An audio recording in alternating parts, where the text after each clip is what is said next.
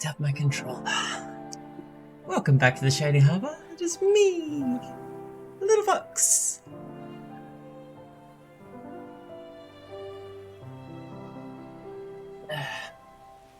Come on. Come on, connect. Pardon me.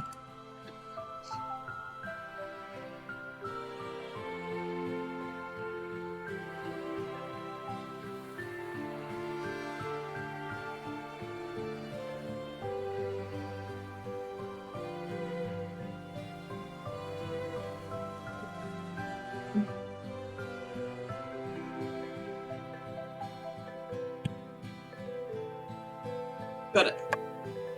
Tis connected. And now we can play Slime Rancher 2. Yes. Alright.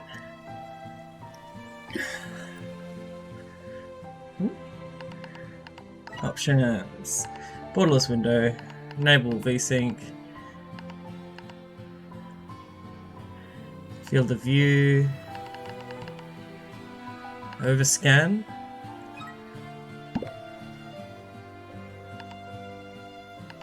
Hi.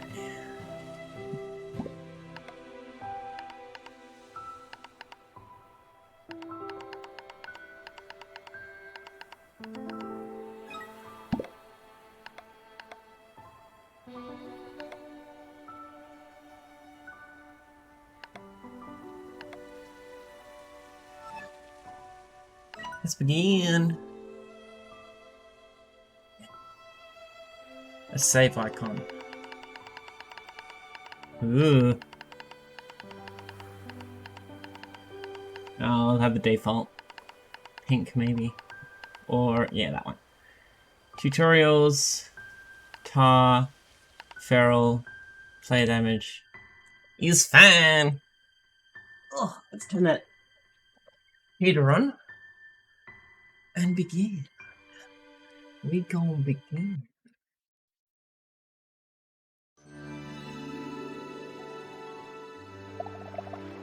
After a long day of slime ranching, Beatrix LeBeau was enjoying a cool glass of carrot juice as she watched the sun set across the slime sea. Suddenly, a boat arrived at the dock with nothing inside but a mysterious letter. You have explored the far, far range, from the dusty shores of the dry reef to the furthest reaches of the perilous glass desert, but there are worlds yet Is that? What's going on here?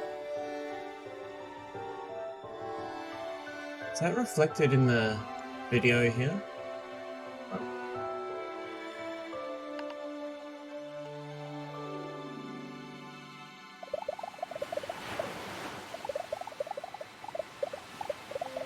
That's so weird.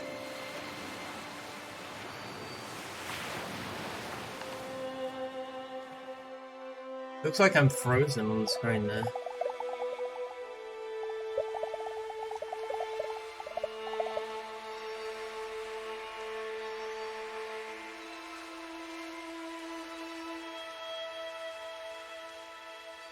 Why would the frames be so bad? If I stop recording, maybe that'll...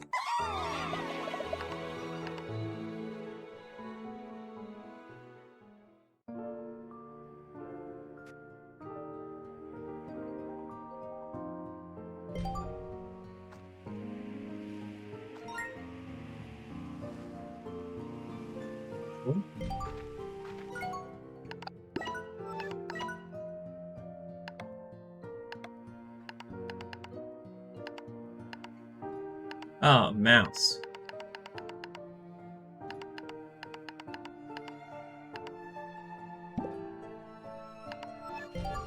Ah, there we go. Woo!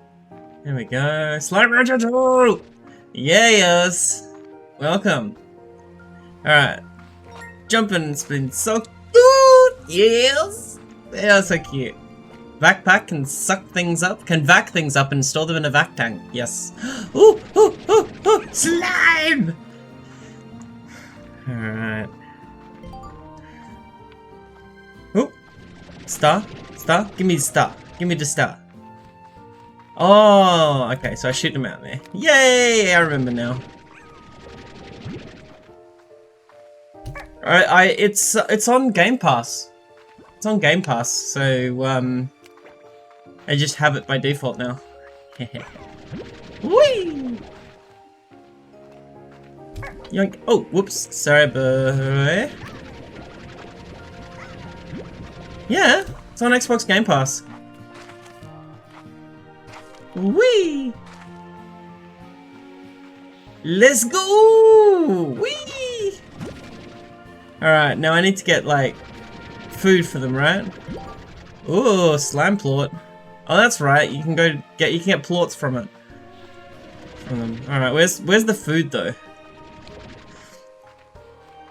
I want food. Where's the slime food? Dang it. Yes, gonna play at the same time. Hey, pigeon! Welcome back. Oh wait, wrong thing. Woo! Pink slime. You go over there. I missed.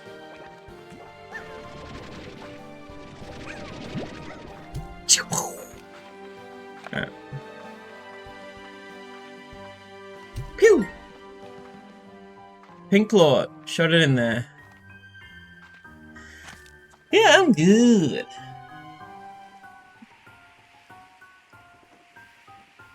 Is my camera like glitching out? Or is it just me?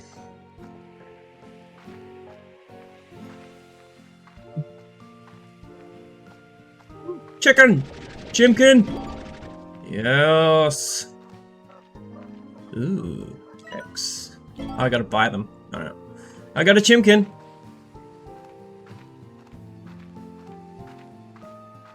I don't really want to shoot the chicken at them though. I wanna... They're vegetarians. Oh, fine.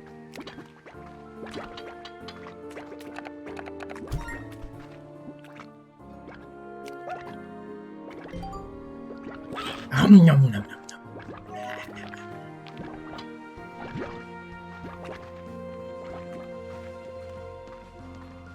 Ah, that's alright. Hey! Lord. Alright, now let's go explore this direction maybe. Oh no, can't go that way. Hinks, furries, fuck animals, yay. Ew. Why would he think that? Bit of a self-report there maybe. Upgrade. Ooh, I can harvest shit. Oh. Ooh. Spooky. Spooky. Hey! Spooky fridge! Oh. Oh, hey. Really? Fabricator. Oh, I can, like, make shit. Cool.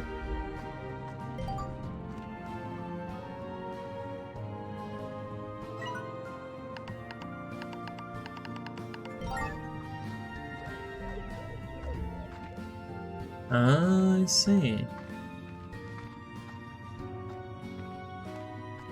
Did you tell them about the, oh, what do you call them? The, did you tell them about the litter boxes? Oh yeah, I'm back up here. Yeah. Slampedia. Alright. But that's all cool and good and well and wonderful, but like... Hey! Yum, hen. Zoophiles? Oh, you mean animal rapists?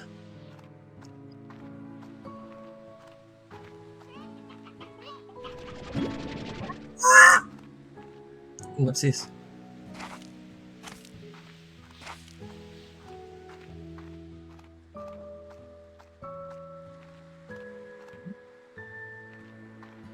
Ooh. Ooh, what's that? Anything else I can grow?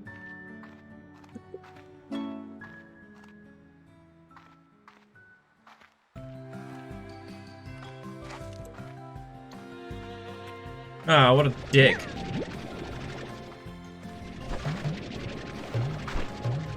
Aw. Aw.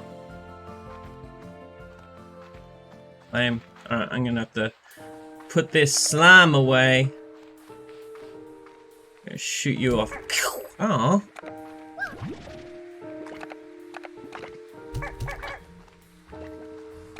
I guess.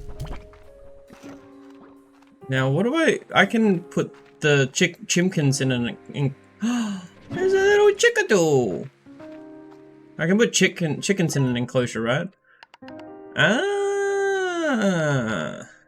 Keeping chickens in their place prevents the uprising. True. Look at them. Little chickens. Little chickens. Well... Yeah. That's fine. I have 0 problems with that. Alright, can I buy myself a chimkin place? Chimkin coops. Yes.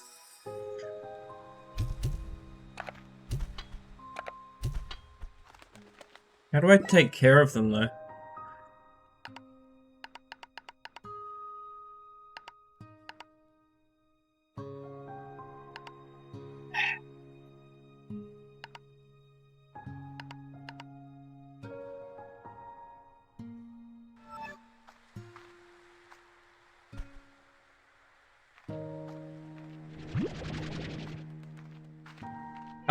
I'm not sure. I have it on Game Pass. Xbox Game Pass. Plort.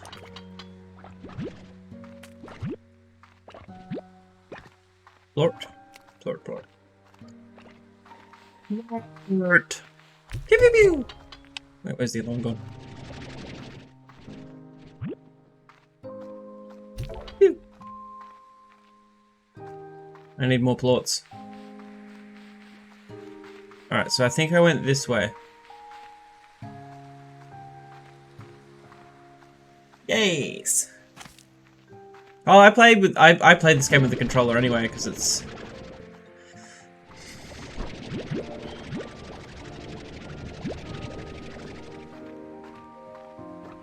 Hey, more pink slimes.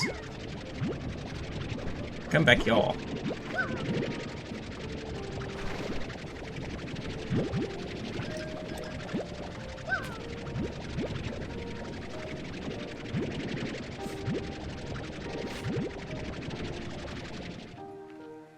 I need all of the vegetables. Need vegetables. Oh, hey, whatever that is.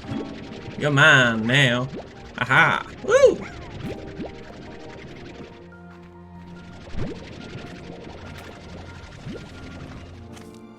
It passed! Woo!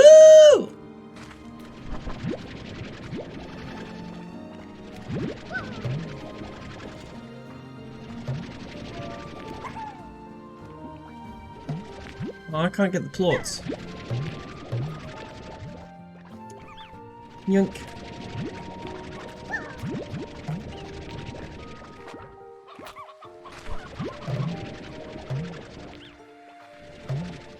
Oh, no.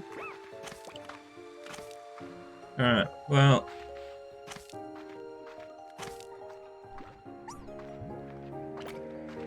Ah, hello.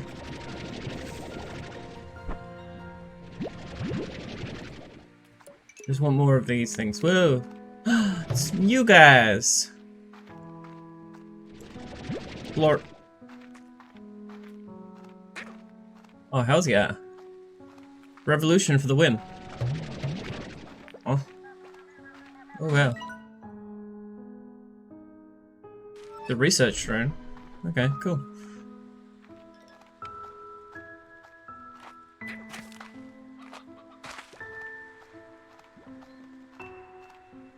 Oh.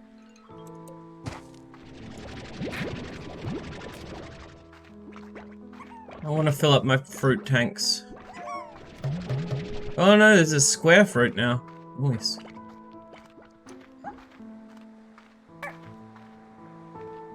What's the maximum amount of like slimes you can have in an enclosure?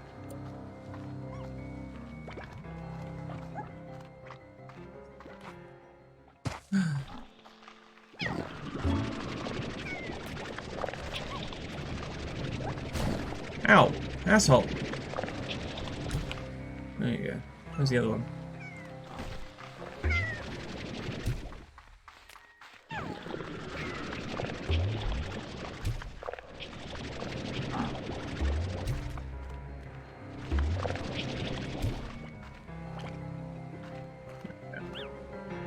Killed them all.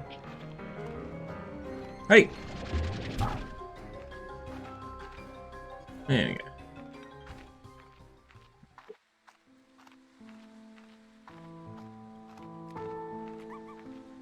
Need some food. I want some more. I just want 20 of those fruits. 20 fruits. Fruits in here? Down here? Ooh, fruits up there? Ooh.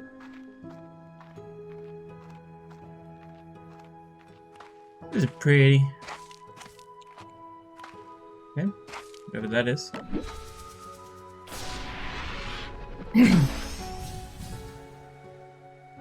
A large pink bonsai. Okay. Oh, hey!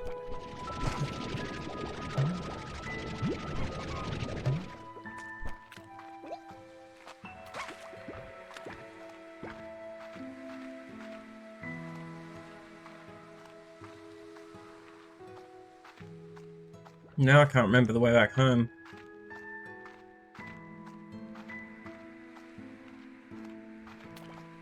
I still would like some more fruit though. Wait, where'd that chicken go? There we go. Ah, can't I at least hold you? Rude.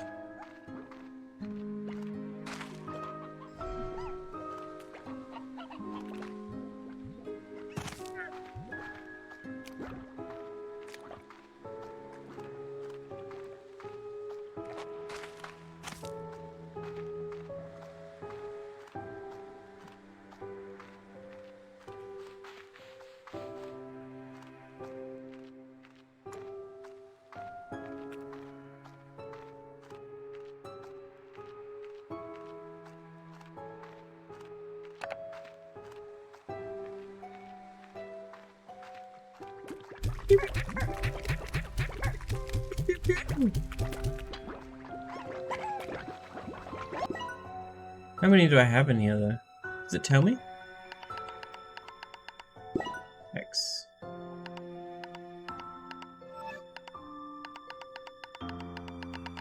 Nope. Hey, get back in here.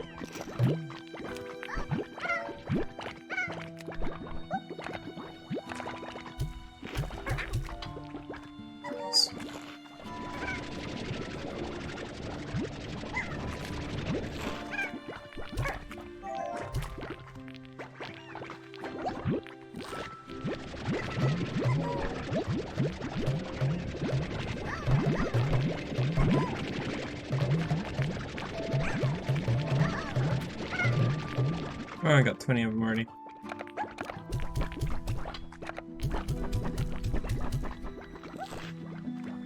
Then we can get some bunny rabbit shit.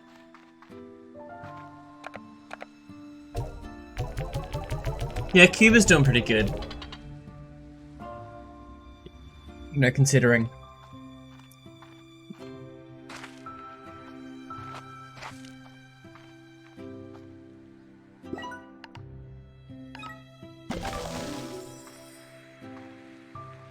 Yay. Now I just need more fruit.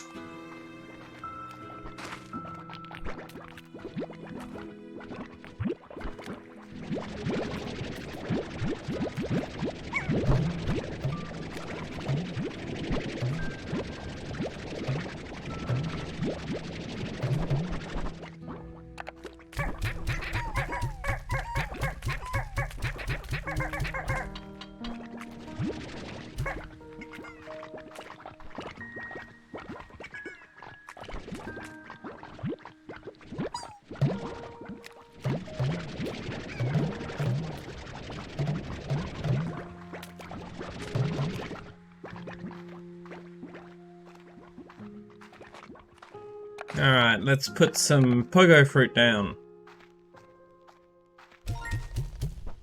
Nope.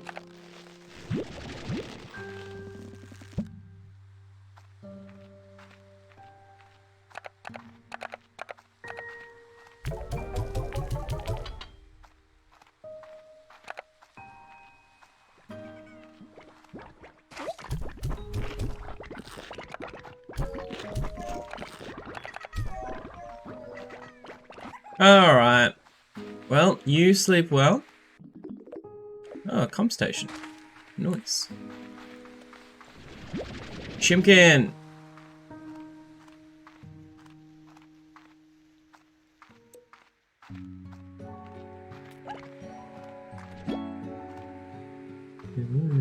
Actually, no, I don't have enough room for you guys yet. What I really need is plots.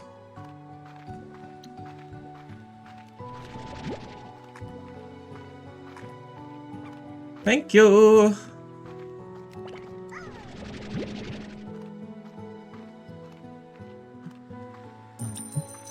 Ooh.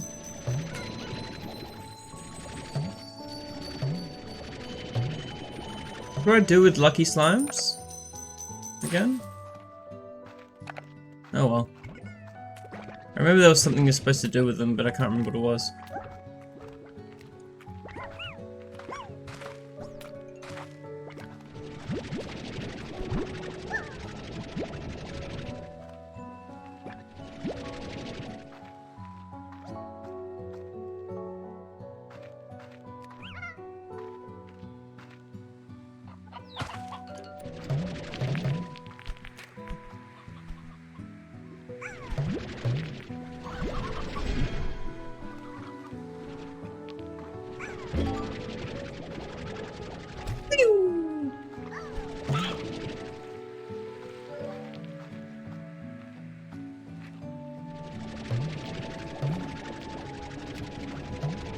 No, but there's so many plots around that I can't pick up.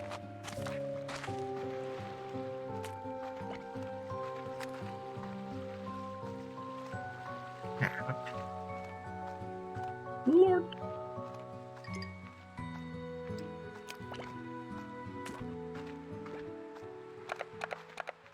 Let's make a carrot farm, collect some plots, and then I don't know, do more shit.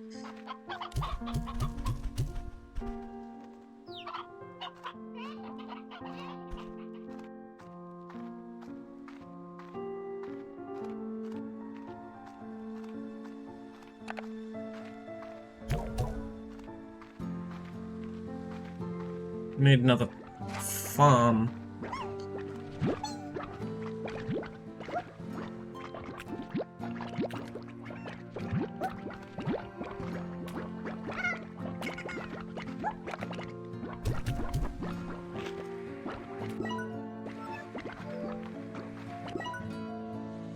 Nope. Can't afford it yet.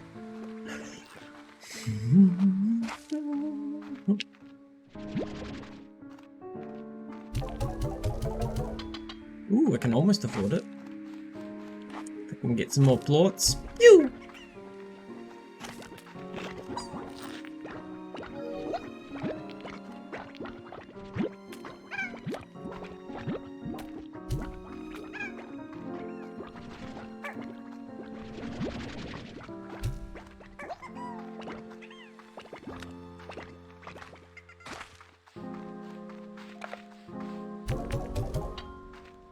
Yay, it's now gonna build the other plot farm thing.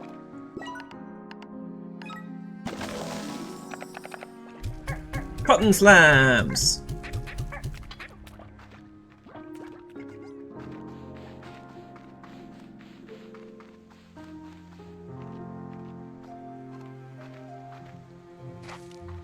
Now I just need to start collecting more shears.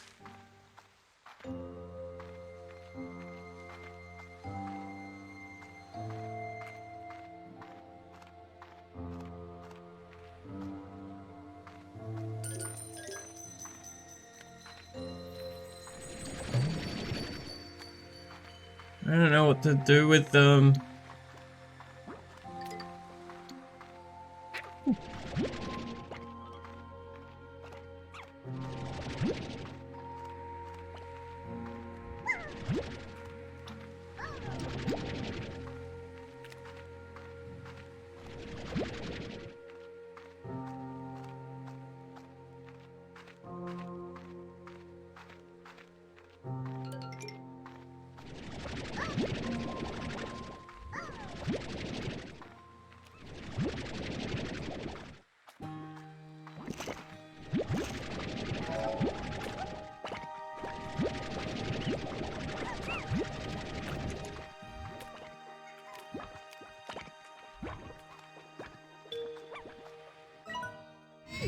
Ooh, maps. Nice.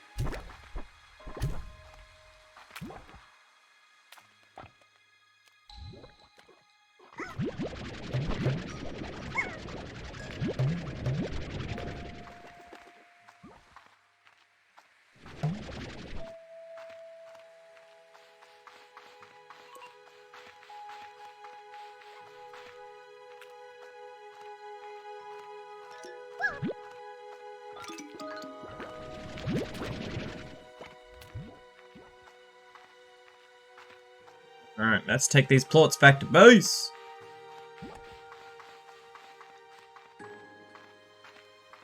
Also, I might get rid of some of the... I can't remember what to do with the dudes that do the thingy.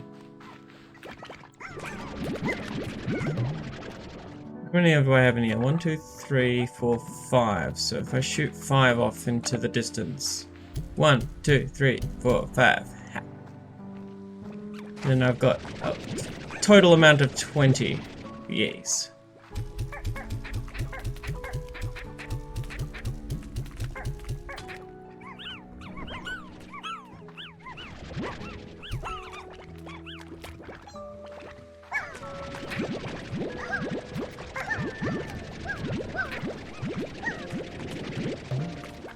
Shoot 3 out. Pew pew pew! It's 20.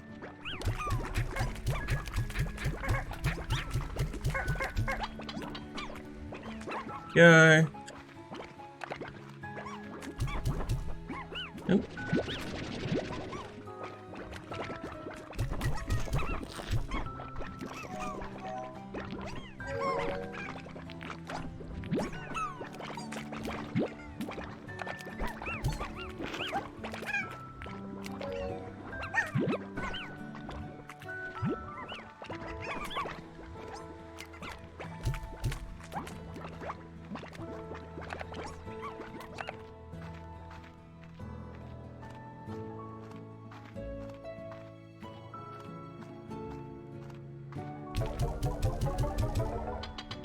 Yes!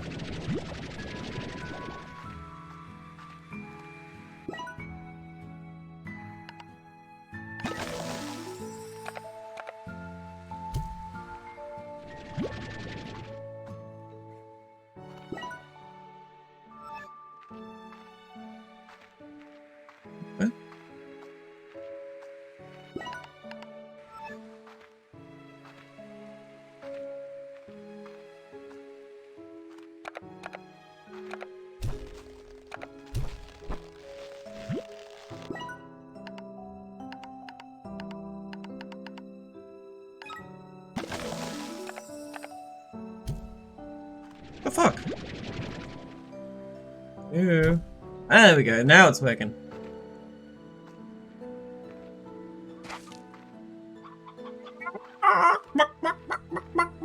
Oh, another one. Ah.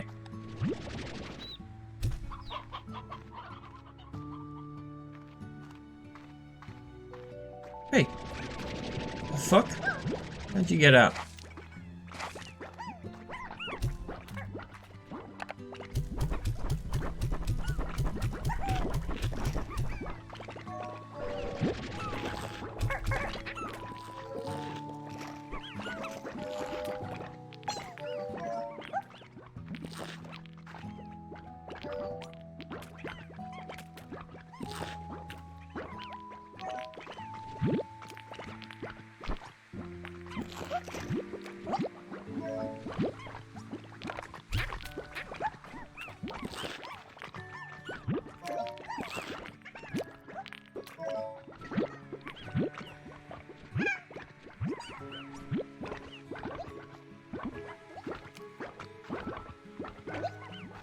Cool.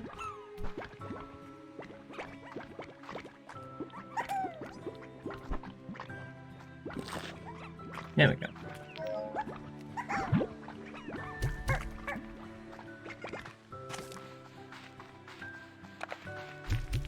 Ah! Where'd the other one go? Oh, there it is.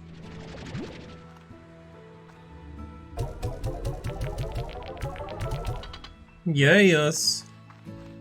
Alright, so we've made that, we made that. I suppose we can upgrade the stuff if we can.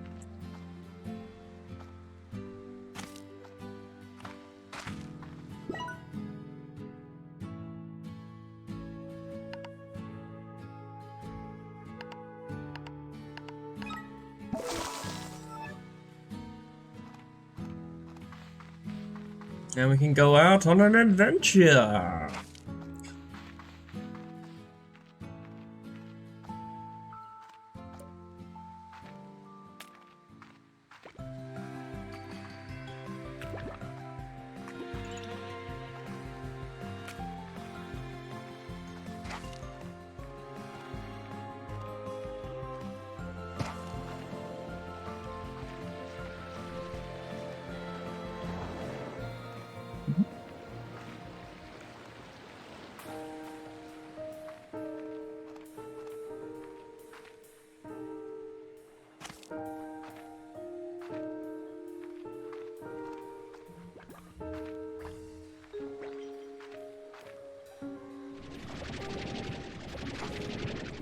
Not yet.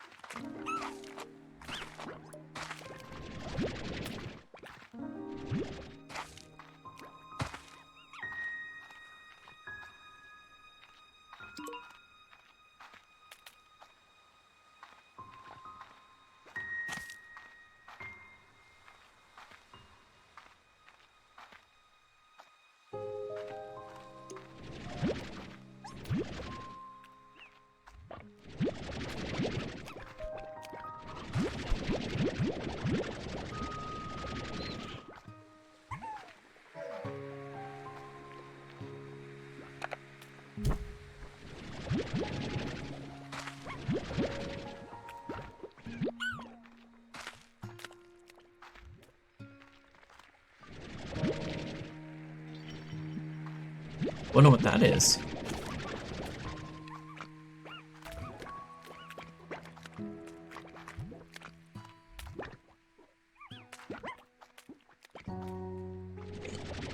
Yes. Ooh, that one disappeared.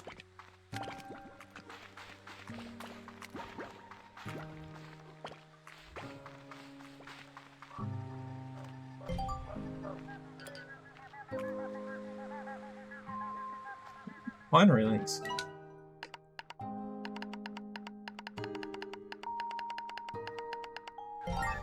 See, that's pretty cool.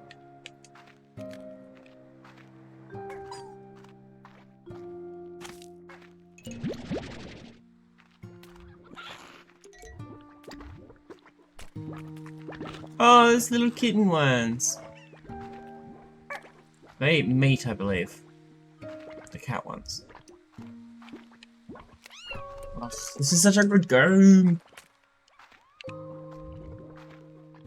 So cute.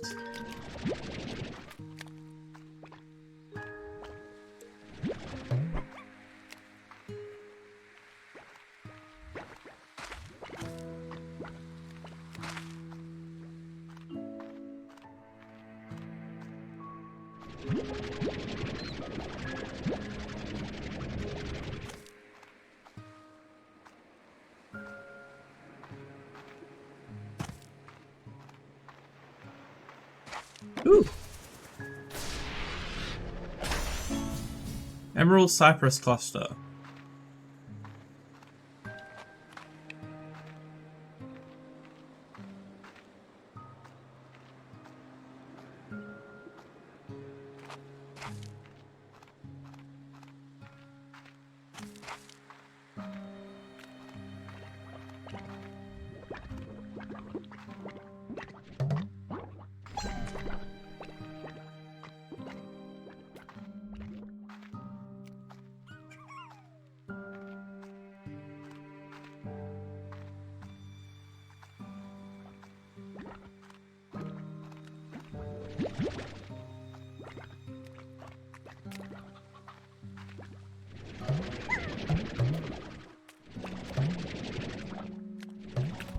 I can't pick up that chick. Stony chick. Ah, I see. It's a different type.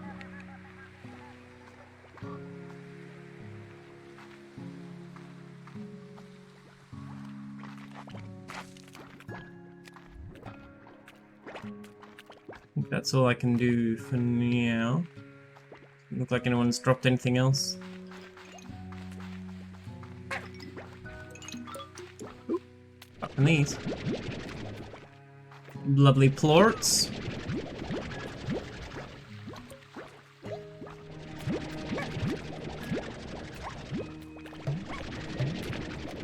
Ooh, I've got full plorts. Nice. Oh, there's a big one there.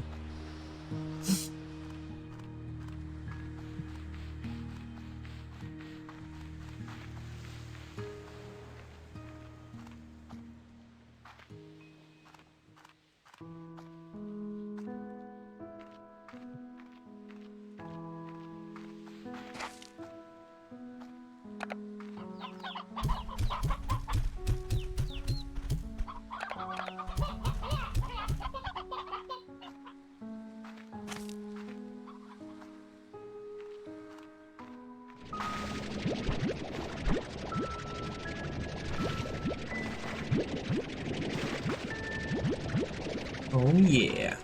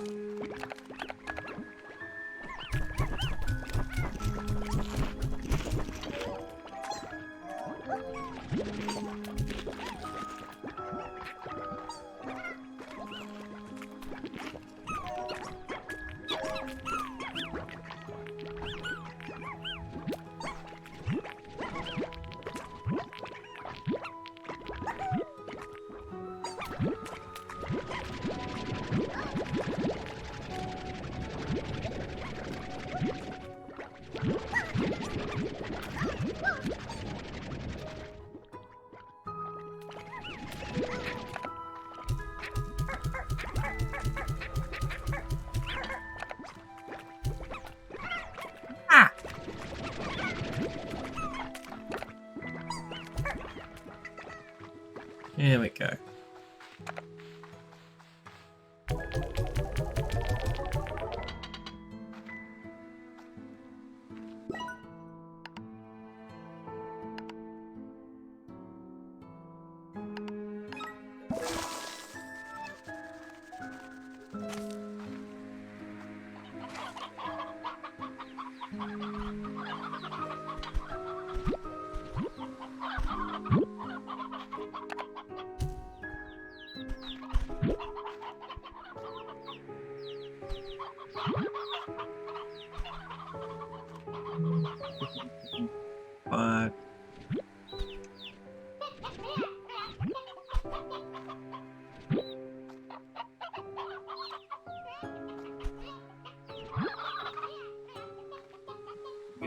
4, 5, 6.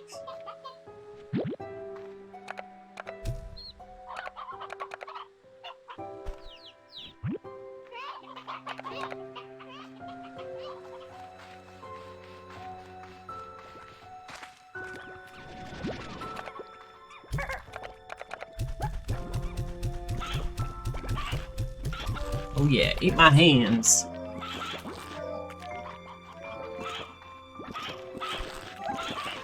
They're all dying. Oh my gosh.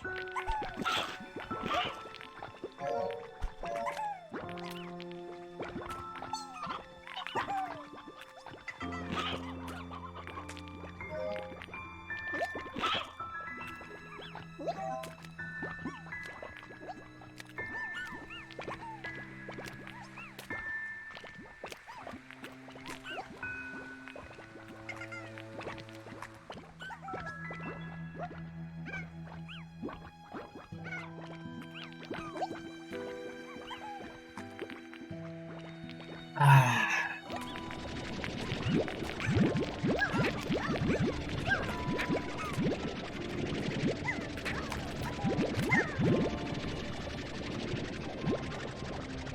But yeah.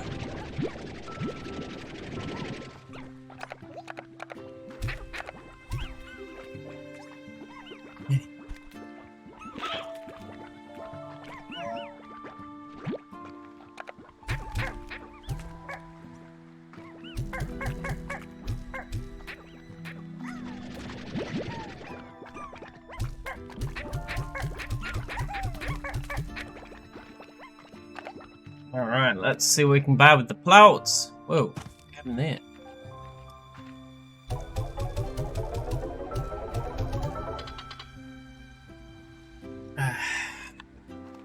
Nothing yet. Alright. Let's go on an expedition.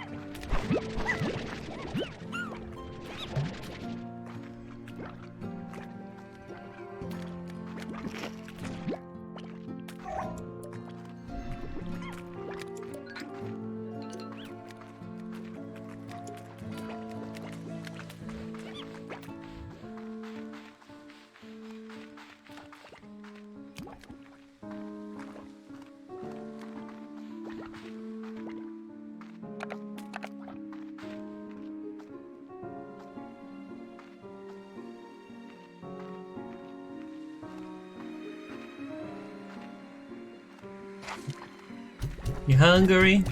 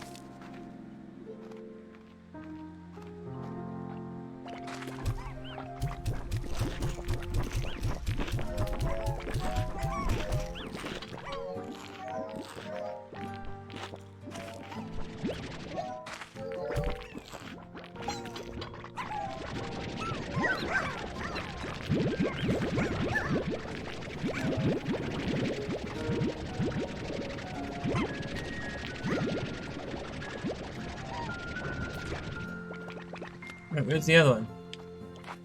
I'm missing one! He escaped. How dare he?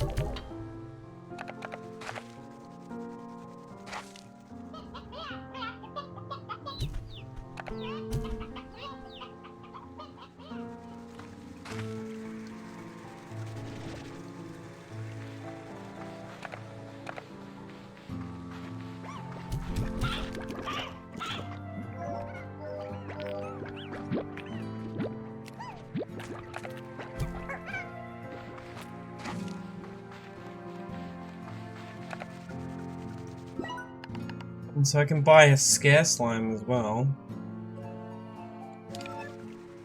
Yeah.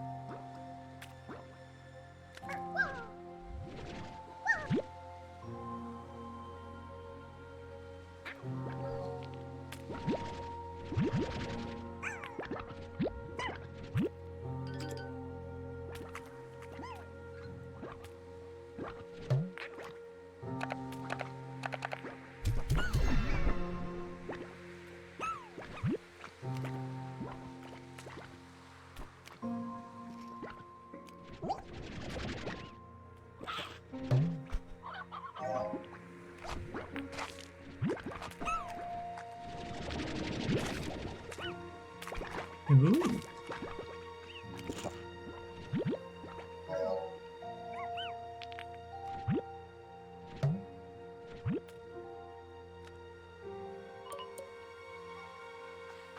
So if I have like, I can like turn cotton plorts into big plorts? I can't remember how to do that.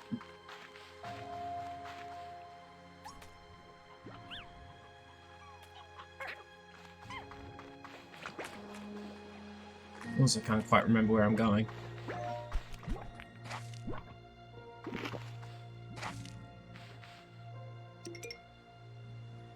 It's a vegan.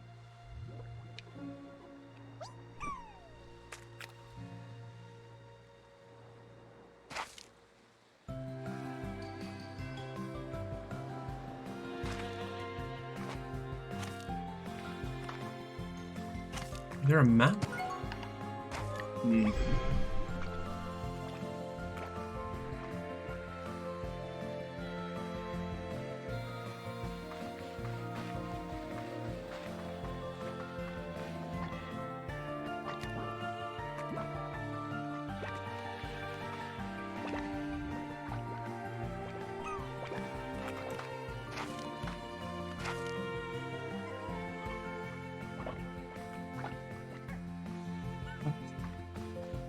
I'm lost.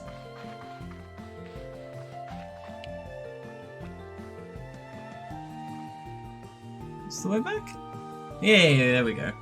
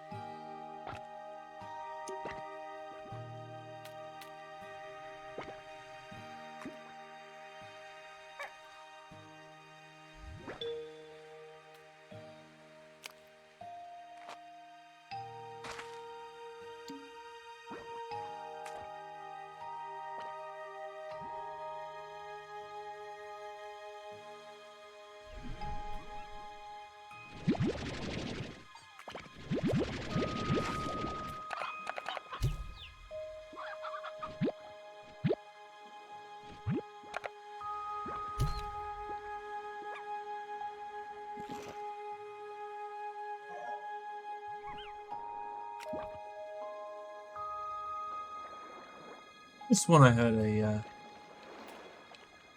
chick make a noise.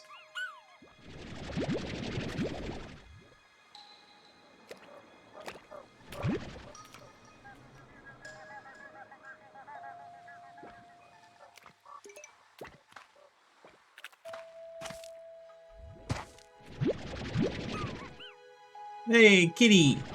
Come here, cutie. Tabby slime!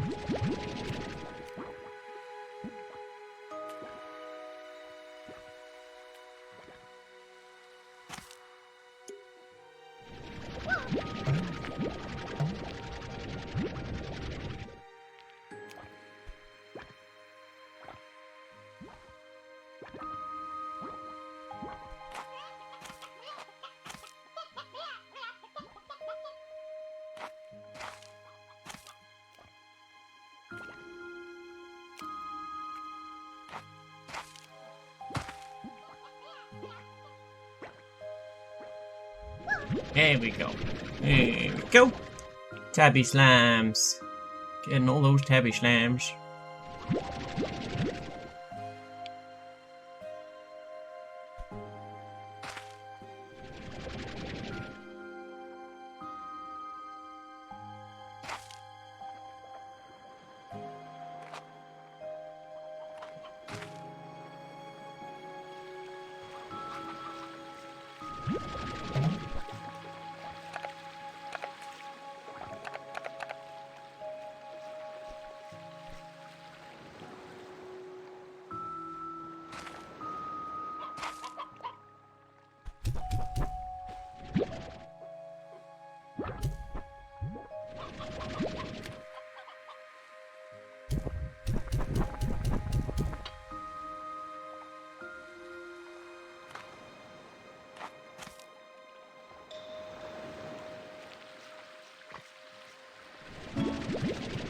What a lettuce.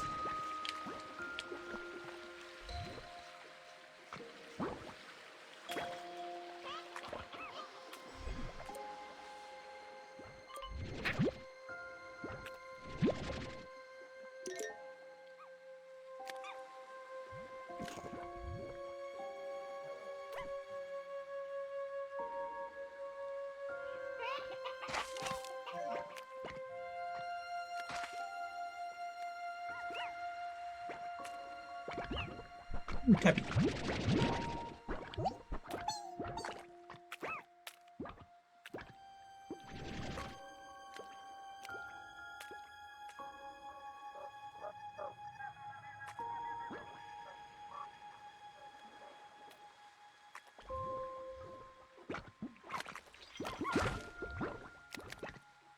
Oh,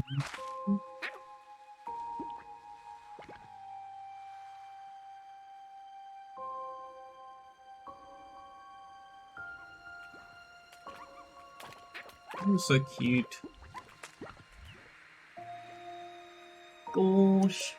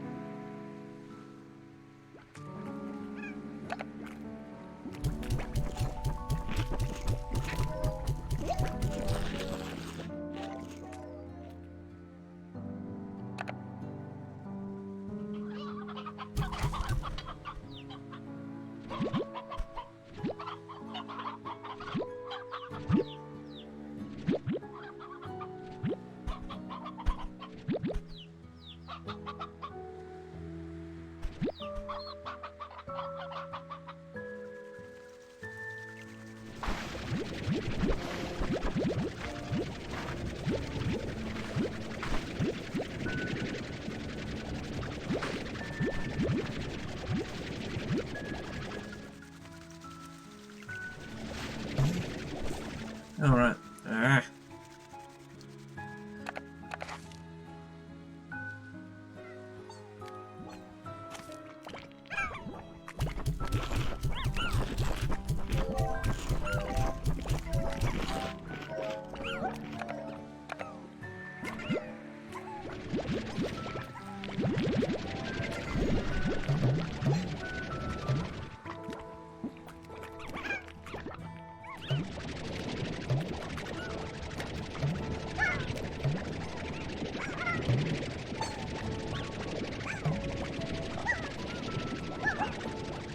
Hey, how's it alive?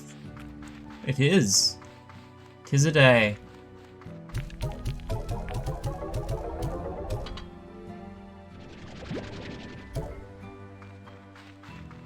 Just gotta make sure these damn things don't escape. Oh gosh, they're all escaping.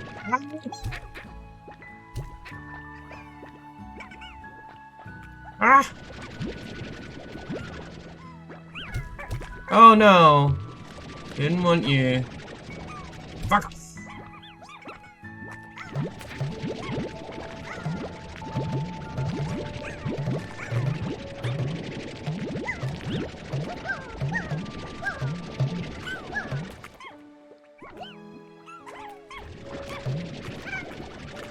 Come back here!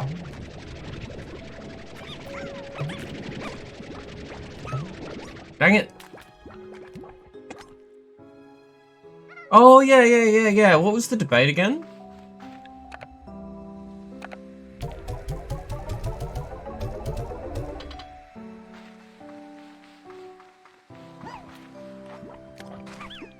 Oh, it was Lauren Southern, wasn't it? Oh my gosh.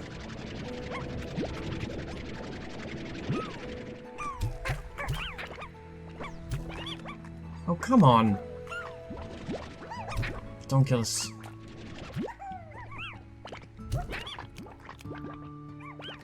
Alright. Oh, yeah.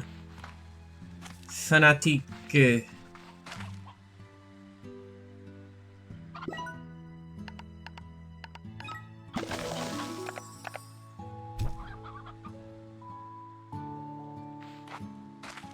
Oh my gosh, they're all jumping away!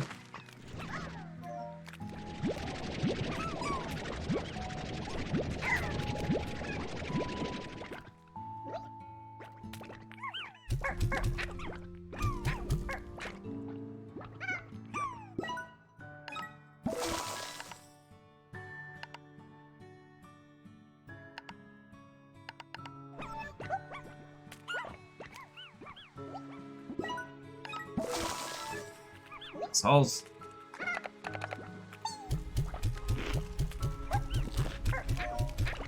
Hey!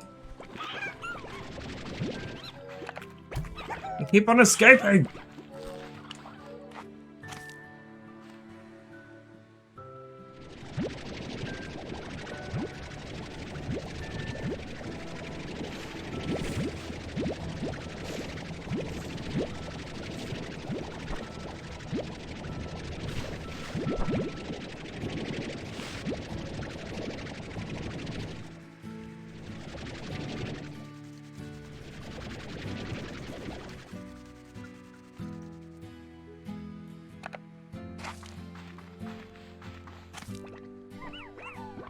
You won over $300 over the weekend. 420.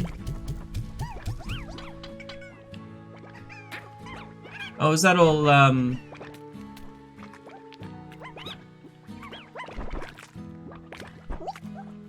Oh, that's fruit.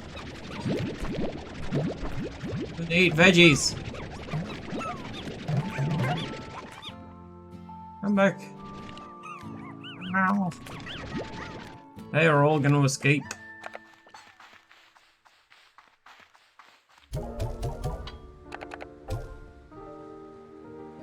Hey, veggies time.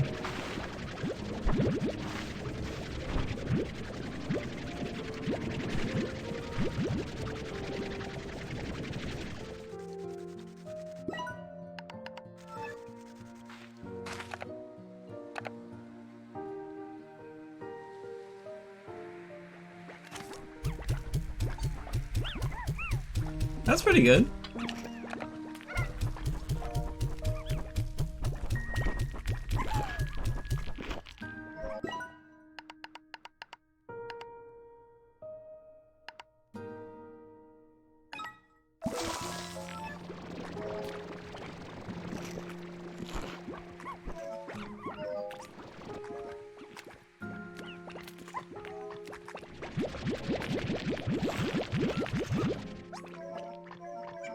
Come back here.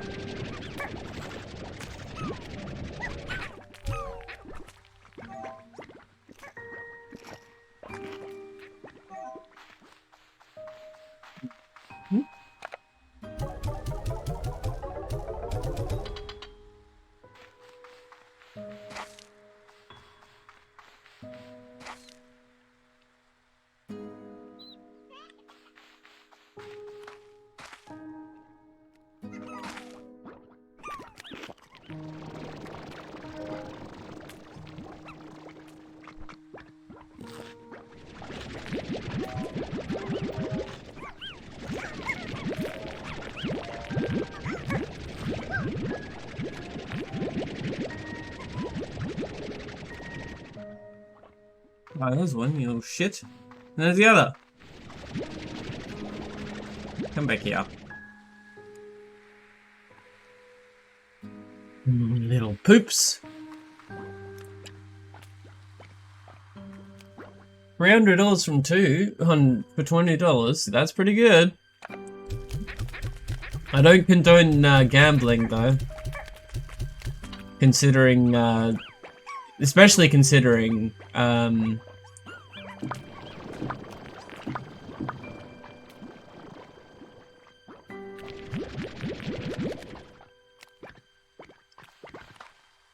what's happened recently on Twitch.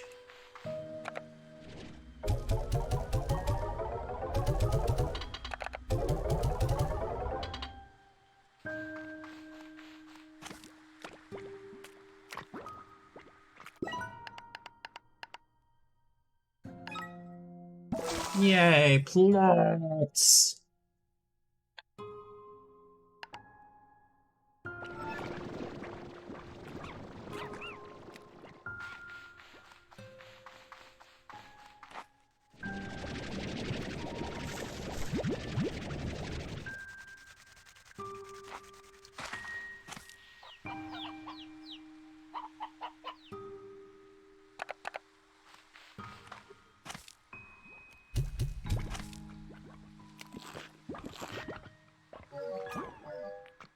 Alright, time to explore again! Woo!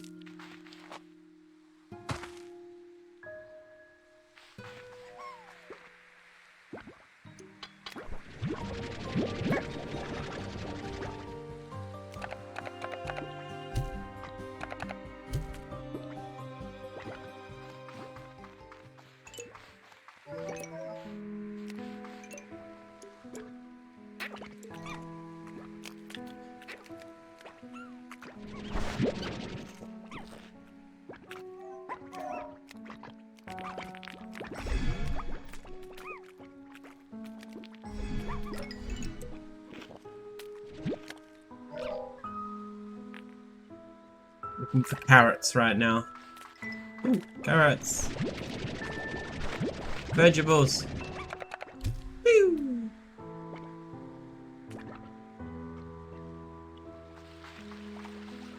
Gonna get some vegetables. And some chimkins, maybe. Wow, lots of chimkins.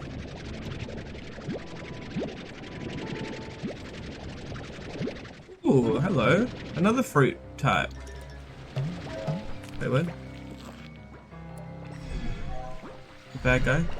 Who's the bad guy? Okay. Seems like there was a bad guy.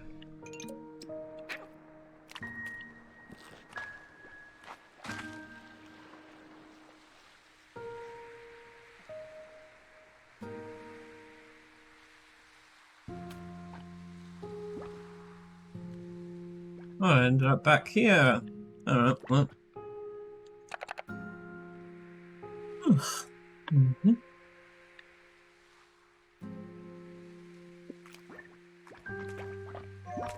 Alright. Oh, I might start checking out that debate soon. Maybe in about 5 or 10.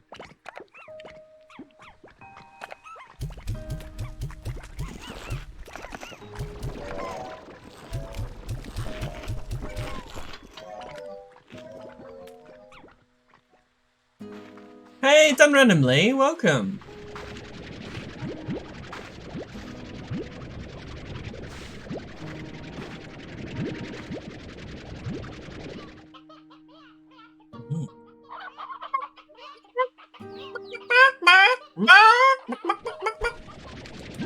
You shall be eaten.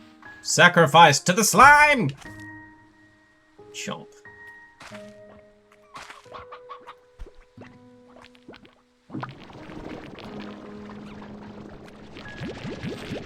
Oh, wrong button. Wait, what?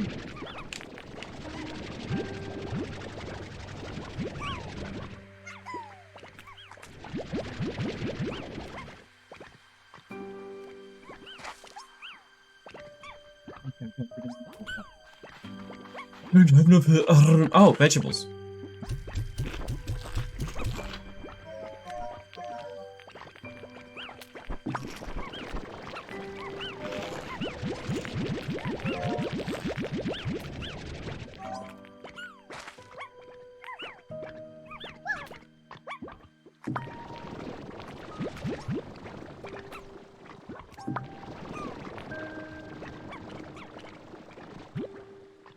Tabbouleh bowl. Oh wait. Sharpie pen is made. Sharpie also tabbouleh. Yeah, fucking love that shit. So good.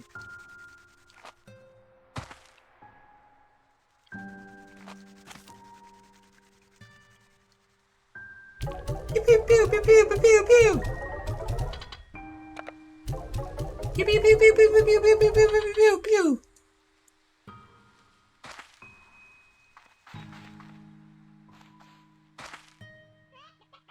Cool. Wait, what? What's with this delay? Didn't like the recipe. I like the base wheat with the sour cream and feta cheese. Ooh. Ole. Garden, yes. Dewberry. Cheeseburger.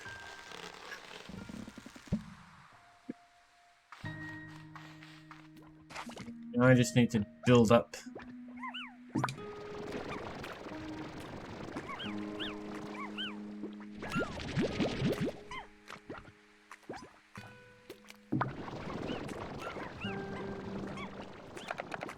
Go.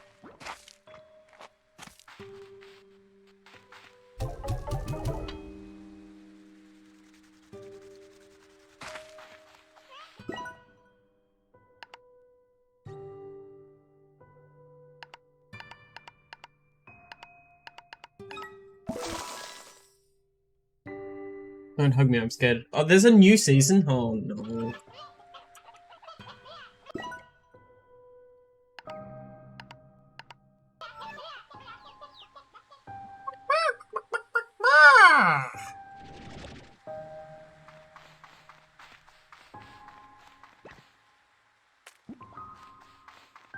Want more kitty cats?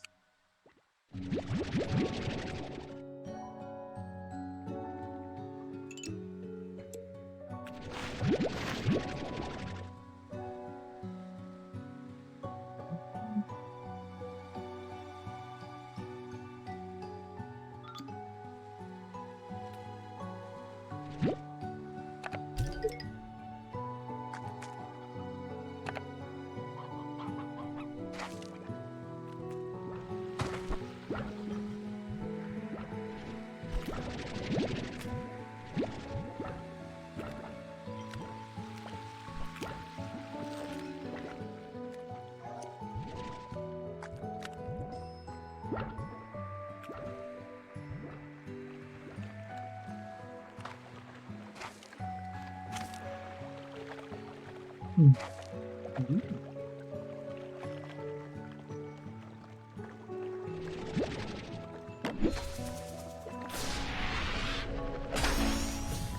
a Hydra turret.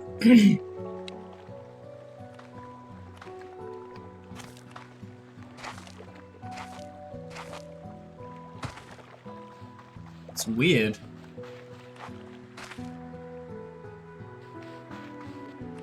Remember Matt Pat making all these stupid videos about it? It's like, what does it mean? It's like, just enjoy the fucking show. Heck.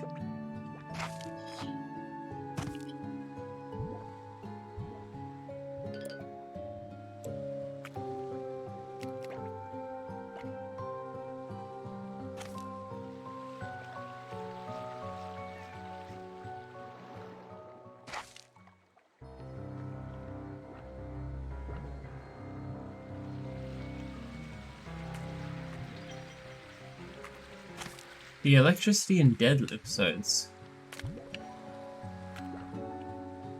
Where is more carrots? I need more carrots. I want more carrots.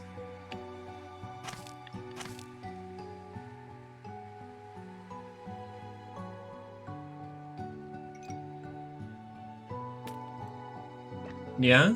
Why is that? Ooh. Carrots? Yes. Yeah, I got all the carrots. Nice.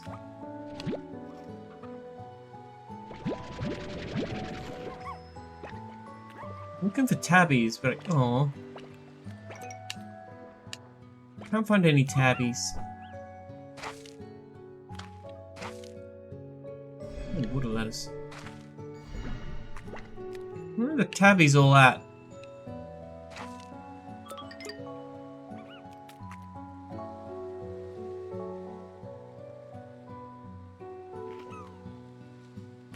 It's very vague to people not talking about politics. Not wanting to talk politics. It's very, oh, so it's like political, but it's like people who don't like politics will like ignore all of the actual subtext to try and create meaning from it. Is that what you mean?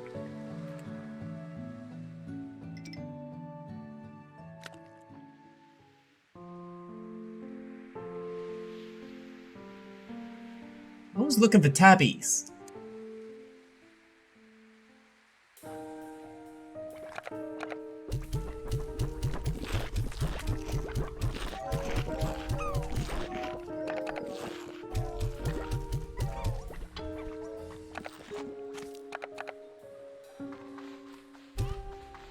Ah.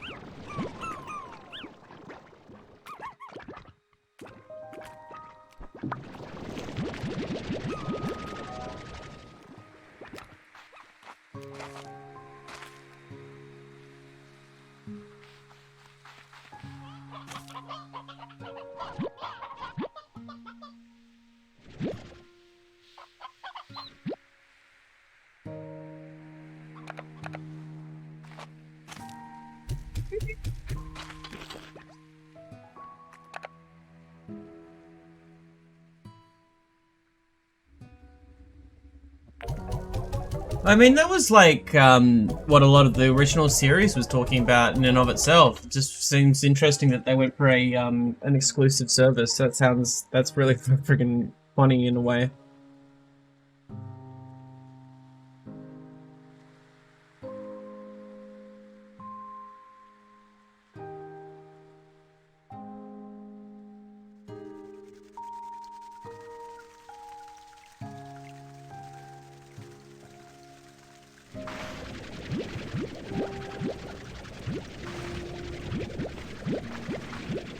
Well, that's cool.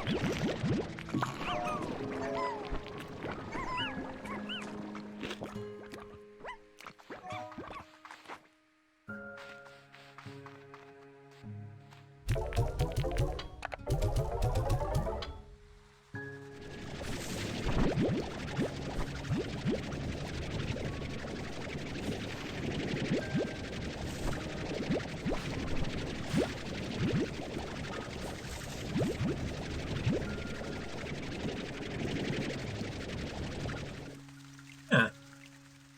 That's weird. Wonder why that happened.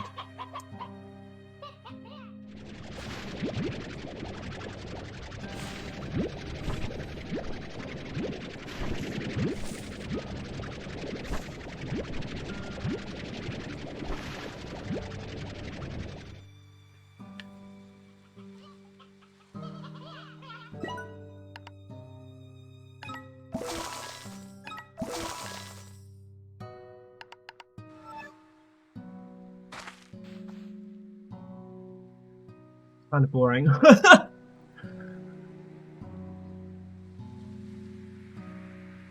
I've sort of gone past my whole watching weird stuff phase.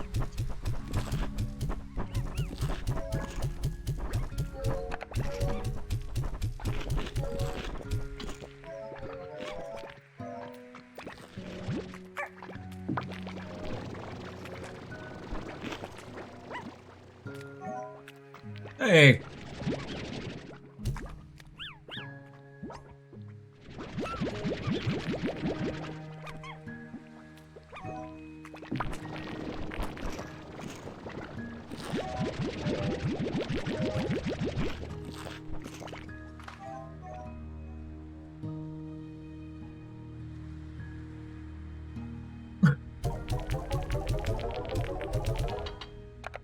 South Park already did that, right? Kinda.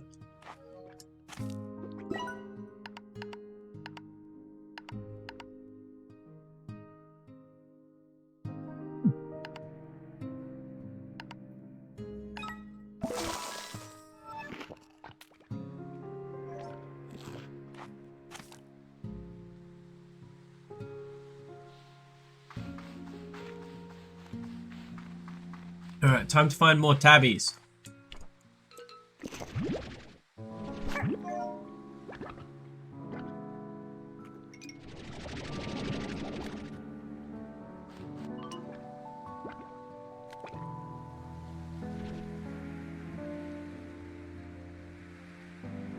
Oh yeah, the Italy news is bad.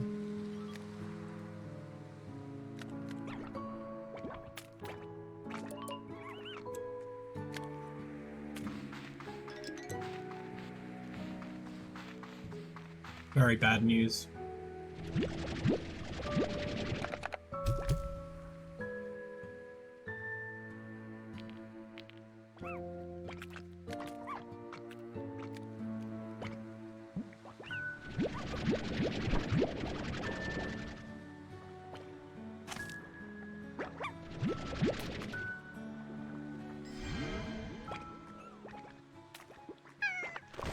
The Jeffrey Dahmer situation? Wait, what's the Jeffrey Dahmer situation? So, if are we talking about the way that police?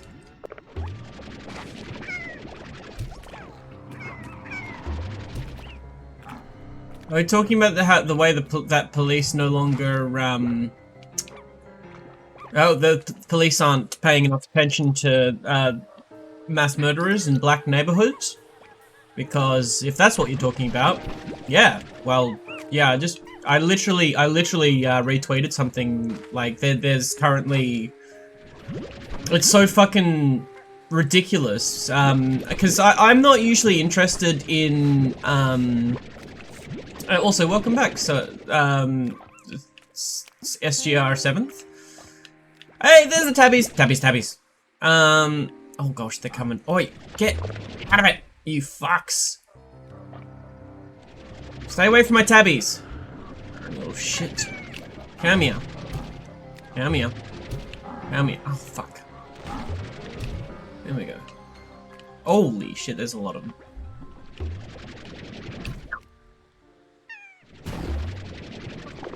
Fuck you! Fuck you! Wait. Ah, give me my tabby. Fuck off, you! Ah, they're still here! No, yeah, I've actually been watching that over... It exploded. I've been watching that over my, over, Corey's, shoulder. Over Death by Stereo's shoulder. Like, my boo. My baby. My boo. It's an interesting show. I find it's, like, I've missed a couple of episodes, but, one of the things that I, like, said at the start of it, like, that I hoped that they would focus on the, like, the way the whole situation affected the people involved, which it did to a certain extent. But obviously, like, there's a lot that it misses. And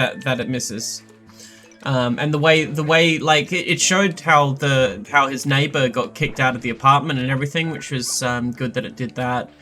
Like, the way, the way, it should have looked more at the effect that it had on the black neighborhood, but again, I've been looking over the shoulder, so, like, I don't know how well it's done that. There was a whole arc in, another serial killer show that, like, I swear, like, I watch all the guy stuff, and, he watches all the girl stuff. It's hilarious. Because, you know, like, it's mostly, like, the main demographic for, like, horror, for like, serial killer drama and that sort of stuff tends to be, women that, watch that sort of content. Whereas me, I'm just, like, weird. But I get to, but yeah, I've absorbed it, I guess, is probably the best way to describe how I've watched these things. Get here.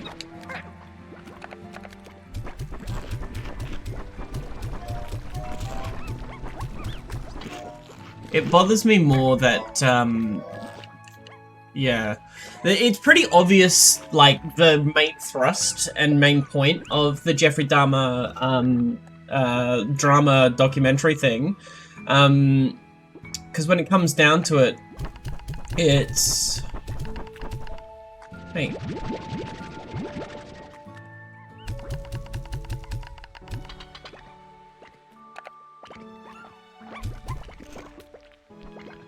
They focus a lot on the fact that, the police had so many opportunities to catch him, and they didn't do fuck all until it was way too late, which is a lot of time. That's what happens.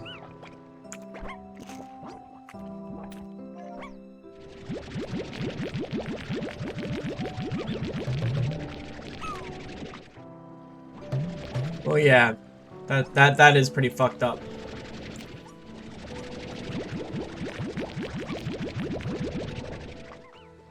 I mean, that's why I was hoping for them to tell a story which spoke about the victims' experiences, you know, like, not the victims themselves, but the families and the people, like, actually involved in how that happened, and, like, actually provide a commentary about what's fucked up, what's actually fucked up about these things, and they sort of tend to touch on that a little bit, but at the end of the day, they tend to fall flat, because it's always made by capitalists, so...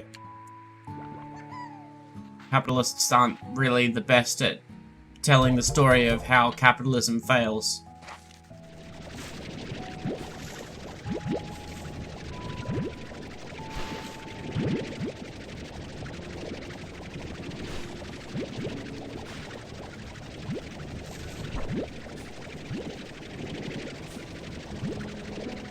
Like, with the Jeffrey Dahmer situation, like, it's just someone... We need to, like...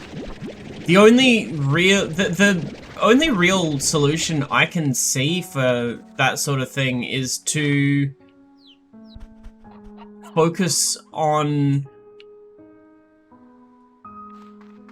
So the Black Messiah wasn't perfectly made. Fred Hampton seemed evil, but they didn't have Fred and too good, but I mean they didn't show a black socialist as evil for wanting to change. Black Messiah. Oh, Fred Hampton, yeah. Fred Hampton wasn't evil, though, was he? At all. It would have been weird if they did that.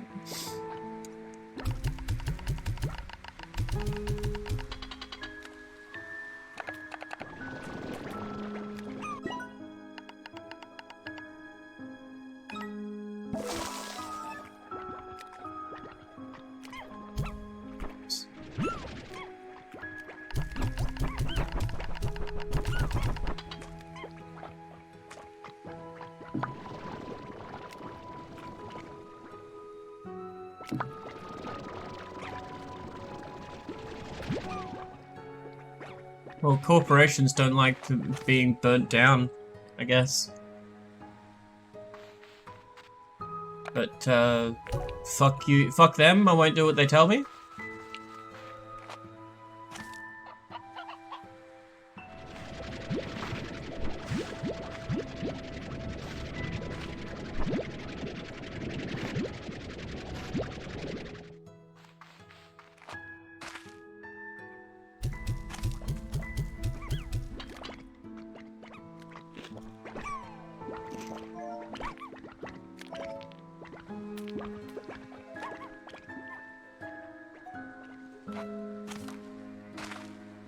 Alright, so, now. Alright, that's 4 days of this thing. Alright. Hold on, I'll be right back. I'm gonna get some you know what? I'm gonna take a quick break here, get some food, and when we come back, we'll have a look at some of the content that I was looking at. And then later on, I'll start looking at that debate that I was looking at last week. But, so don't go anywhere, or do. Either way, though, I will be back after these short adverts.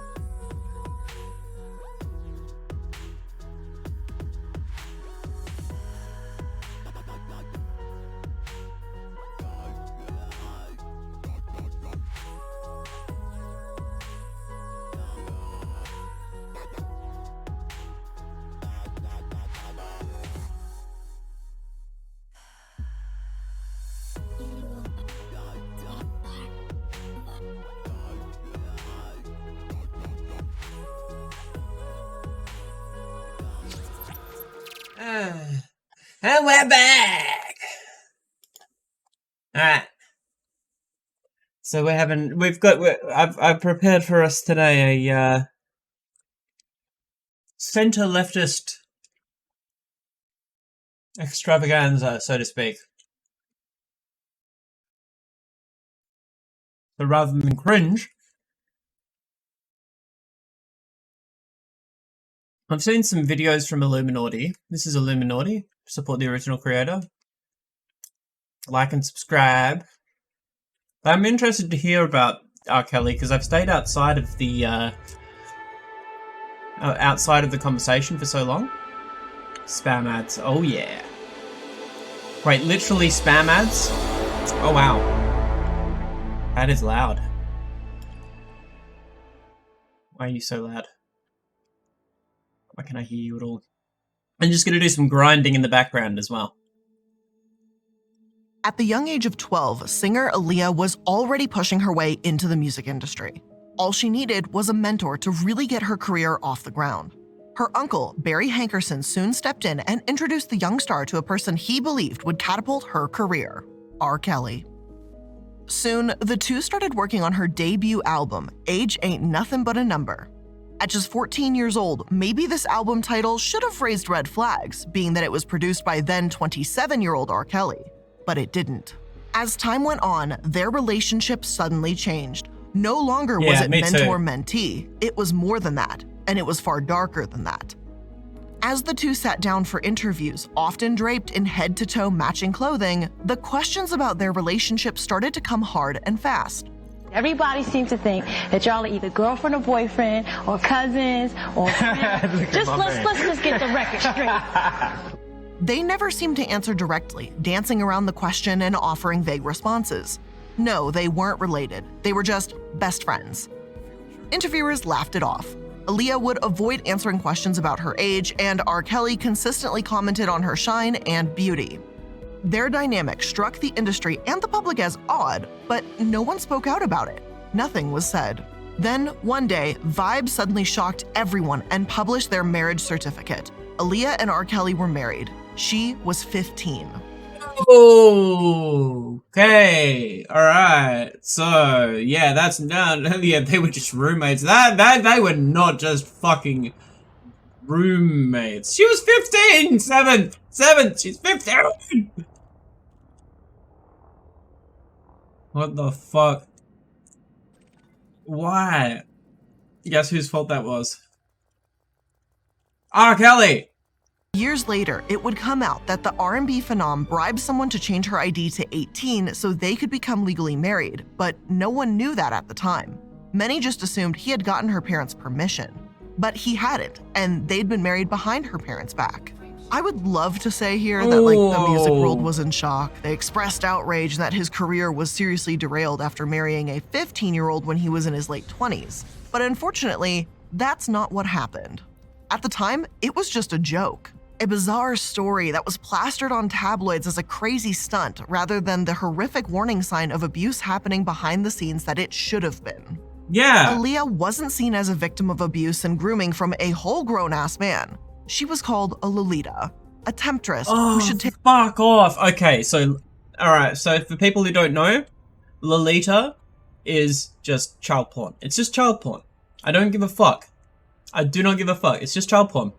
You're sexualizing kids. Come on. Like, fuck off. Also, there's some Tucker Carlson quotes recently that resurfaced that I was watching the Surfs talk about. Woo! Oh boy! Woo! You know, lolly in anime is fucking gross. Stop it. Get some help. Take all of the blame. Newspapers called her the love of Kelly's life, and their marriage, which was quickly annulled, remained a running joke in the industry. And more horrifically, it remained a joke even after her tragic death at just 22 years old. Unfortunately, this was just the beginning. This was the warning sign that everyone ignored. It was the crack starting to show in the reign of terror of R. Kelly. Most remained unaware of the horrors going on in the background, but his marriage to Aaliyah wouldn't be the last time he ended up in the news cycle. No, it only gets worse from here. And it took decades for his horrifying actions to finally be brought to light and for him to at last be brought to justice. Hello everyone, and welcome to the Corporate Casket. I'm the Illuminati, and today we're going to be talking about one of the most hated men in music, R. Kelly. Yeah, fuck that guy. I don't give a I'm sorry, I can't. I don't believe in separating the art from the artist when it comes to, like, being a pedophile. I'm sorry. You've heard of SWERFs? Oh, SWERFs. Sex worker exclusionary radical feminists. So people who are anti-sex worker, basically. Because of feminism, because it's exploitation and shit like that. Like, basically just, ignoring the effect that capitalism has on, like, society and the way things work, you know? It's pretty ridiculous, honestly. A YouTube channel with that name? Oh gosh. I'm gonna fill up my materials.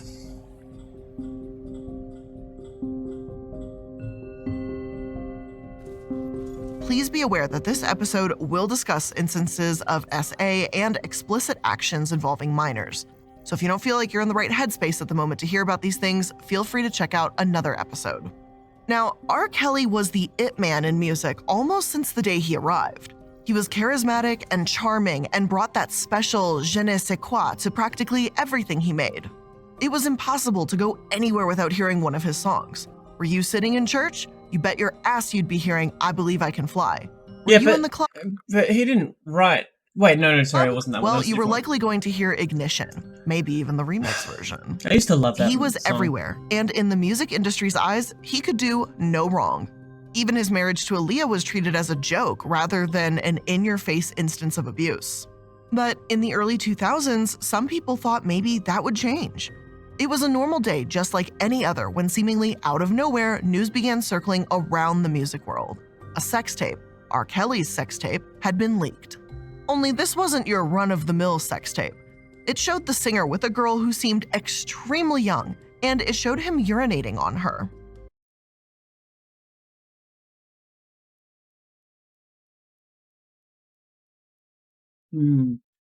Yeah. Despite what should have been seen as an awful and readily available example of R. Kelly's abusive and pedophilic nature, it also became a running joke.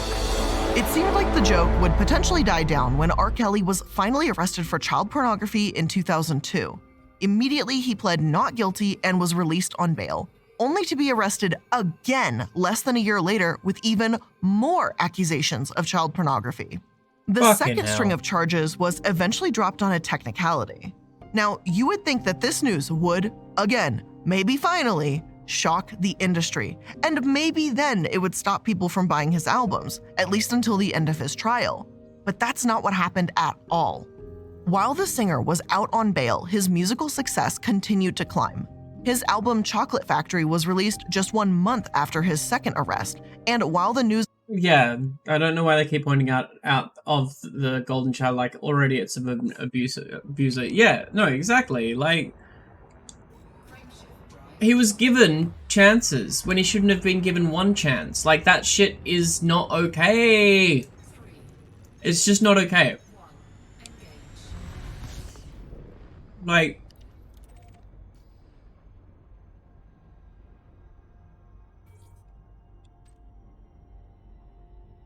Wait, what? Oh, okay. About his arrest was widespread, his record sales didn't reflect that. In fact, the very same album sold over 500,000 copies in just 1 week.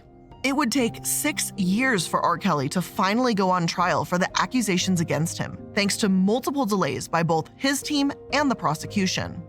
During that time, his wife divorced him, citing physical and mental abuse. He had allegedly offered his brother $50,000 to say it was him in the video, not R. Kelly, and had multiple songs on the top of Billboard charts. I don't know. From the beginning, marrying a 15-year-old should have fucking raised some suspicions, like that this guy had a fucked up sense of like what's right and wrong. You know what I mean? I don't have any more difference if you don't admission rate or sex of marriage, like abuse that uses his power to get a 15-year-old to be his wife. Exactly! How is he any different from the fucking Church of the Latter-day Saints cult? You know, the sex cult? The child marriage cult? Fucking hell. That's ridiculous. At the same time. But certainly, once the trial began, something would change. But it's not the way it went. The 6 years gave him time to keep growing and adamantly tried to distract the public from what was really going on. And unfortunately, this worked wonderfully. When the trial began, the video became the main piece of evidence. 14 jurors sat by as the 27-minute-long video was played in the courtroom. And I cannot imagine how awful of an experience that must have been for jurors. And as the trial went on, witnesses were called. But the most important witness of all, the young girl allegedly in the video, refused to testify. Multiple witnesses took turns approaching the court and— Why does she need to testify, though? Like, she couldn't consent. She just couldn't consent.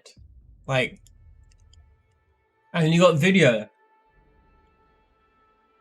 Like, you should be able to look at that and say, hey, whether she says, whether she stands or not, whether she says she was consented or not, she was fucking 15. What a fucking sick individual. testifying that the video did in fact show R. Kelly and a 14-year-old girl. But both she and her close family refused to confirm that it was her. Years later, it would be discovered, or at least I should clarify, the claim was made, that this was due to a $2 million bribe to the young girl's family paid. I mean, okay, here we go. $2 million is a lot of money for people. And I'm not gonna hate, and I'm not gonna fucking hate on the girl or her family for wanting to, you know, get out of poverty. So, I mean, there's no guarantee that that was due to a poverty situation, but like, I'm not really interested in like being judgmental over that. It's literally on R. Kelly himself. Like, it's his bag. It's his fucking bullshit. Blame shouldn't be placed on the girl who was, you know, people have done worse for less. Yeah. I don't know. I don't think that it was. I don't think it'd be morally wrong to take that bribe as the person. I think it's morally fucking wrong that the bribe was offered in the first place. They should have been paid out that fucking money anyway from the start. You know, that's a lot of money. That's a lot of money. By none other than R. Kelly himself.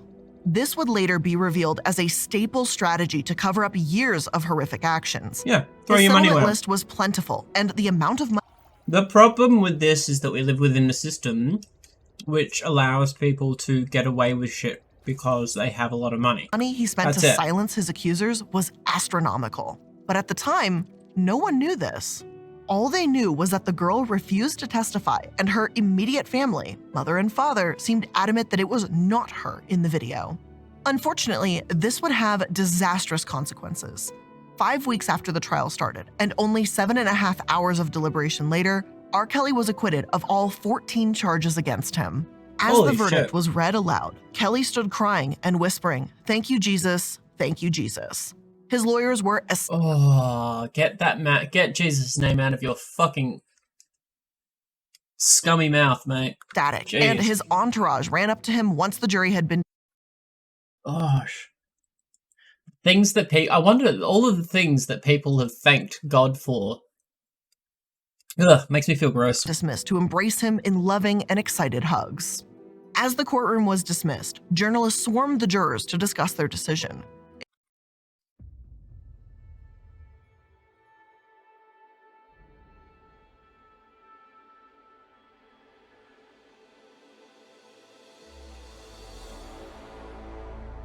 For fuck's sake.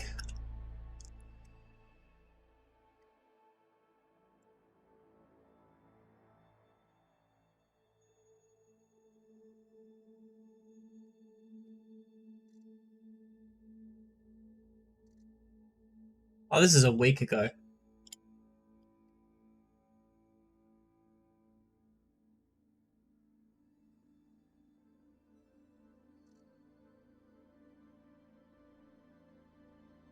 Ah, okay.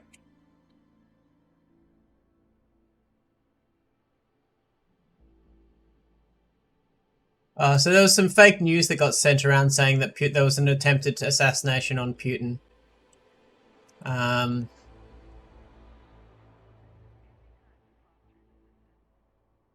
thought that was breaking, but nope.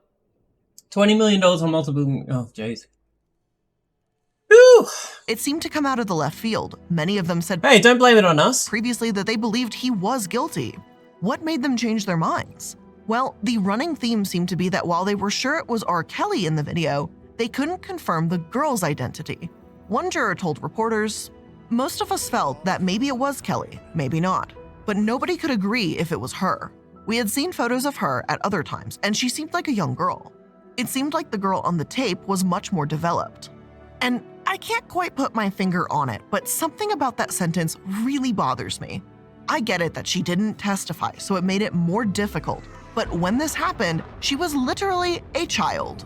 It's understandable that maybe she didn't want to relive her trauma, but there were 14 other people that knew her well that said it was her. So why did that mean nothing?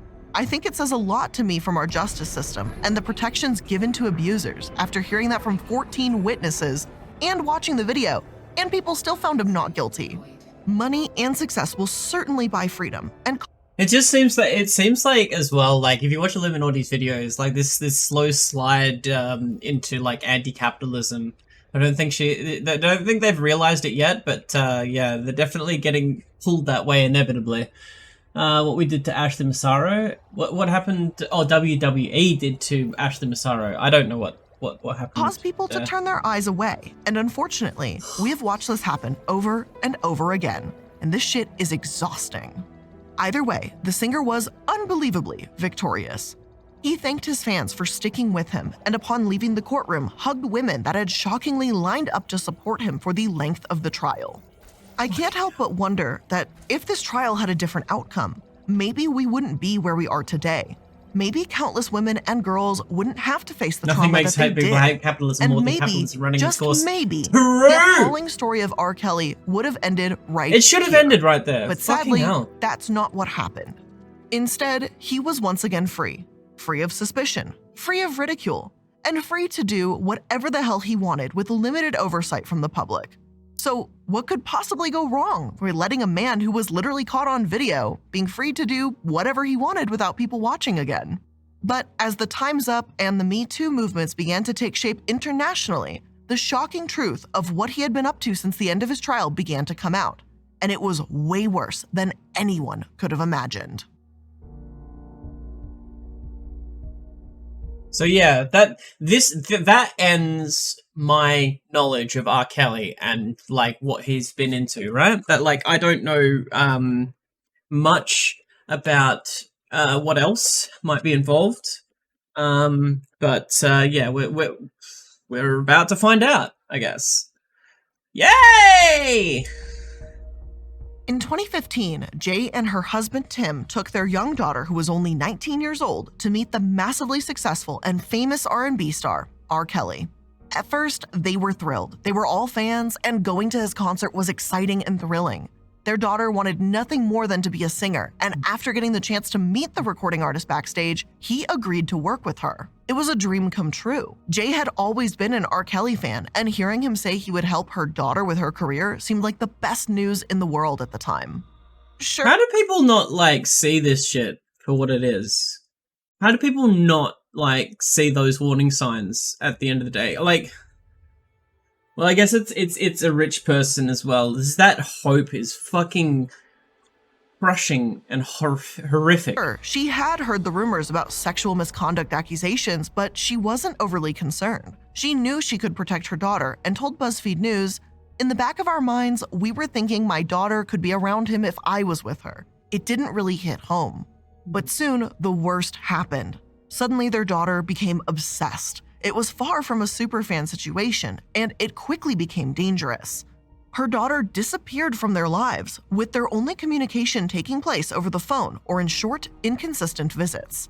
She was seemingly brainwashed. She didn't come home for Christmas. She never talked to them. And she lied about meeting Kelly on her own. It's every parent's worst fear. It seemed that all hope for her daughter was lost, and as soon as Jay and Tim kept digging, they found the shocking truth. It seemed their daughter had been brainwashed into joining a cult run by no other than R. Kelly. This was a fucking cult? Are they all running fucking cults now? Seriously? Holy fuck! the first time this news would be released to the public. For fuck's sake! The BuzzFeed article featuring the stories of Jay, Tim, and their daughter, along with other women that had successfully escaped the grasp of Kelly's control, brought the cult to the public eye. It shocked the world, but at this point, it was all just in black and white. There weren't faces to pair with the stories. Fuck. No way to see the true trauma of the experience in their Okay, eyes. like I was like only joking when I said like R. Kelly was basically the same as the guy from the guy who was arrested for the Church of the Latter-day Saints child marriage cult. I can't remember their name. I don't who gives a fuck. But like, holy fucking shit. Those chicks let their daughters go to, oh yeah, 7th. Yeah. Yeah.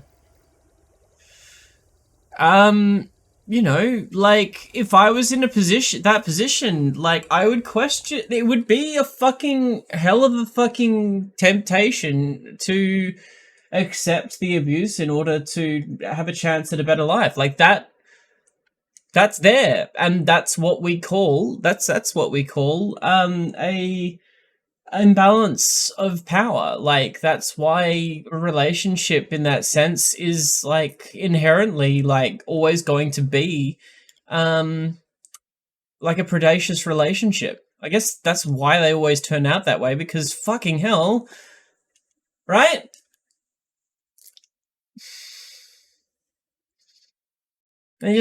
That's how these things start. They start with an imbalance of power and a coercive relationship, and then when it turns out that there's like fucking abuse happening, well, it was an abusive relationship to begin with. There's the imbalance of power is too great.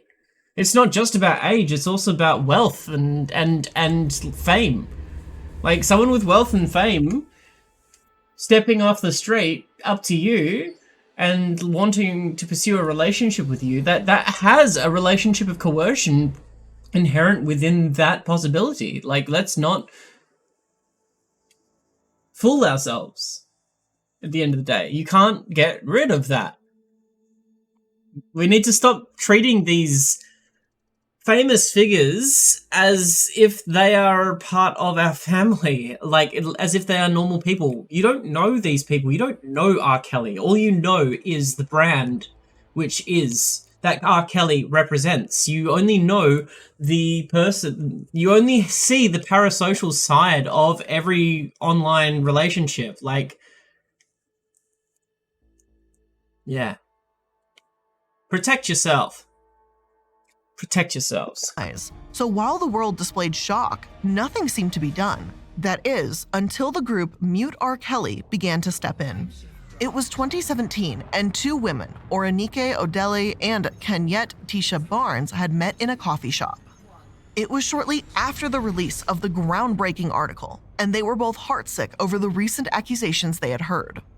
After talking for a while, they decided something had to be done.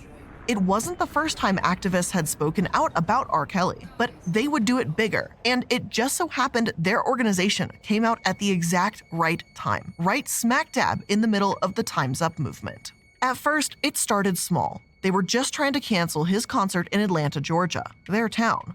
But soon it grew, and it grew fast. What started with two women turned into 15 different chapters around the world. People were calling their local radio stations, protesting concert venues, and standing outside of his recording studio. While the movement was growing and their commitment was unwavering, they didn't seem to be making much headway at first. They managed to get a few of his concerts canceled with their protest, but getting his recording label to drop him or Spotify to pull his music proved to be difficult. But that would all change soon. In January 2019, Lifetime released one of the most heartbreaking, horrific, and haunting documentaries in recent history, Surviving R. Kelly.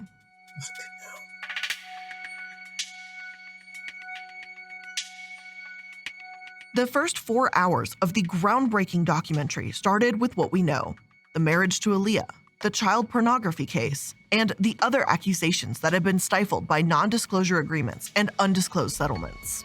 But the 3-night event immediately appalled its viewers with the release of the last 2 episodes detailing the atrocious actions of R. Kelly through the strong and honest storytelling of the survivors of his abuse. As the hours dragged on, every story just got more and more heartbreaking. The news of the cult, originally written in black and white by BuzzFeed, now had faces to names. I didn't Viewers even hear could see about the it. hurt in their eyes. They could see the pain. One of the most impactful moments came with the story of Dominique Gardner, a woman who had been convinced to live with Kelly and was persuaded by him to cut her hair and dress in men's clothing. Her mother also appeared on the screen, telling her story along with a former employee. The employee, who remained anonymous, told the interviewers, "There was a staff member who tried to help Dominique. It was a situation where Dominique expressed how she was being mistreated. To Robert, Dominique is the rebellious one. She stays in trouble. She's a little tomboy, and Robert plays on that." Dominique's mother is often the unsung hero of the whole story.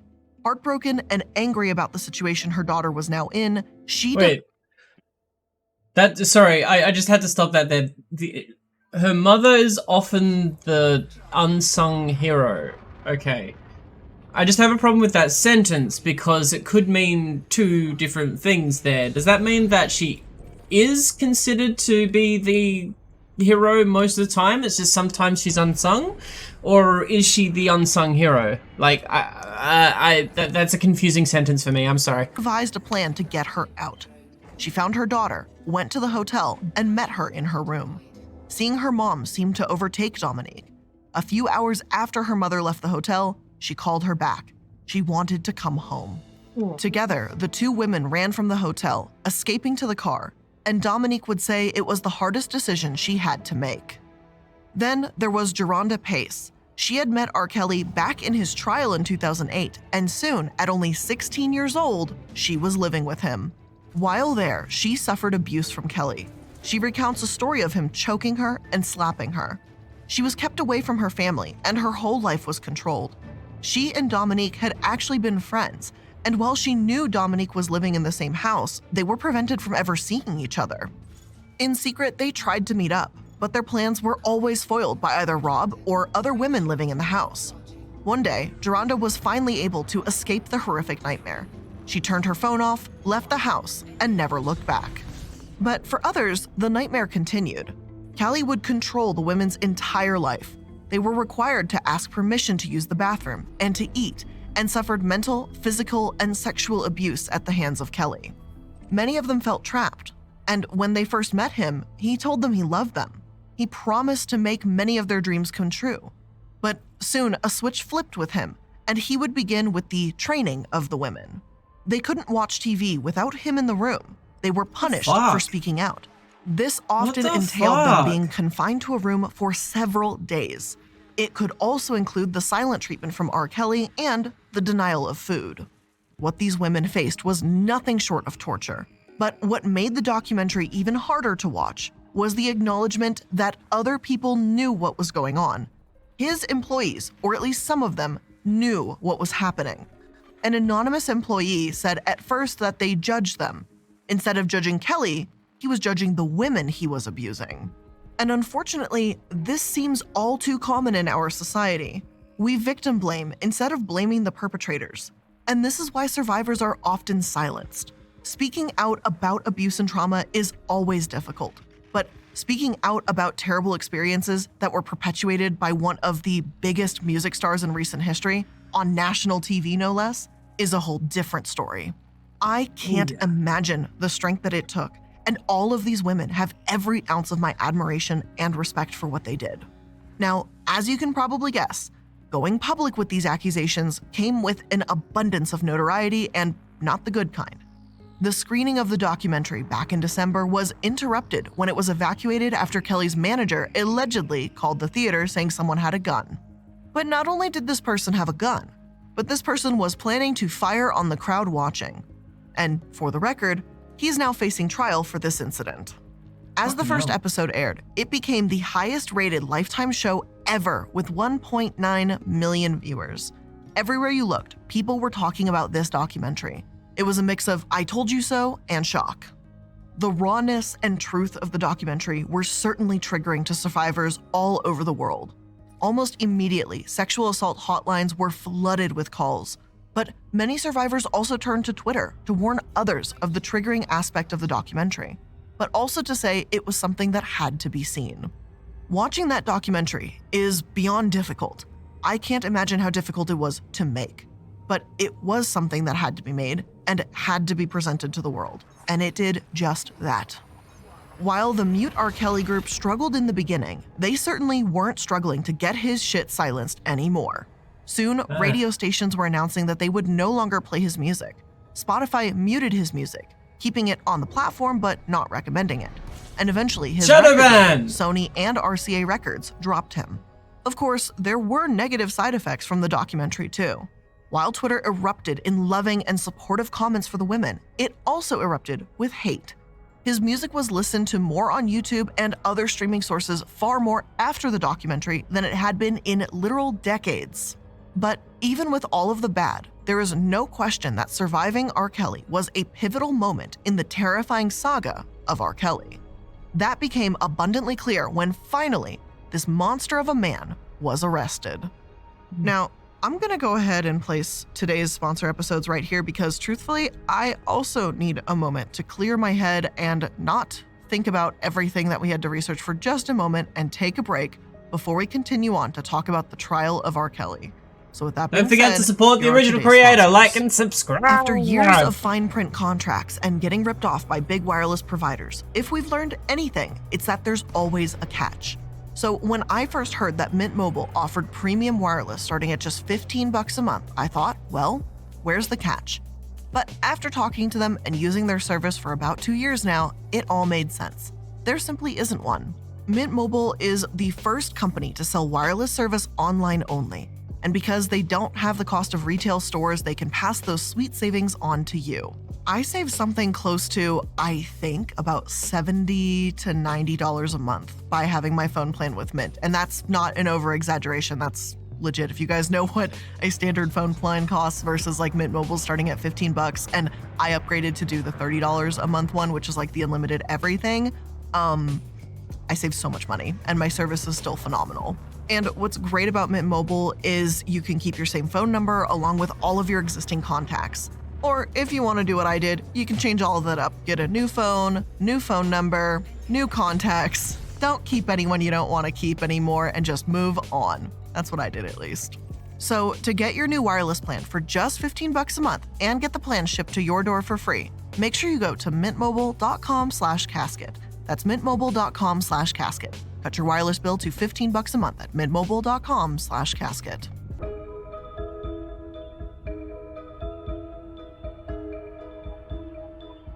I didn't do this stuff.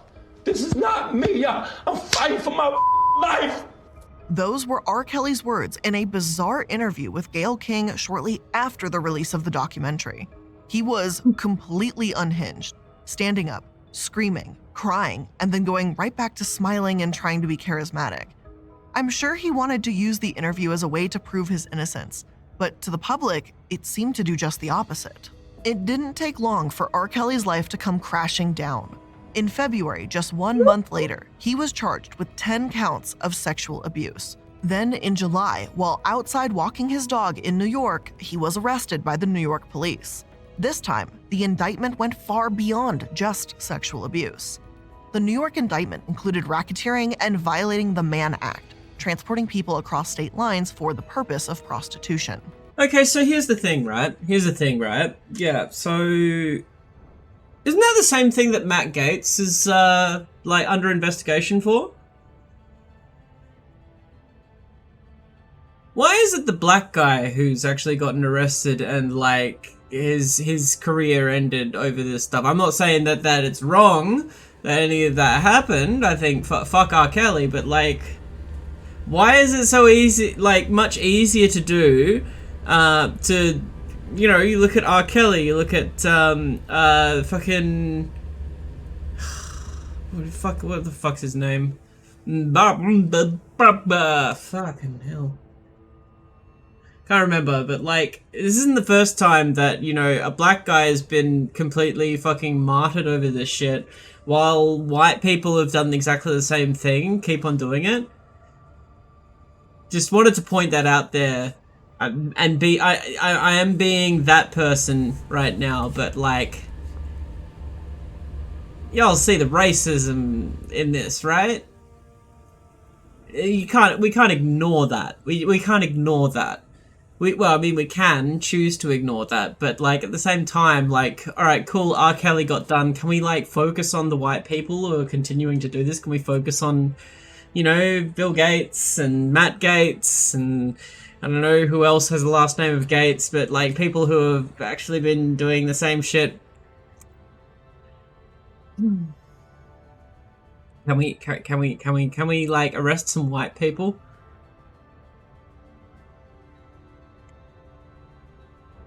Yeah. I just feel like it went as smooth. Like obviously like it took a long time, but like seems like it was much easier to get rid of R. Kelly than it was like a white counterpart. Like literally, like cult shit, underage girls, like Jared Leto, Jay Leto. I can't remember what the fuck his name is, but like the shitty Joker guy, like does the same shit.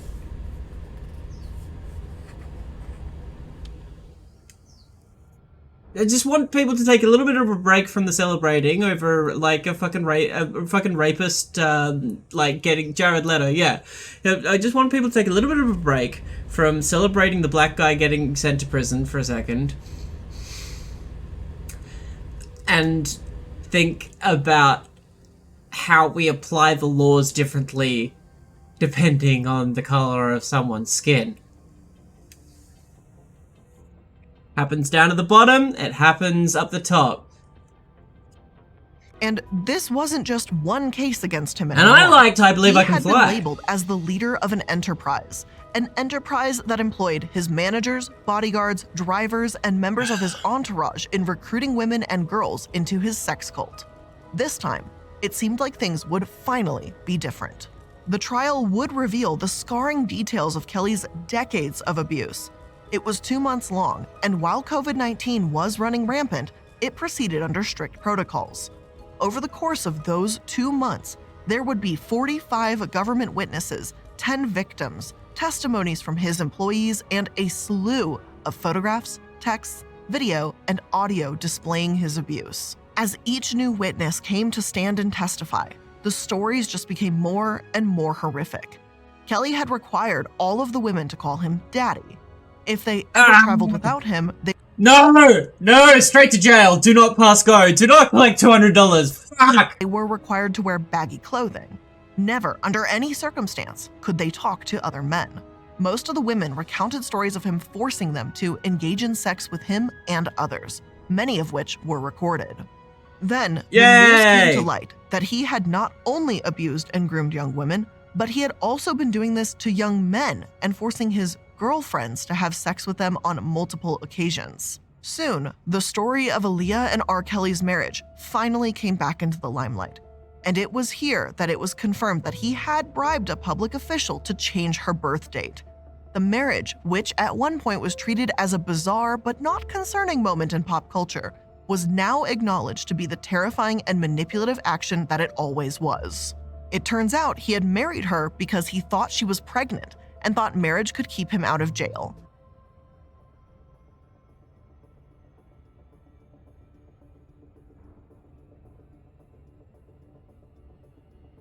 So he raped the kid.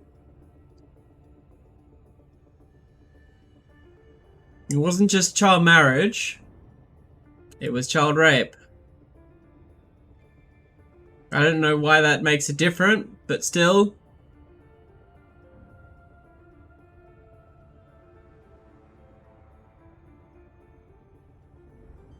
And just as a reminder, she was 15 years old.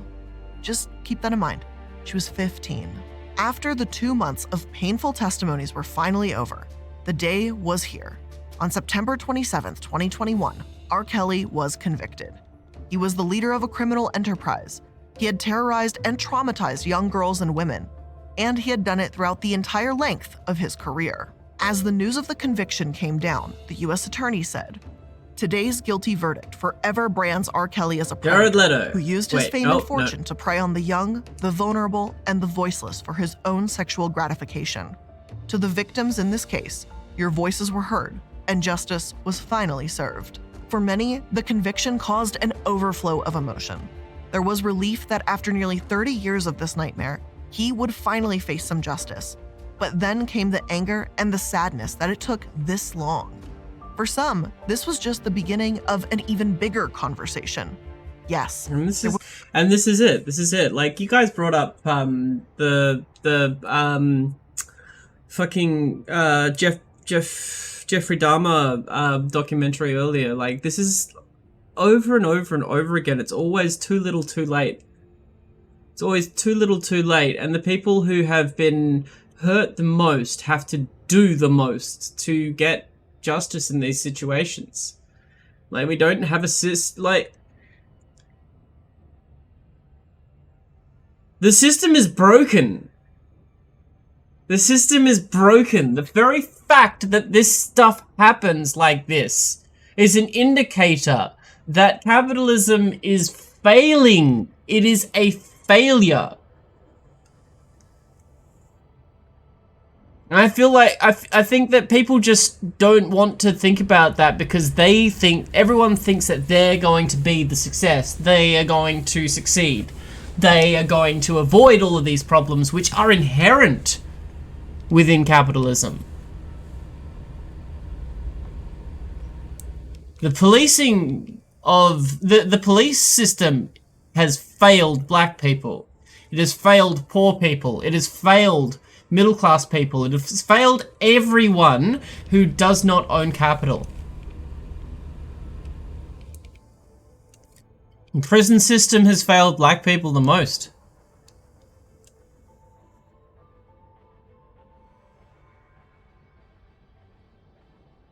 Like, it's not even about R. Kelly at this point. It's the fact that, like, not only did it take too long, it also rested on the shoulders of the people who were hurt the most in order to get shit done. Like, and they never should have had to go through any of it to begin with.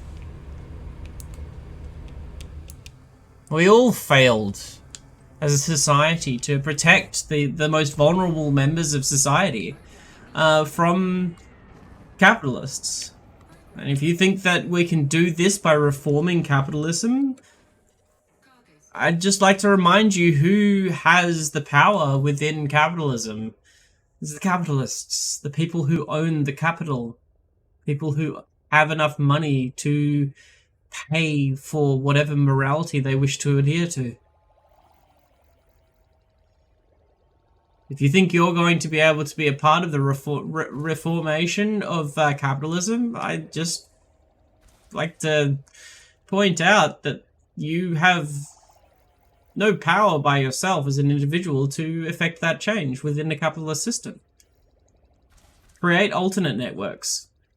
Work outside of the system. Was finally a semblance of justice. But there was still a question as to why and how this happened in the first place. It was not missed that most, if not all of his victims were black girls and black women, that their pleas for help had been ignored, and that this unfortunately was a common trend in our society. Kenyette Barnes told Rolling Stone, "We can stay in a space of anger knowing that this happened for over 3 decades and nothing happened. But what this verdict shows us is that black girls matter, that black young bodies have agency and they deserve protection and deserve to be validated when they tell us horrific shit happens to them." After nearly 10 months of delays, his sentence was finally handed down in June of 2022. The 55-year-old would face 30 years in prison for his actions. He will likely remain there until the end of his miserable, putrid life. But before his sentence was read, the survivors finally got to speak directly to him. Some spoke to tell him that they were finally reclaiming their names. Others told him how he had destroyed their lives, and an unnamed victim turned to him saying, "You made me do things that broke my spirit. I literally wished I would die because of how low you made me feel. Do you remember that? Literally nothing will be able to change what these women have gone through, what R. Kelly put them through. But hopefully, this can be an important step in their healing process. But this isn't the end for R. Kelly. And that's because he faces additional charges in Chicago, with that trial starting in August, sometime right now, and solicitation charges in Minnesota are coming up next. And so the saga continues. The horrors of his actions can never be erased. People will likely never forget this story. And unfortunately, I'm sorry, people will. People forget quite quickly.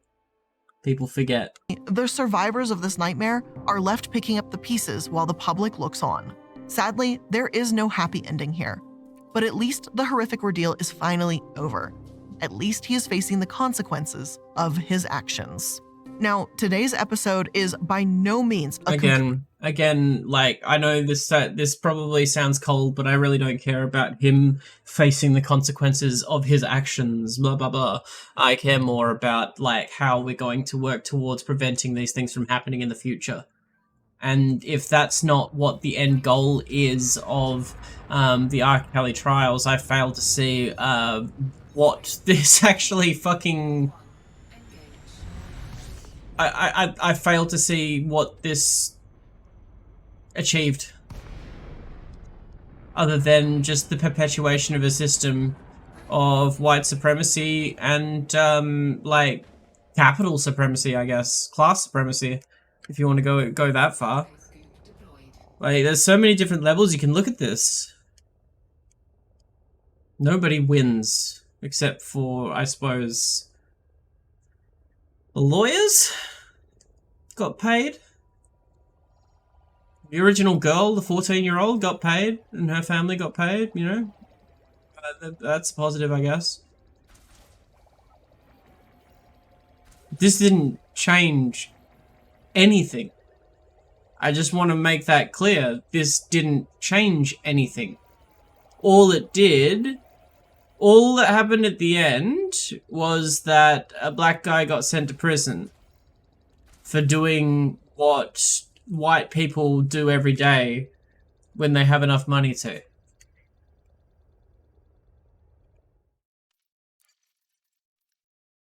We still exist within a society which encourages people to treat human beings as if they are commodities. Hammy Lovels. Hola. Que hasi? I know hello. I know there is a question there, but I do not know the third word. Okay. I know por favor means something. Hold on, I'm just getting myself a cookie. But yeah.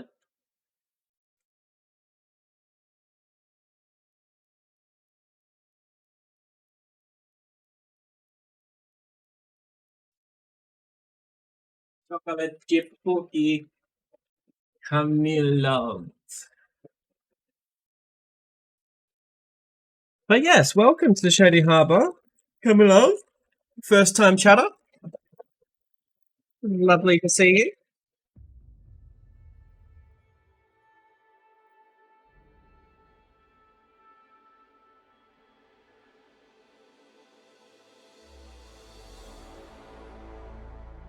complete recount of his 30 years of abuse.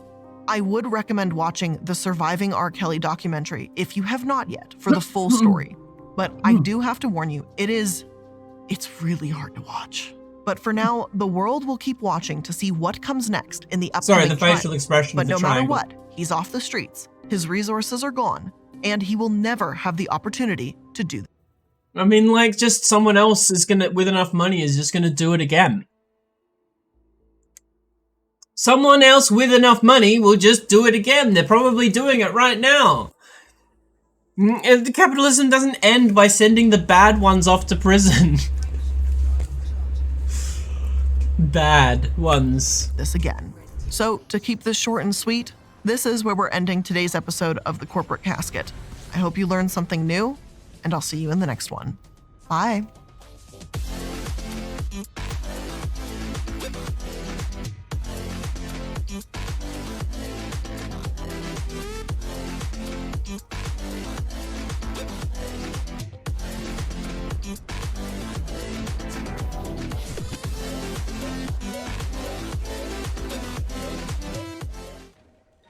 Well, yeah. It's really hard to be positive about this stuff, honestly. When people are so focused on getting, like, punitive justice, they forget the fact that the thing that allowed R. Kelly to do what he did was the amount of capital he had access to, and the imbalance of power he had as a rich person to control people. When we ignore those things, we ignore the possible solutions to these problems, but nobody really wants to talk about the solutions to those problems, because then they're just like, oh, you just want to get power. You're either a tanky who wants to get power and then make everyone farmers, or like you're just a utopian who just wants everyone to be happy and hold hands and shit. You know? You don't get taken seriously because we're so focused on, like, oh yeah, he's in prison now, everything's so good, all good, happy ending. No? There's no happy ending here. No one's lives were fucking healed. No one's wounds were healed. There's no loopholes closed. People can just continue doing it.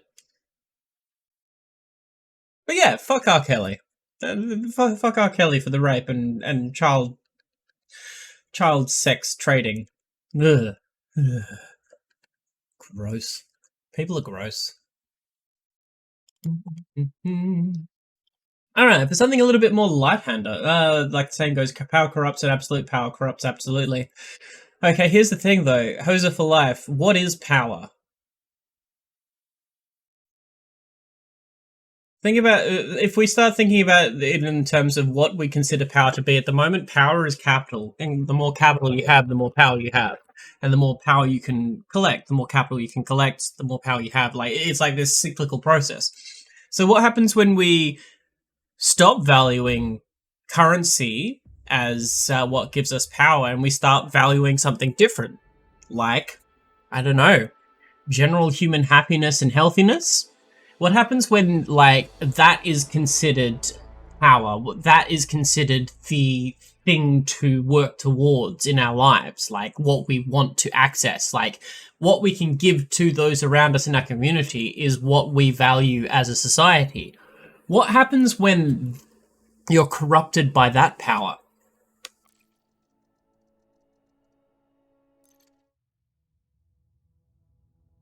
When your drive to become powerful relies on you improving the lives of everyone around you. What kind of corruption do you create within a society like that? When your rewards for improving the lives of those around you, like, are the highest, when you're incentivized to do that. I don't know, that just seems to me like it would create a positive feedback loop rather than a negative one. Seems like that might be something to try. So fuck money, fuck class, fuck hierarchy. Let's all return to Monkey. Return to Monkey.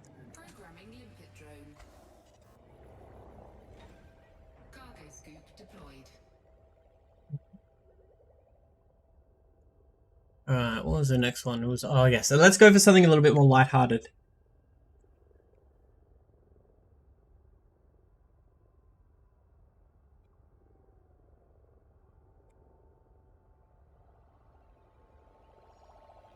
Also, if anyone wants to fight, if anyone knows of any, like, comes across any, like, DIY cringe videos, please send them to me because they hurt me. I'm a fully qualified cabinet maker. Like, as a specialty, as what I am qualified the most to do is to make storefronts, tables, chairs, furniture. Basically, I can make anything from wood. Any fine furniture, like, I can make that shit. Like, that's the thing I'm most qualified to do when it comes to qualifications. That and driving trucks. And vehicles, I suppose, in general. So yeah, if you send me videos of bad carpentry, you will hurt me, but it will be very, very amusing for you. So I started watching this video because I love Up Is Not Jump. Up Is Not Jump is a really fucking awesome channel. Did I subscribe already? Up Is Not Jump is a really fantastic channel. I cannot recommend it more. He's fucking hilarious. But this video hurt me in ways that I struggle to describe. So we're gonna look at this. I'm gonna take a little bit of a break from playing Elite Dangerous because this will take up all of my attention at the end of the day.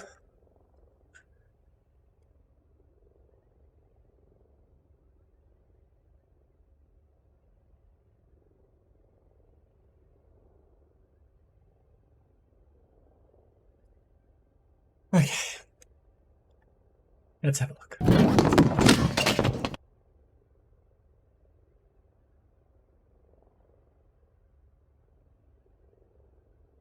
Yay! We're starting off with a bang.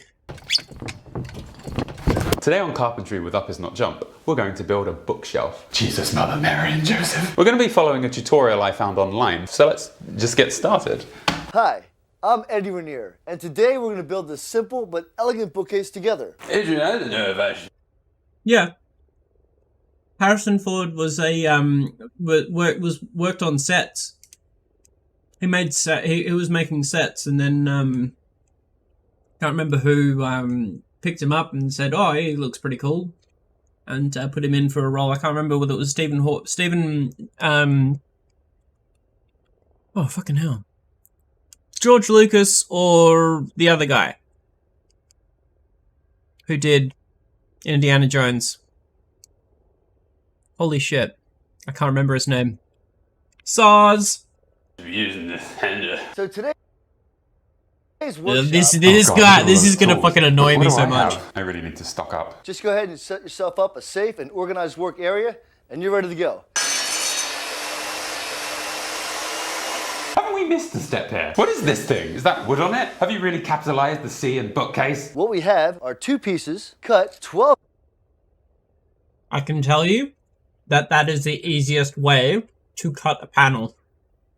It is really hard to cut long panels when you don't have a bench saw. 12 inches wide. Or a table 6 saw, foot sorry. I think we're going to need a bigger boat. So what we're going to do is we're going to take these outside and we're going to store them into smaller planks. Oh, well, never mind. The next day. Don't do this! Don't do this! Seriously.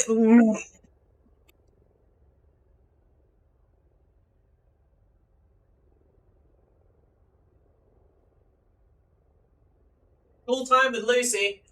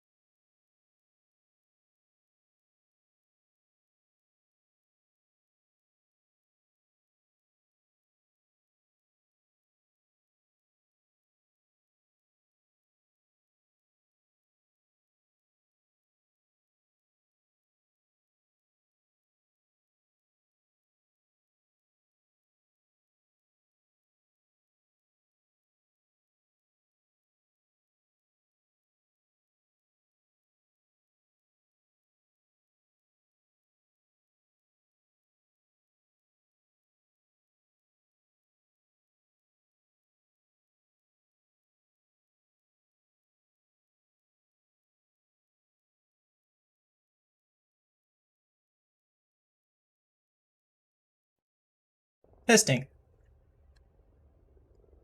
No one heard anything of what I just fucking said. Wonderful. The next day. Yes. You hold it like this. The police coming. You hold it like this, like you're shooting a gun. You hold it like you're shooting a gun. The line is as straight as it could be. You do not do what he's doing right now, okay? Right now, he's using his right hand to hold the board in place. If you have to hold the board in place, then you should not be using a tool on it. It should be held with clamps. Bit of mud, bit of water, that will come right off. I'm just going to try and cut this little end off. Oh, here's a cut line, so we'll just do that. So I've marked up my wood, so that if I cut along this line, it will produce the planks in the sizes that he's talking about. I want a divorce. Sorry, darling, I can't hear you. I preferred setting myself on fire, I think. Well, the bucket didn't really achieve anything. Okay, so we've cut up our shelves. Now we draw on our shelf markings. Let's go ahead and make some marks for our shelves. Okay, so we've marked in all our shelves. These marks will coincide with the bottom of this adjustable shelf hole jig. Coincide with the bottom of this adjustable shelf. Translation: a piece of cardboard with holes in it. Shelf hole jig. Adjustable shelf hole jig. Adjustable shelf hole jig. I found this online. Grab our pencil and we'll transfer our marks for our shelves. So then we can come back with our trusty old framing square. Good grief, man, careful with that. You're gonna have someone's... Fucking hell, you don't need a framing square. I mean, like, it's nice to have something that's decent for when you're trying to hold the square. But honestly, all you really need for most jobs around the house is one of these. Like these ones are really good because they're adjustable. It's an adjustable square basically. The benefit of these is that if you're trying to do a straight line across something, you just put it to the length you want it, grab a pen, and run the whole thing across the line. Now be careful, like it will scratch something, so you don't do that on tabletops, obviously. But yeah, while these things are never going to be a perfect square, it's very doubtful that you will have a square which is perfect at all times. So trust squares with like a grain of salt. Grain of salt. So we grab a trusty old framing square. Fuck, slice an eye out. Ah! I have an actual framing square. Put it on there and transfer away. It's just none of these lines are straight. I wonder why these lines aren't straight.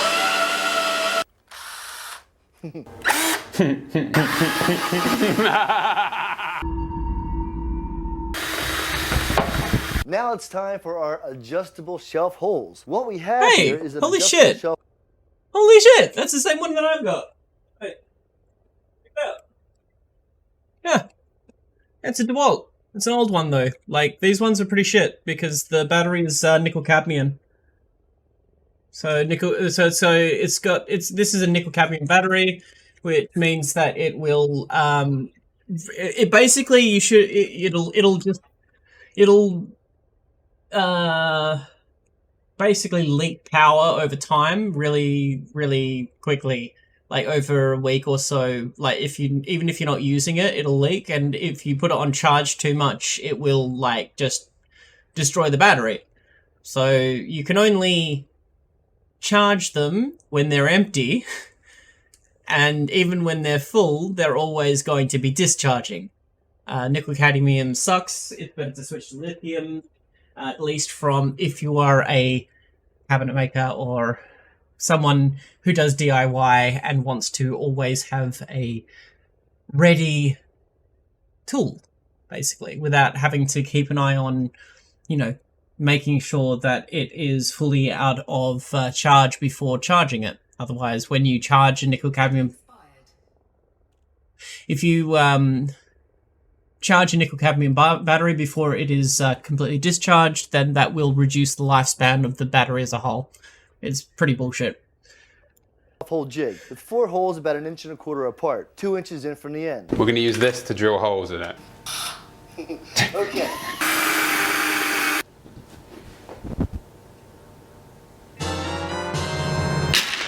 I have 120 of these. It's now time.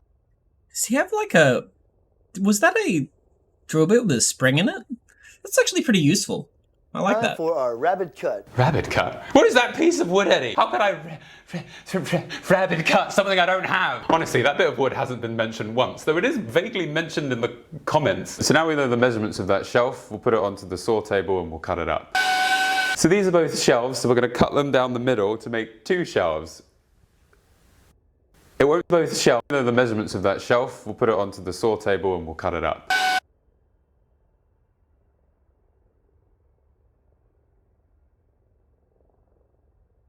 I hate this. Why is he holding the wood like that? You're going to pinch your fingers. Fucking... So these are both shelves, so we're going to cut them down the middle to make 2 shelves.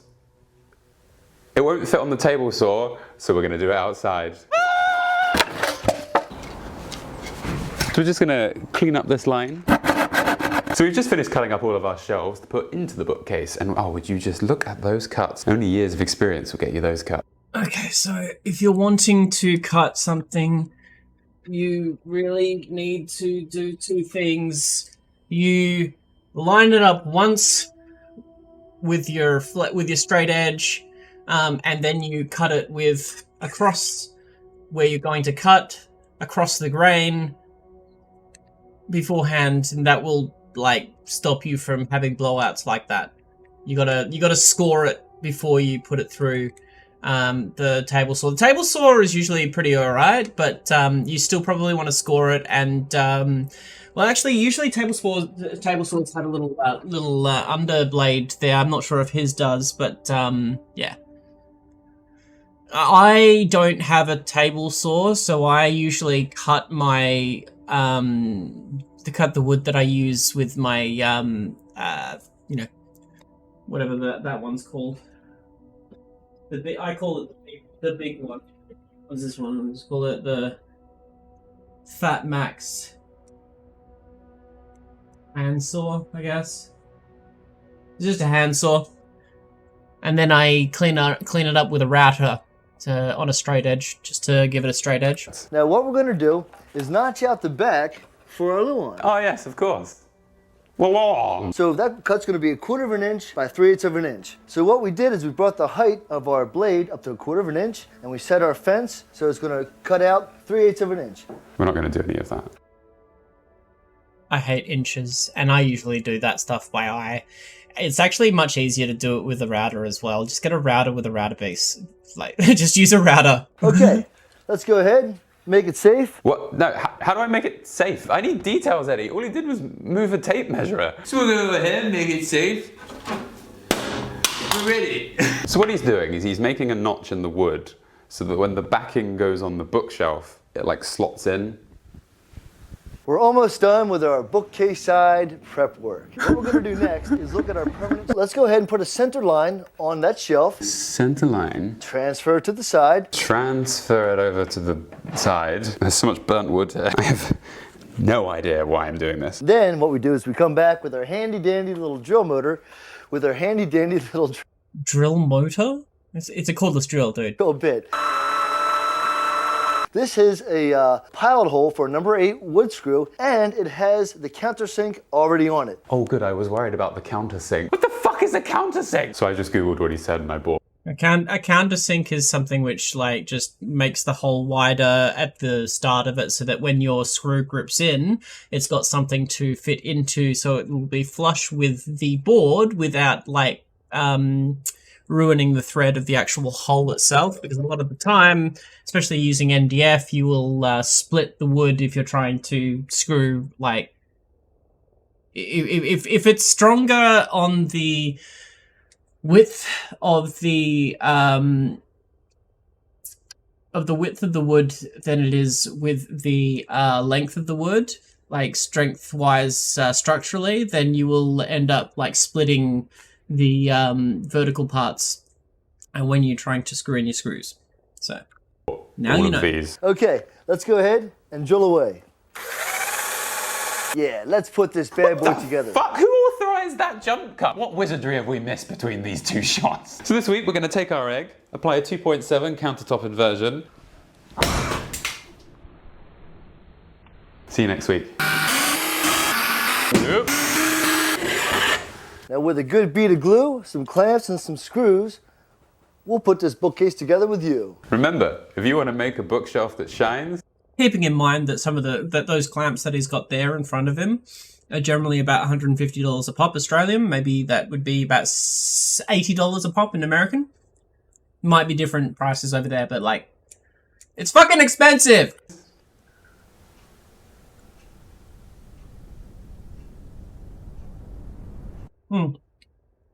If you're looking for a cheap alternative, you can actually buy pipe clamp ends. So look for pipe clamp ends, maybe on like Facebook Marketplace or something like that. Look for like an old pipe clamp. Go to your hardware store and find a pipe the length that you want, and then you've got yourself a clamp that you can change to any length, and you don't have to buy like a specific clamp for the size that you're getting. It's nice to have nice clamps, but sometimes you don't have enough money for that. So pipe clamps is like a cheaper alternative because pipes are generally really, really cheap to buy. Just don't forget to put something between the wood and the pipe, because as you tighten it, the pipe will bend inwards and put dents in the wood. So anything that you've put the pipe clamp on with the pipe itself facing it will damage the front if you don't be careful about it.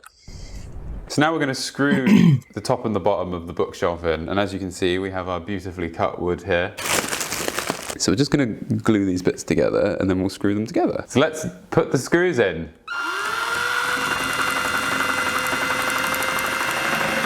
Also, like, if you have access to a air compressor, putting in a couple of pins is a good idea, because that will get the wood closer together. So when you put your screws in, it'll actually be a better, it'll get in nice and tight, and it also won't wiggle around, meaning that the wood will last longer. Nails have a purpose.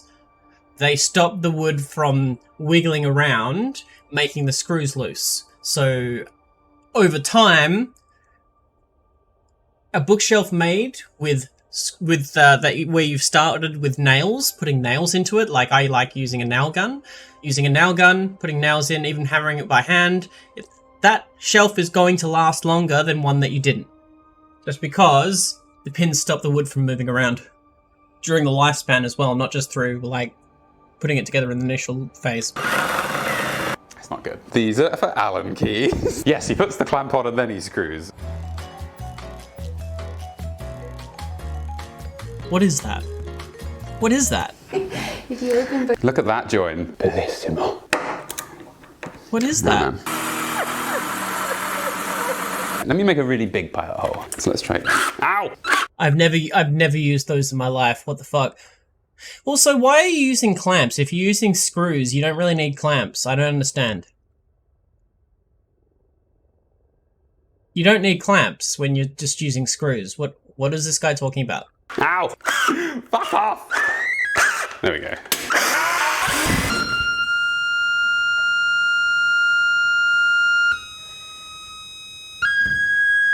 A few minutes later. So these screws are an example of how good and bad life really can be. Oh my god, it's another triumph. Now we flipped the frame over and we went ahead and cut our Luan backing to its proper size. I think I cut this wrong. We're storing wood now. What is fucking happening?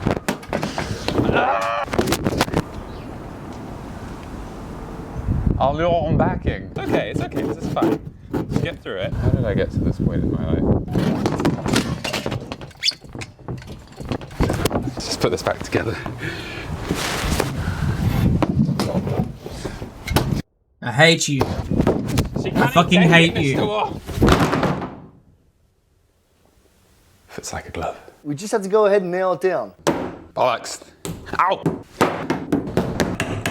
Hello, IKEA. Would you Okay, like... first off, why has he got like 40mm screws for a 3mm backing?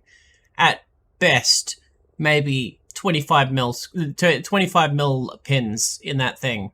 But like generally you should be fine with like 18mm screws. Use a few more, but like you're going to hit your thumbs blast because you should, why would you need to have a fucking pin that long? To buy a bookshelf. So as you can see, we have our Luan packet. For our fascia, we have this 3/4 inch pine cut to 1.5 inches wide. So our pine's a bit long, so we're gonna cut it using the table saw. Okay, so we've cut our pine into equal width pieces. We're going to go ahead and put our pieces together with a square cut, or better known as a butt joint. Oh, finally. So we're laying our pine down, and we're going to just make sure it's the right length. Haven't heard it called that mark it before. And cut it using a buzz saw. Nobody really like cares about what joints are called. Like a dovetail makes sense because like that's a particular type of joint, but like it's just you put two bits of wood together. That's how I see it. What am I going to do with this after this video?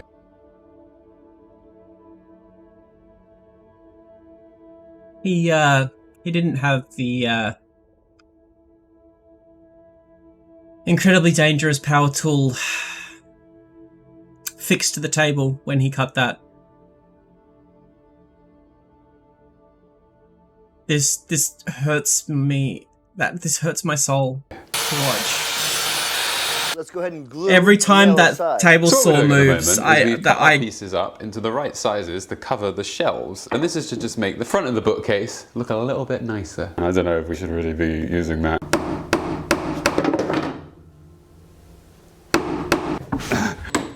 Look at that, solid as a board. It's now time to use our router. His looks nothing like mine. Actually, it's one of. So wait, this guy wants you to like nail from the front of the wood blocks into.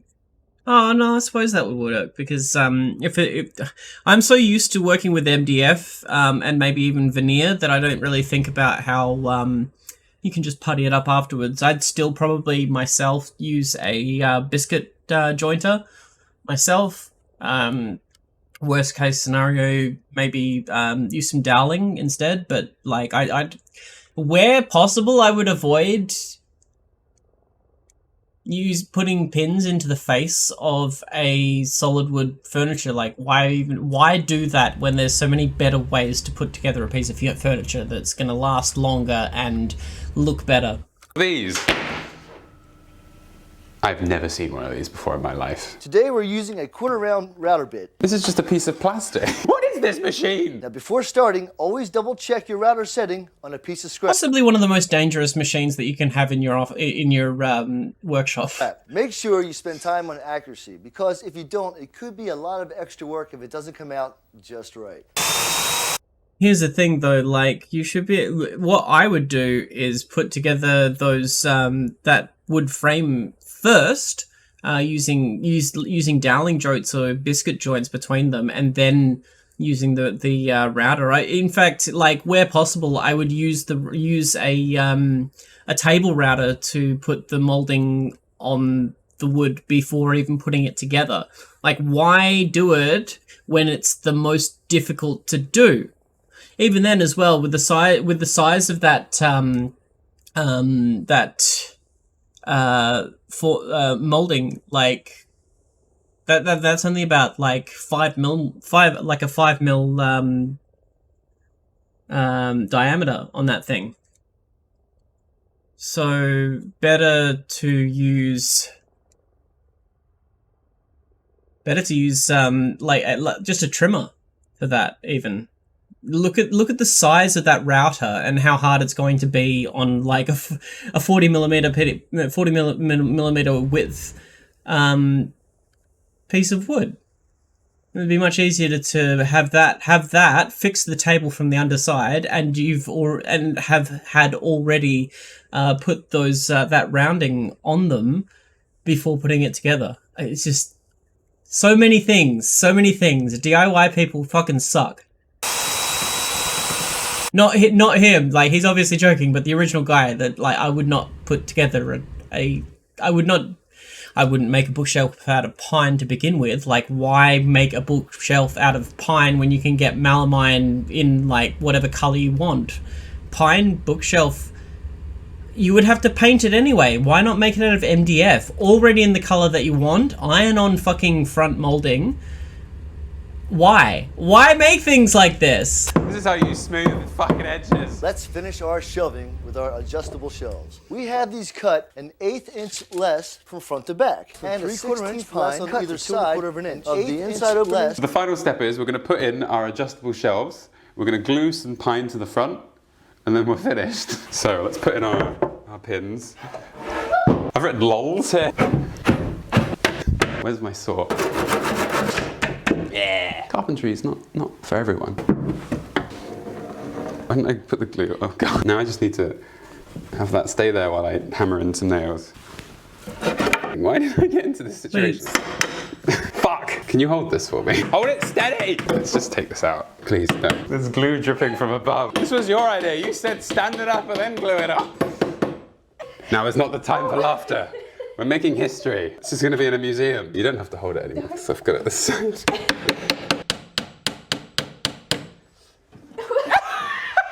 What the fuck? Where have these nails even gone? All right, so I was using the wrong nails. I mean, we could just lie this down, but I feel like we can do this. Fine. It's fine. No shade.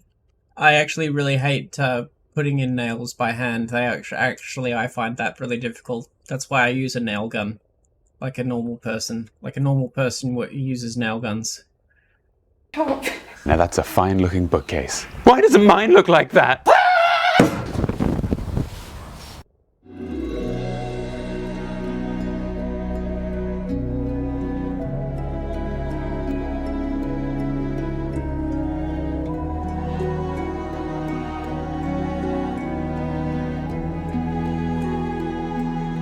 What even...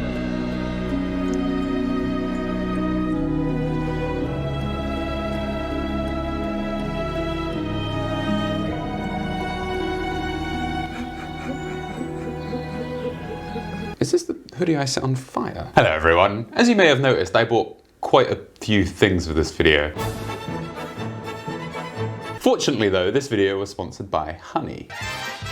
Honey is a free online shopping tool that finds promo codes on the internet and automatically applies them to your cart, saving you, and me, thank God, money.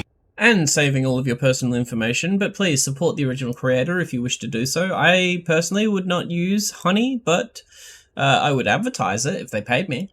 I mentioned this before, but online shopping is meant to be the easiest thing in the world. You can do it in your pajamas. Mine have stags on them. I'm running out of pajamas to show you. I do wear clothes that aren't pajamas sometimes. So when asked for coupon codes, why is it so hard to find ones that actually work? Well, with Honey, it's easy. You can't see it if it's on my lap.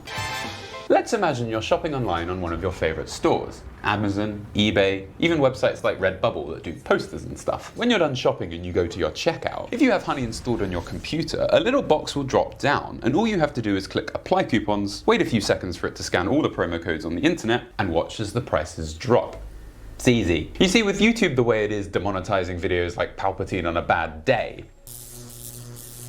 did it work? It's led me to sign up for Shutterstock, which gives me royalty-free images to use in my videos. Without Honey, this would have cost me £70.80 up front. But with Honey installed, I automatically saved over £10, just like that. Honestly, it feels really amazing, especially given that Honey is completely free. Also, those of you who have already installed Honey using my link that I gave out in the cooking video have already found over $6,000 in savings, which I didn't know until this morning, which is awesome. Overall then, by not having Honey, you're literally passing up free money. It's free and it installs itself in just 2 clicks. So if you go to joinhoney.com/upisnotjump, all you have to do is click.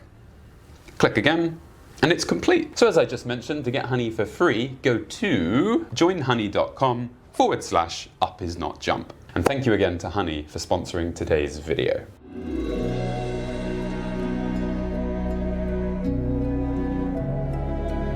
Hey, happy Puritan.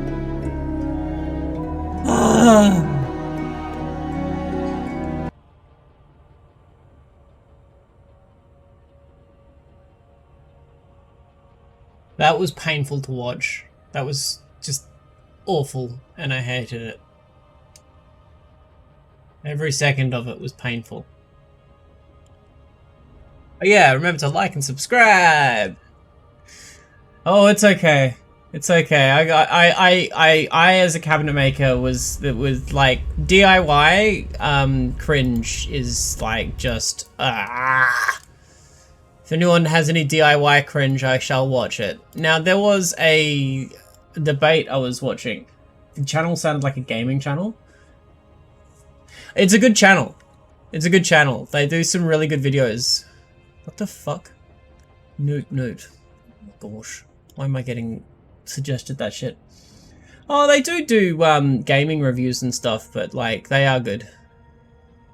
They did a really good video on climate change, which basically debunks every single like anti-climate change thing that you could possibly like think of. It's quite interesting. All right. History. I don't know if I'll see it because when did I watch this? Story of CRINGE? Nope. No, this was the other day. Fallout 3, Starbucks, Adam Levine. Fucking hell, Adam Levine, yeah. Damn. Why am I going down in speed? That's annoying. Melted build. Cover up the GOP. Window blog. I found a really cool channel.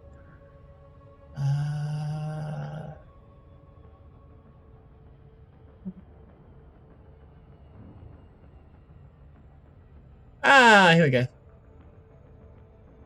Quickly asked you is, can you tell me what the A climate change denier, as in anthropomorphic, like anthropogenic, I think is the word for it. Anthropogenic climate change denier would probably be your position, where like it's not caused by human stuff. But yeah. distinction is between these two things, and what you mentioned were things that were significantly overlapping. So again, can you please give me the distinction? What is distinct? The distinction is the focus on ethnic. Be found within the distinction is the focus on ethnic identity and heritage. There's a big and that's one of the main reasons that the word civic nationalist came about in conservative right-wing circles, was to distinguish themselves from people who have a serious tie to their nation, heritage, tradition, but also see ethnicity as extremely important, which within some identity not be circles interchanged with race. So yeah, so if you weren't sure what happened, so this is what we started watching last Friday. I might start recording that actually. This is between a gentleman of the name Fanatique and a white supremacist, and I'm not sure who she is. I think she's just moderating. So yeah, so a lib and a white supremacist basically debating over the Great Replacement, which I thought that Lauren Southern had dropped because, you know, she obviously was the one who popularized the lie on the internet, leading to, you know, leading to become one of the main contributing factors to terrorist attacks such as the Christchurch shooting. She claims not to have anything to do with it, which is obviously a lie. Reminder that all opinions expressed in this show, in this stream, on this podcast, on this whatever you want to call it, is just for comedic purposes. They are not necessarily the views of the people involved in any way with this stream. It's not necessarily the views of the people who watch this stream. It is definitely not the views of Amazon or Twitch themselves. I am a comedian making jokes. Everything that I say is just an allegory, it's just jokes, it's just sarcasm, bro. Why are you so mad? But yeah, she's a white supremacist. And she's lying about the fact that she came up with the white replacement and popularized it online. Because obviously it doesn't feel good to be compared to that shit.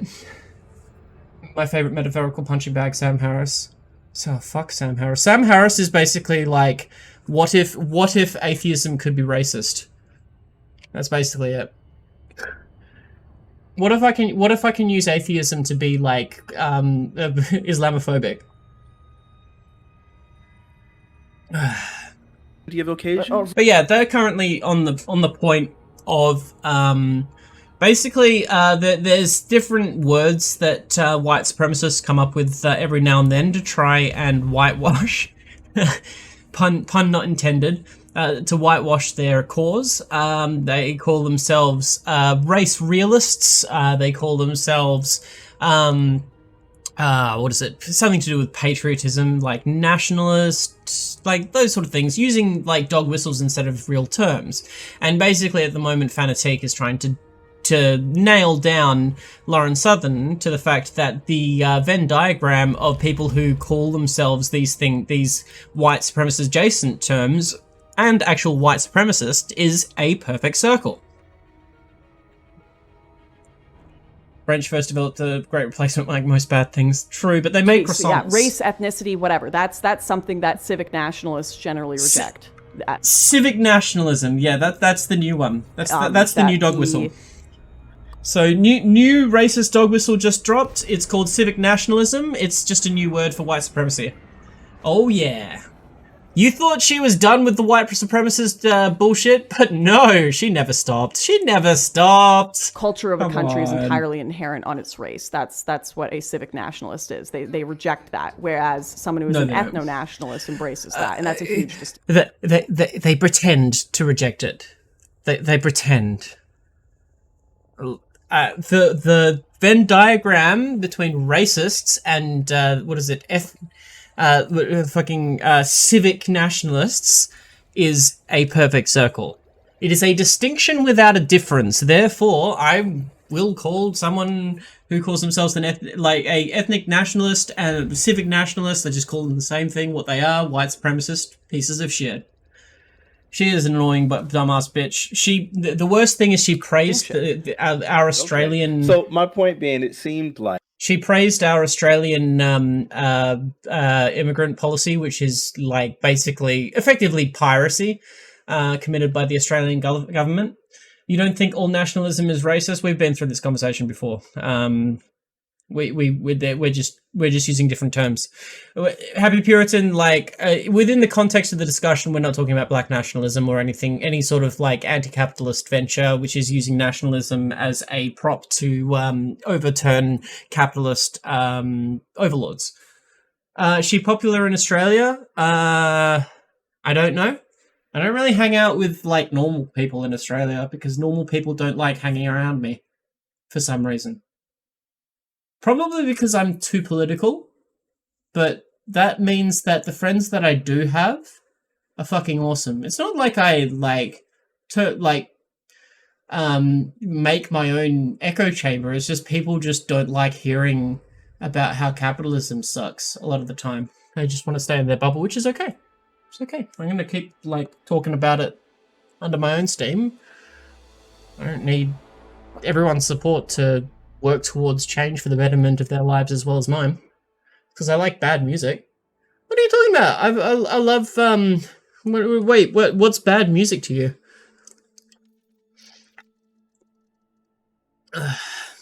you definitely you linked with a bunch of those people, and it seemed like when the Christchurch shooter and this recent dude in Buffalo, I don't remember his name, thank God, when you have these people, and Dylan Roof as well, when you have these people who are literally spouting off the Great Replacement as part of their motivation, and then you have reports that are basically saying that this is something that is found within this movement. We're starting to see people encouraged to do things, and it seemed like you had what do they call it, a crisis narrative attached to the Great Replacement. It's not just something being said as simply as, hey, well, there's just a thing that it seems like this thing is happening, right? Which is what the left wing might do, where they'll say it seems like that the white people might not be the majority forever in the United States. Sure, whatever. Some of them do, maybe, I don't know. But if someone makes that statement, we don't care. We just like the fact that it makes you guys triggered. That's basically it. There's no crisis narrative attached to it. But there's a difference when you start saying Europe is doomed, and if we don't do something about it, it'll be too late. You're going to be killed, and you're using the word killed over and over again, and they're intentionally overthrowing these tyrants. And when you're using that kind of when did I verbiage, say people are going to be killed? You said in... It's called stochastic terrorism. Like we're talking about passive actions. Passive actions have an effect. That's basically the premise. He's talking about something called stochastic terrorism, and it needs to be understood that her rhetoric does cause people. It does contribute towards violence, as is shown by the Christchurch shooter and every other shooter that fucking quotes the fucking white replacement theory.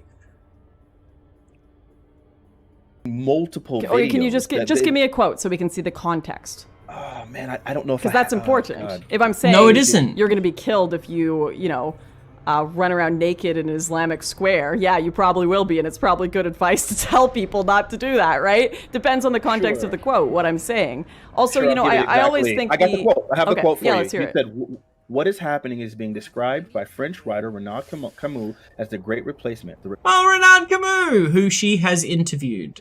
Replacement of native populations with immigrants that she's have a no fan of connection to the Camus. history of culture of the country and have no intentions of assimilating to or preserving it, therefore shifting the entire inner identity of European nations, as a result killing them.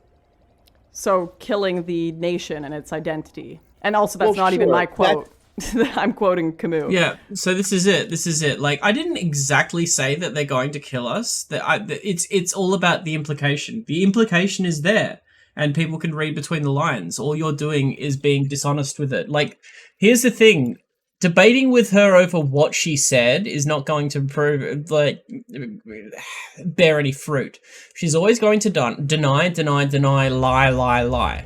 The best thing you can do is talk past her to your audience about what she's doing and why she's doing it. And don't give her the ground. Like, she is a white supremacist. Just the idea that white replacement is a bad thing in and of itself is a white supremacist argument. Start from there. The idea that it matters whether why demographic change matters, because at the end of the day, the only people that she can rely on are white supremacists like fucking Renaud Camus, who she idolizes and fucking she's the one that popularized his theories. That's why people blame her for the white supremacist bullshit. She popularized it online. Look up the Serfs documentary on Lauren Southern. Like, they go deep dive into this shit. She is fucking the source of the white replacement conspiracy theory online. She did not come up with it. She took it and popularized it. And now larger people have taken that cause. And you've got people like Tucker Carlson, which says the same thing. This is fucking bullshit. Cultural suicide, a cancer happening within the American view of Great Plains, is seen as external, which is a symptom of the cause. Like, what's the cancer? What's the cancer? Well, yeah, no. So this is the thing. Yes, you can be quoting Camus, and that seemed like that was more of a paraphrase than a direct quote. And also, what you're doing is you're saying this isn't my quote, but what you're doing is you're trying your best to describe and paraphrase this ideology. You literally labeled your video the Great Replacement. You quoted him in the beginning, but then are giving your own take on this. And that was not the first video she made on it. She coined the term Great Replacement. To try to distance yourself from this video that you are disseminating seems a little disingenuous to me. I'm not distancing myself. I'm clarifying. I'm not telling people you're going to be killed tomorrow. I'm saying that the culture and identity of these nations will be killed eventually, as leftists are cheering on and saying should happen. And that's the point. Like, who cares? At the end of the day, who cares? At the end of the day. Why is it a bad thing, and can you prove it's happening? No, you can't. You can't prove that there's going to be any death of culture. That's really not what happens. That's very ahistorical when it comes to things. Culture changes over time, no matter what. Whether it's white people, or white people and brown people, white people and black people. Who gives a fuck? People are sentimental. Well, I'm going to take science over sentimentality. Yeah. People care about, like, bullshit stuff. People care about the fucking stupidest shit.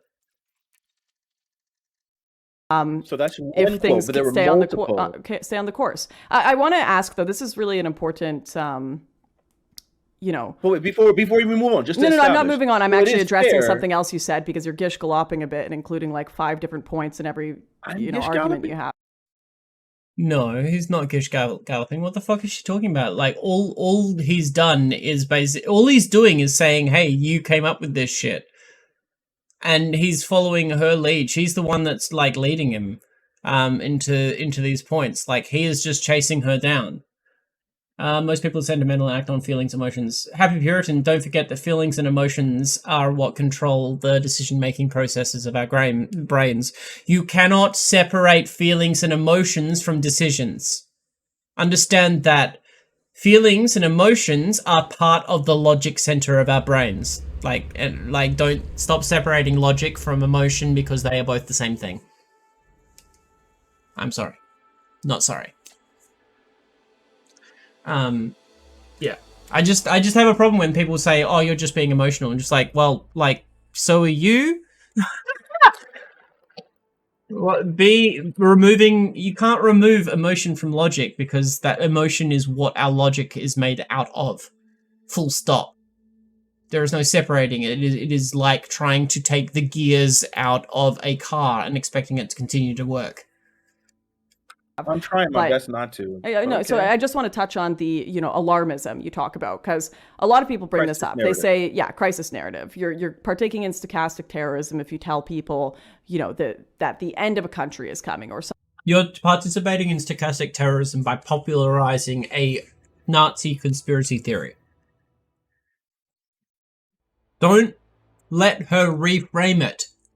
Some sort of disaster is occurring, which I find is interesting because I think every political, activist, no matter what cause they're for, partakes in quote unquote crisis narratives because part of the reason we engage in politics is because we think there are crises to be solved, right? So someone who's...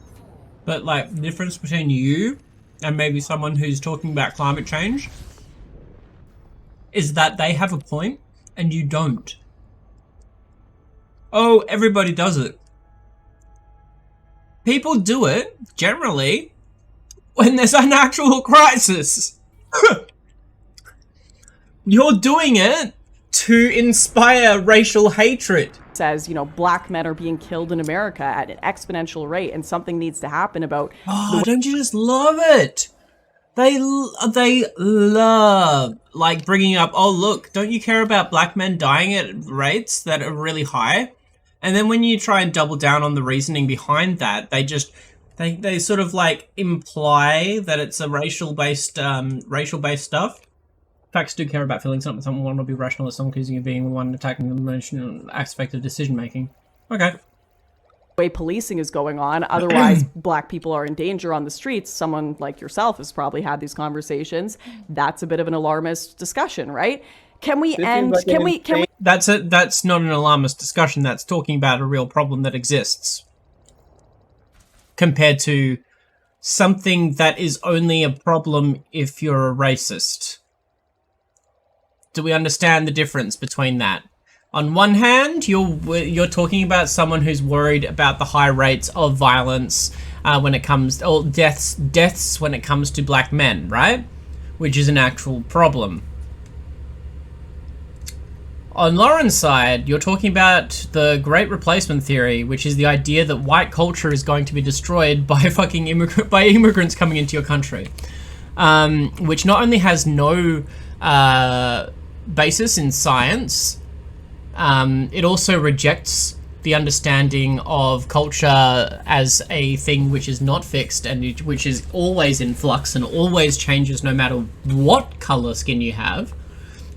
It assumes that white culture and a white nation exists, which is inherently white supremacist. To believe in white culture, the only thing that can be like viewed as white culture is the disenfranchisement of all other cultures. That is what whiteness is. It is the removal of capital from from outgroups to create an in-group which has the power. It is the hierarchy of white supremacy. That is what white culture is.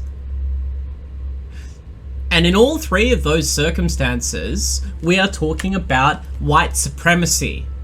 The Great Replacement is based on white supremacy, and if you believe that demographic change affects you negatively as a white person, well, I am sorry to tell you this, but you are spouting a white supremacist talking point.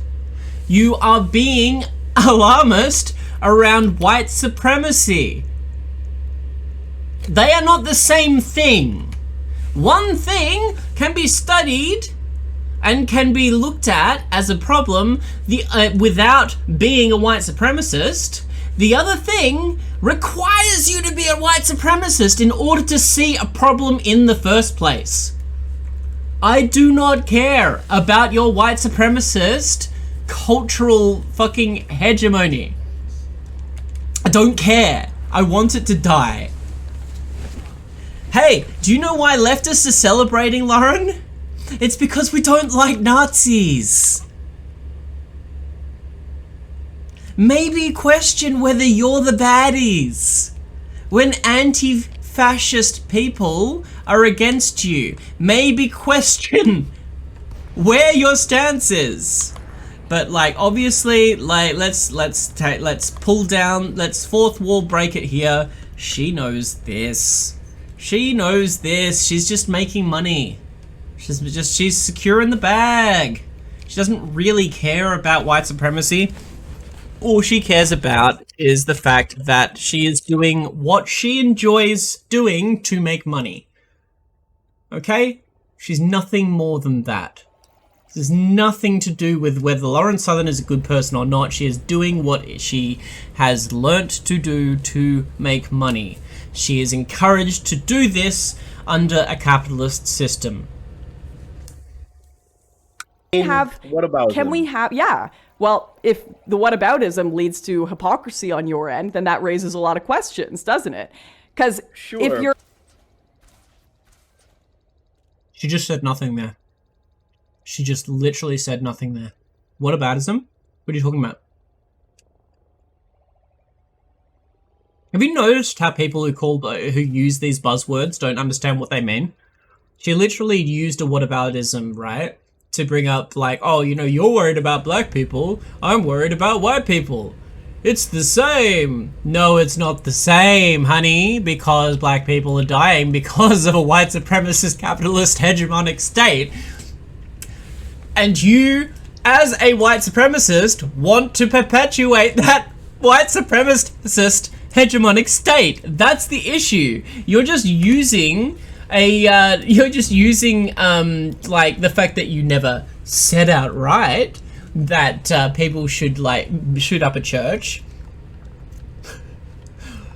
Oh my gosh.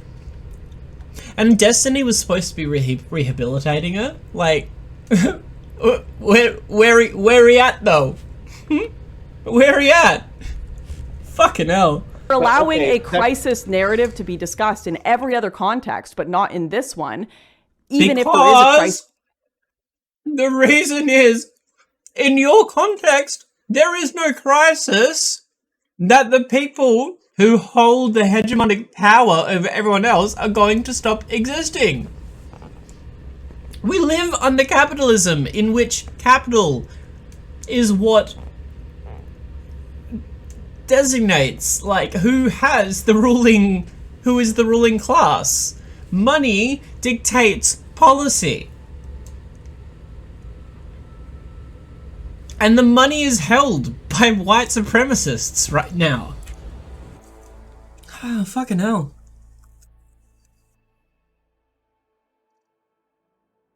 No, the Nazis never went away. Is to be discussed. So if someone, for example, says, hey, the world is going to end because of climate change, we need to do something about it, inevitably, sure, you might have some people say, well, I best become an eco-terrorist because what the hell else? The world is about to end, gonna go do that. Does that mean no one can say the world is going to end because of climate change anymore? No, I would. This is what is called whataboutism, and also a non sequitur. She is trying to make white replacement conspiracy theory synonymous with climate change. One thing has scientific backing and exists and is a fucking problem, and billions of people are going to die because of it within the next 10 years.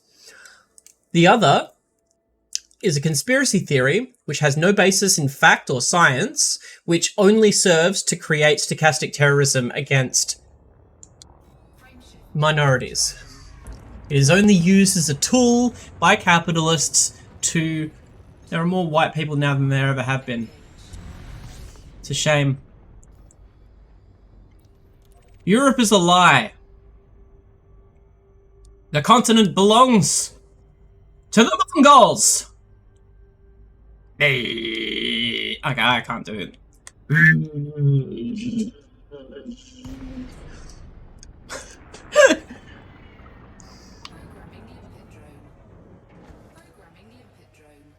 I just realized as well, I need to put this onto... I need to put the politics tab in here and say something about trans people. People rule. Cis people drool. Alright. Let's see if that picks up any trolls.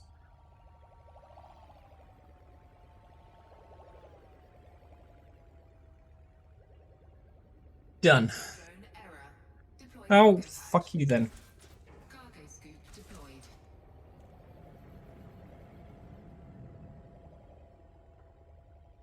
You're drooling looking at Shady right now. What? Oh, why?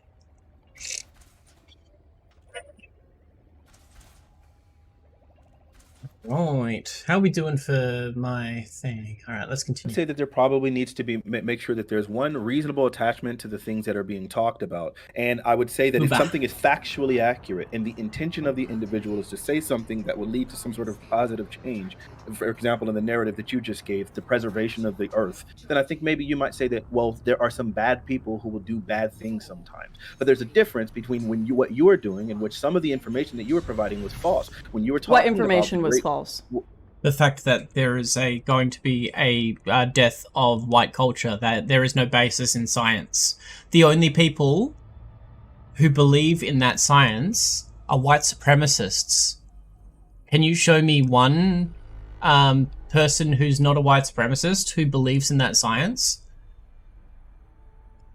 I challenge you. Well, for example, when you were talking about the Great Replacement and talking about the French population and how that so many people were going to be foreign-born by a certain amount of time, and that Muslims were, that's what you were implying, that Muslims were taking over the country and so on and so forth. Muslims were overthrowing the country, I'm sorry, your words. When you're making those kind of statements and then you find out that the immigration, in the numbers that you're cited, are the predominant immigrants are Polish people who are also white, who are not Muslim, and you're finding out that the third most popular immigrant population is also white, and you're starting to see that these people are not, it's not like Muslims are super duper overthrowing the country, then it seems like you're alarming people about something that isn't actually happening and leading towards harm when other people feel. I mean, here's the thing though, like, he just went through a whole fucking, like, paragraph of nailing it down, right? But at the end of the day, what he said was the same. She is being alarmist, and she is just being stubborn about it and claiming that she's not being. Like, it's basically her word against, like, the facts. And the facts show that she's wrong about everything she's spoken about. Like, Lonabox did a dissection of this where he completely destroyed all of her points. Yeah, Lance from the Surfs even did a debate where he ended with the biggest fucking beautiful ending there. She wants to, if you believe in the great conspiracy theory, the great replacement theory, then as if it's something which is anything more than just demographic change, you're just a racist. You just want to be in the white supremacist in-group, and you don't understand how race works at the end of the day. That's it. That's all. Damn. Trying to find all the signals, but I think I found them all. Hold on a second. High grade emissions? No. Oh, lame. Let's continue. So again, because of this crisis, Wait, they need to do something. Okay, let me just make sure I'm saying it succinctly. The problem is, you're telling people that there is a crisis and that they need to do something, and then as they're and one of the things that you're telling them to do is to align them. So she's telling people that there's a crisis. She's telling them how it's happening, and she's leaving it up to others to connect the dots. She's not telling people to attack mosques. She is allowing people who are already racist to do that for her. This is what is known as stochastic terrorism, and some actions that you take, no matter whether you mean to or not, still come under that conclusion. And you can choose to disagree, and you can also choose to be wrong. When it comes down to it, she's choosing to be wrong right now. Whether she means to or not, that is what stochastic terrorism is. That is the material effects that her actions have taken on the internet. She popularized the Great Replacement Theory. Even if she hadn't popularized it, she still contributed towards stochastic terrorism, whether she was trying to do it or not. Stop looking at this as if it's R. Kelly that you can put into prison. Start looking at this as if you understand the systems that allow these things to take place. Stop looking at the individuals that do these things. It doesn't matter whether they're a good person or not.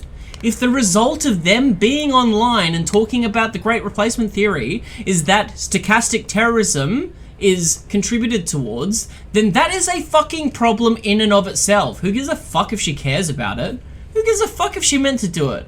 Who gives a fuck if she's just a dumb bitch who just says whatever the fuck she wants, just like me?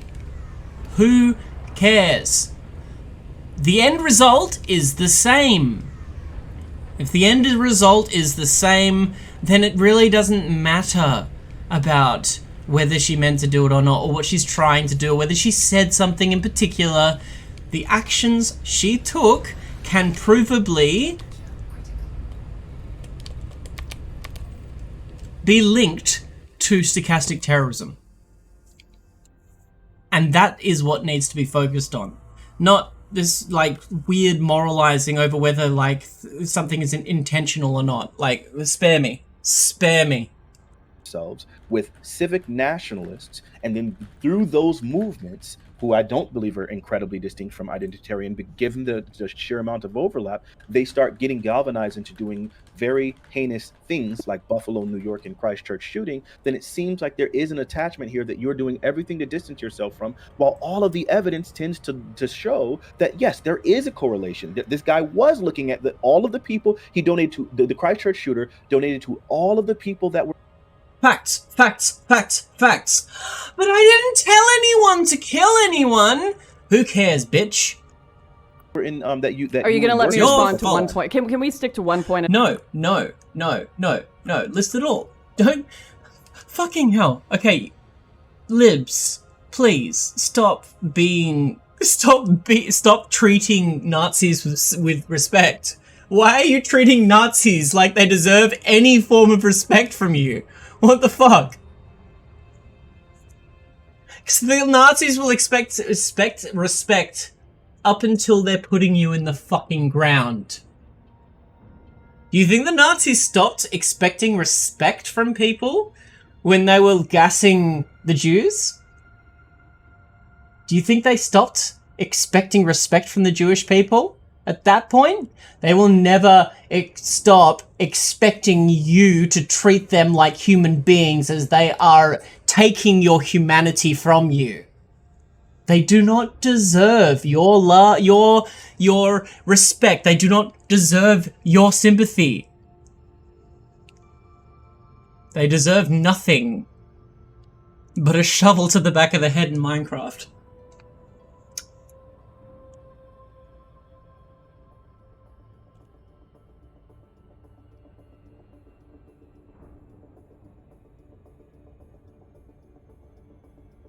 Sorry, I had to reply to some messages. Oh.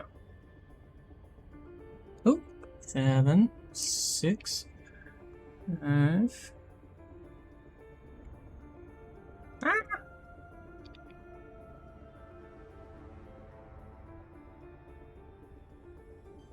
Some time. I put a timer onto it so I know how long I have to okay. Whoa. Alright, let's continue. At a time, because you keep gish-galloping and including, you're like, let me finish, but you're going into different points. I'm not gish-galloping. No, he's not going into different points. He's like describing exactly how this relates and how they're different. And you're not letting him finish, like, his explanation. Maybe open up Notepad and write down what he's saying. Just a thought. Yeah, but okay, well, just let me, because like if you're gonna bring up the topic, like, oh, you're lying about the fact that there's, you know, mass immigration to these countries. That's undisputable. The fact that mass immigration is happening at rates that are unsustainable. This is something you can ask any. Don't wait. If you're going to interrupt, I mean, if you're going to address it, then make sure you're addressing the thing that I'm saying. And the thing that I specifically said was, you made the assertion that Muslims were the ones that were migrating to the country. Horny chat, unite! At alarming rates, such that they were becoming whatever, and then you cited numbers of immigrants. I don't know. There is nothing more unattractive to me than being a Nazi. I'm sorry. Not sorry. Not detailing that the vast majority, that the largest group of immigrants to that country were also non-Muslims. So if you just look at foreign-born individuals and you look at their population, and then you also pair that next to or juxtapose that with, hey, Muslims are overthrowing this country, and then you don't include the fact that the vast majority of immigrants are non-Muslim people, then it's misleading. When did I say Muslims are overthrowing the country? If you could give a quote. Here we go. Here we go. Oh, you can't quote me on saying that. Like, yeah, you can quote her on saying that. I guarantee you that there's clips out that you could find a clip. But because he doesn't have that in front of her, she can just say, oh, I didn't actually say that.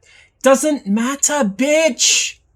That's what implication means. You implied these things. You don't have to say them outright, whether you tried to or not. The end result is still the same. She's just a weaselly little liar, dude. Rates of Islamic immigration to Europe are drastically up, and this is undisputable. That is absolutely disputable.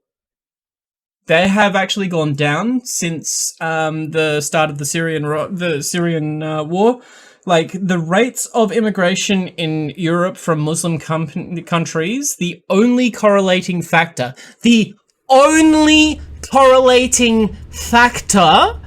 in Muslim immigration in Europe is war.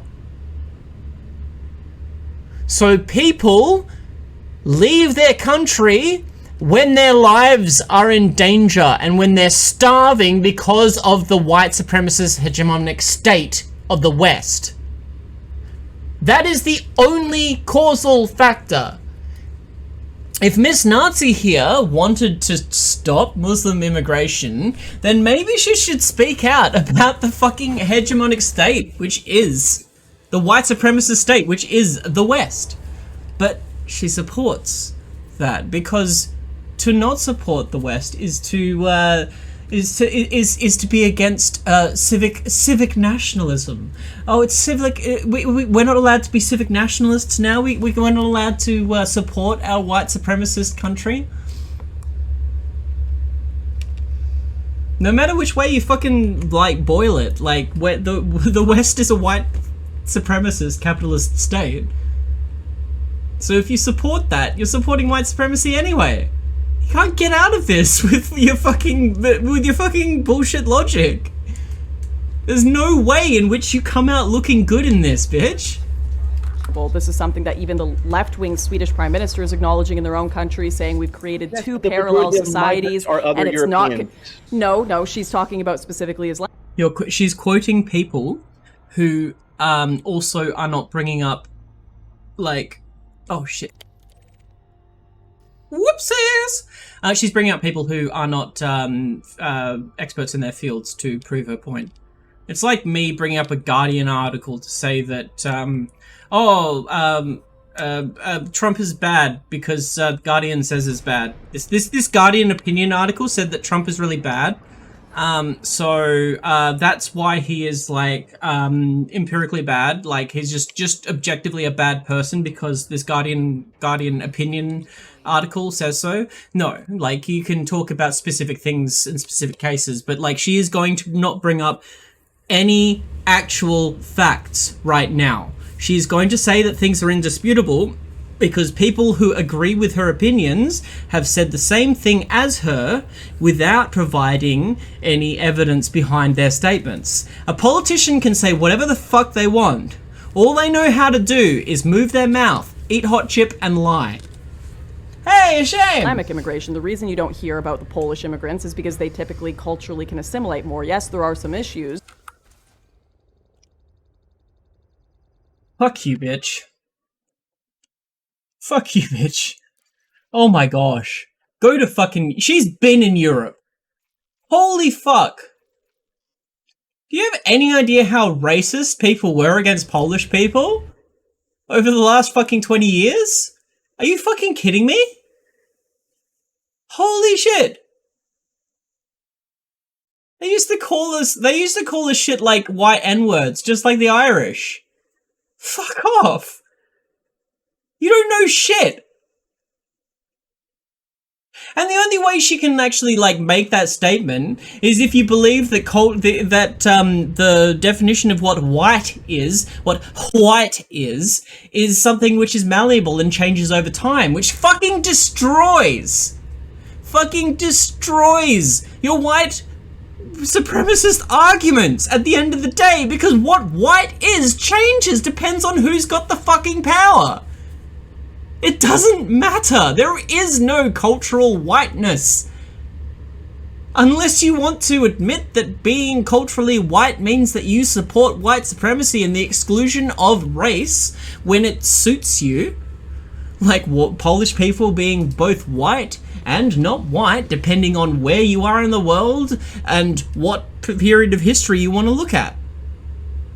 It just tells me that she does not care about actual, like, factual statements. She just doesn't count it. This is a phrase often used in other statements that are attractive right-leaning women. Like, I understand. I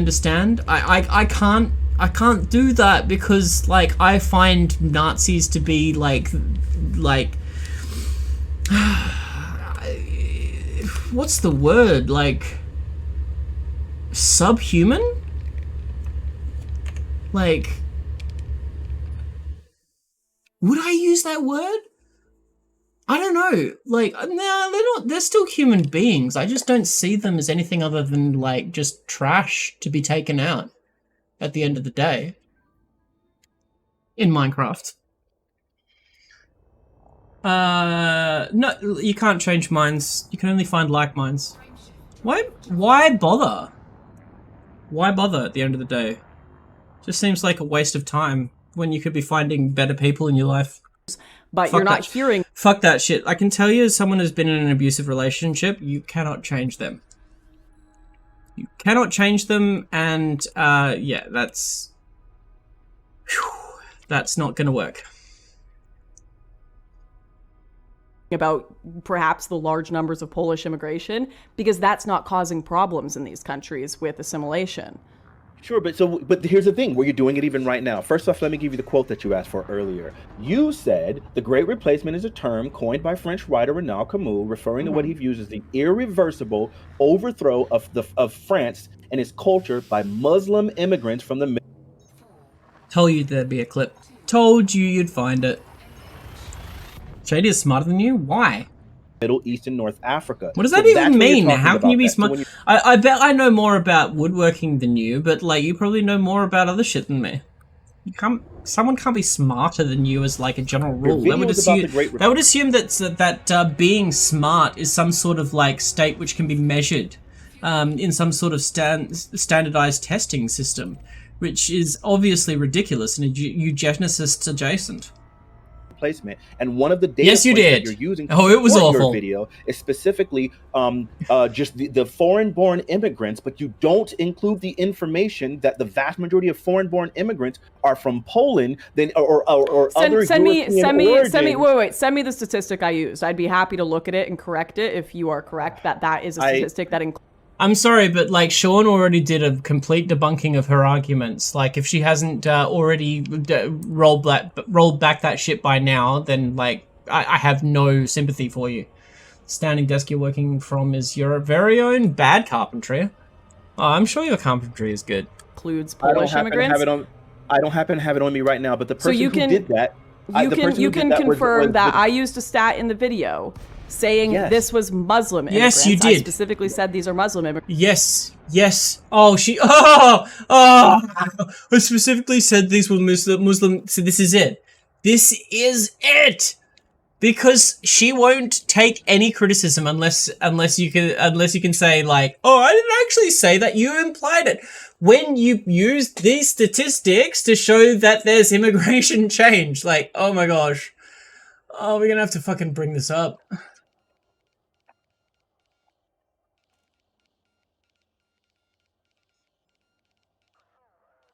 Gosh. Oh no. Sean, your video isn't at the top anymore.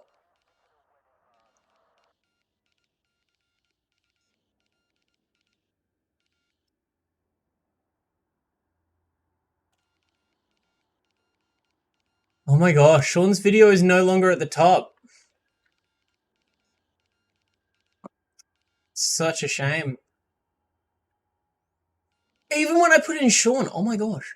But yeah, this is it here. This is Muslims flying around. Oh, did we actually get to in the point? 2050, we'll just have to wait for around 40 decades, which is for space of assuming current data trends hold, remember, we'll still outnumber Muslims 9-1. You know, excuse me if I don't throw myself out the window in panic here, Lauren. The future's not true. For a start, Camus states the great replacement Overall story. having one black and one white parent. Do you see my point here, any racist folk who are watching? Immigration and birth rates don't matter. Because of how we classify races, to maintain the white population as the same percentage of the whole, you would have to either ban interracial relationships or introduce measures to reduce the birth rates of non-white people. That is the only logical endpoint of what you're proposing. And I imagine someone might say, wait, but I'm not talking about race, I'm talking about culture and heritage. Yeah, rubbish. But admittedly, there is one aspect to this that isn't racial. There is also a religious element to consider. Trends in Europe tell the same overall story. As the native European population dies out, migrant and Muslim populations are rapidly growing with higher birth rates and unfettered mass immigration. There we go, there's the clip. There's the clip And you with the wanted. median age of 32 for Muslims in Europe, 8 years younger than for all Europeans, 5 years younger for the religiously unaffiliated, and 10 years younger for the European Christians, the future of Europe looks pretty halal. Now, sorry, Lauren, again, that's not true. For a start, Camus states the great replacement is very simple. You have one people, and in the space of a generation, you have a different people. The space of one generation. So, how fast is the Muslim population in Europe actually growing? Well, according to another link in Lauren's description, by 2050, the population of Europe that is Muslim will be 10%. 10%. So, in 2050, I will be, for example, 62 years old. So when exactly am I supposed to be replaced?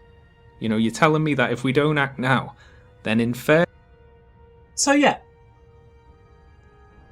A shame. They don't care. Even if they knew the difference, they would still not admit that they care about it. Because the point is to make you question that, rather than question how that they're allowed to spout white supremacist talking points. There's another bit here. You know, I can't be racist, I'm just quoting statistics. Oh, by the way, my first source is a fucking Nazi. And let's have a look at some of the top comments on Lauren's video, which I screen. Am I a racist? If racist means against other races who wish to harm my race, then yes, guilty as charged. Like, if people are against you as a white supremacist who wishes to uphold the white supremacist hegemony, which is what being white and being proud of being white is, yeah, you're racist. You're racist because you want to build your identity around the exclusion of other races from the ruling hegemony under capitalism.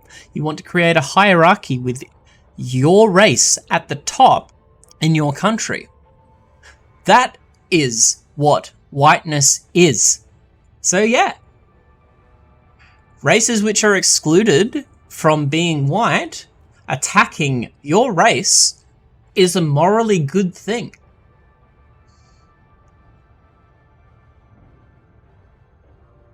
Turns out being racist against white people is based and red-pilled. Just kidding. Capitalism and Bolshevism are two sides of the same international Jewish coin. Adolf Hitler. So, good first source there, Lauren. A self-identified, Hitler-quoting, anti-Semitic, Holocaust-denying racist. I'm sure he's got an unbiased opinion about immigrants. You know, I can't be racist, I'm just quoting statistics. Oh, by the way, my first source is a fucking Nazi. And let's have a look at some of the top comments on Lauren's video, which I screen capped before they started getting deleted. 1488.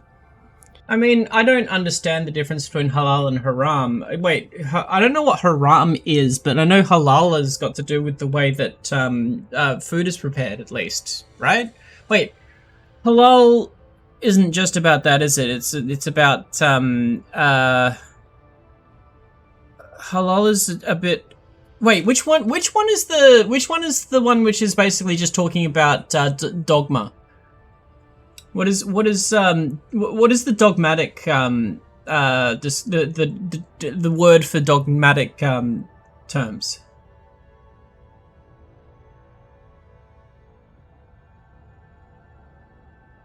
Kosher. So, as I understand it, yeah. That's where, as I understand it, I just can't remember which word in the Islamic faith was had to do with just. Oh right, no, it's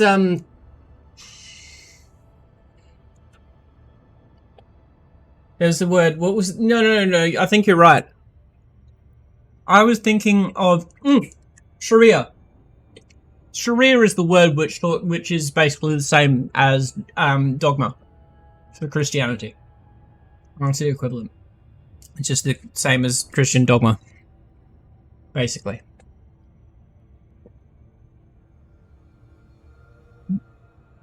Yeah. What about haram? Oh, haram is not lawful. Oh, okay. Cool. That's a good start there, very subtle. Here's some truth. Jews were and are to blame for the Great Replacement, and then a bunch of other crap. The Great Replacement is a Jew-orchestrated plan of white genocide. This is happening because of Jews. The Jews hate us. Zionist Jew degeneracy, etc., and it goes on. Quite the elephant in the room we have here. This is the problem. But it's not like I remember hearing And I wish I could, like, I wish I had, like, a more of a photographic memory when it came to this stuff, but, like, I do remember listening to, Hakeem talking about it, and, like, putting it into perspective, and it's not, like, some scary sort of, like, oh, they're going to stone our kids sort of bullshit. It just sounds scary because it's foreign. That's all it is. No. No. Shane, that's what you think it is. But Sharia I'm pretty sure that Sharia is the same word for law. Sharia law isn't no bueno. It's just like the fucking rules. They're just the rules. Yeah, the Sharia law, like saying that's just panic fear-mongering. The word itself is not scary. And what it means is not scary either. Problem that people like Lauren are gonna run into again and again. Their viewer base is just too clueless to play ball. And it's difficult to sanitize white nationalism when you have a bunch of dudes in white. Anyway. The Great Placement, Sean, look it up. Great video. He basically debunks everything that we're talking about here. Immigrants, and I claimed that when it was actually Polish. If you can point that out, if you can send me the data, I'll read through it on stream right now. You just have to send it to me. Okay. For one, again, it's not me just claiming. Again, this is direct quote in which you said it was to overthrow France in I'm not asking about the quote. I'm asking about the stat you said I lied about. Okay. Well, the stat that he said she lied about is in the Sean video. That's important. If I lied about a stat, I want to know what I want to correct it, but you're going to have to send it over. I'm not going to just take your word for it. I don't expect you to take my word for it. I asked for you to let me finish my sentence, and then you'll understand exactly what I'm getting at. First, you said it's the overthrow of France and its culture by Muslim immigrants. That was literally how you defined the Great Replacement in your video. That is now Islamic extremists, you mean? So yeah. Wait. Yeah, that's it's not as scary as that. Overthrow, or I quoted Camus in saying the overthrow. You were quoting Camus, but again, you keep making this distinction where there. It's just law. It's just another word for law, basically. Yes, religious law, but like, it's not fucking scary. Is none, because when you keep trying to say, I didn't say these things, but you're literally making a video about the Great Replacement and then saying, here is what the Great Replacement is, and you're also making a video prior to that called Europe is Doomed, in which you talked about it. Thou shalt not kill. Thou shalt not steal. Generally the basics, really, the stuff which is like the same across basically all religions and lawful states, really. I do think that Europe is doomed because of the mass immigration. Most people are moderates. So then I don't know why you keep intentionally trying to distance yourself. I'm just from I'm quoting them and trying to make it seem like I'm not saying that. Camus said that, even though you're quoting Camus. Well, I'm not going to support these ideas. I am quoting Camus, and I'm simply establishing a fact. That's not. But Camus, like we learned earlier, Camus was talking about demographic change within one generation, one replacement of demographic with another. That's what Camus says. You know so much about Camus, hon. Not my statement. That's Camus' statement. That's a fact. Yes. But so you would say Sharia is less moderate than the American. I would say that it is. I'd say that Sharia law is about as moderate as Christians. Really, most people are moderate. Like the kind of Sharia law that the American right makes it out to be is the same as the Christian terrorism that leads to shooting up mosques. That's the best thing. Like for when it comes down to it. Yeah, the Mazar Amani protests, yeah. Yeah,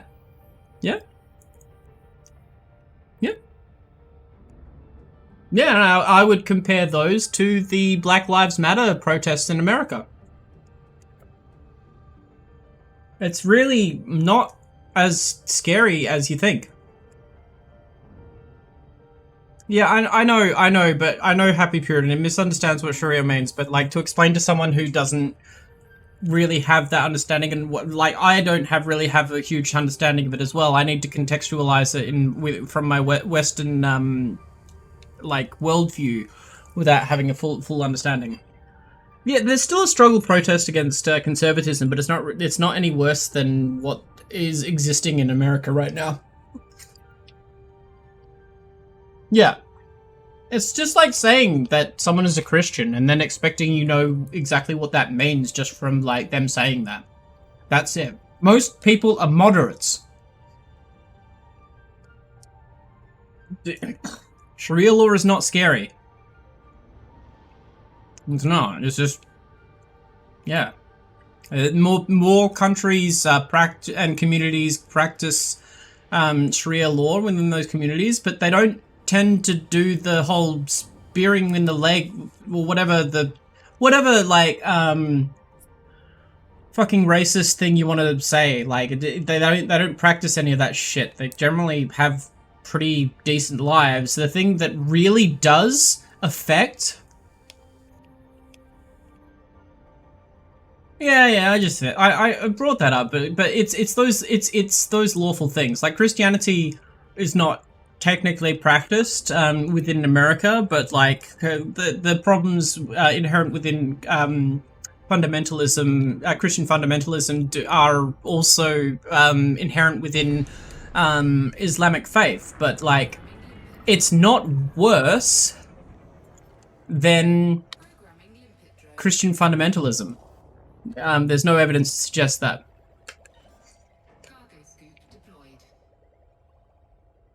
Well, yeah, but that was just an example. It's like it's just another way of structuring society. At the end of the day, it's not scary. These things are only scary if you're either ignorant of the meaning behind them or you're a white supremacist. Basically. Yes, I agree. I agree that Europe is doomed because of mass immigration. So then this is... There we go. She said Europe is doomed because of mass immigration, and she uses her platform to imply that Muslims are the cause of this. Now, I do not need to bring up a specific quote for that. I can talk about her work as a whole, which has been uplifted. She popularized a literal white supremacist fucking conspiracy theory. That on its own isn't a distinction. So, okay, so what's the point? Okay, so now, first off, you made that statement first, and then secondly, when you gave the statistics specifically about the migrant population and foreign-born population in your own source. Thankfully, again, I didn't have to do this homework myself. I watched Hayat's Vadim's video where he linked to the sources and specifically pointed out. Hayat's Vadim is fantastic as well. Hayat's Vadim did the best one. Oh my gosh, Hayat's Vadim did an amazing takedown of Lauren Southern. It's amazing. You should watch it. Well, can you send me the link to that? I'll check it out. Like, I'm not going to take your word for it right now. I'll look at it. But it's really like, that's what nationalism is. At the end of the day, I know that Happy Puritan won't agree with me here, but the othering of them versus us is something which is like, if not inherent within nationalism, it is a Venn diagram which is a perfect circle. A distinction without a difference for me. To me, if that source, I'll check. Yeah, go ahead, Brittany. How does the Great Replacement impact either of you? I'll say the way the Great Replacement impacts people like myself is when you look at like the Buffalo shooting and where people are going. Best way to describe this is that when you allow thoughts and ideas to propagate on the internet, buzzwords like the Great Replacement, like civic nationalism, those are words and phrases that people can gather around and create communities around. When you create communities around these things, which are born from white supremacy and hatred against other races, you eventually end up with stochastic terrorism. Inevitably. When you spread enough hate around, that the end result of that is a Christchurch shooting. And since, the Venn diagram of those who believe in the white replacement conspiracy theory and those who are racist against black people is a perfect fucking circle. When you empower one group, you empower the other. Both one and the same. Went out of their way to target specifically African American communities armed by this crisis narrative that she was one of the early purveyors of, and they believe that they need to do something drastic, which means killing random black people like in random neighborhoods. That's where it starts to do that. So then that creates trauma within the black community where we start feeling like, hey, it's nerve-wracking because you don't know when these things are going to happen to you, right? So then I think that's where these things happen, where my immigrants abroad start feeling like, man, there's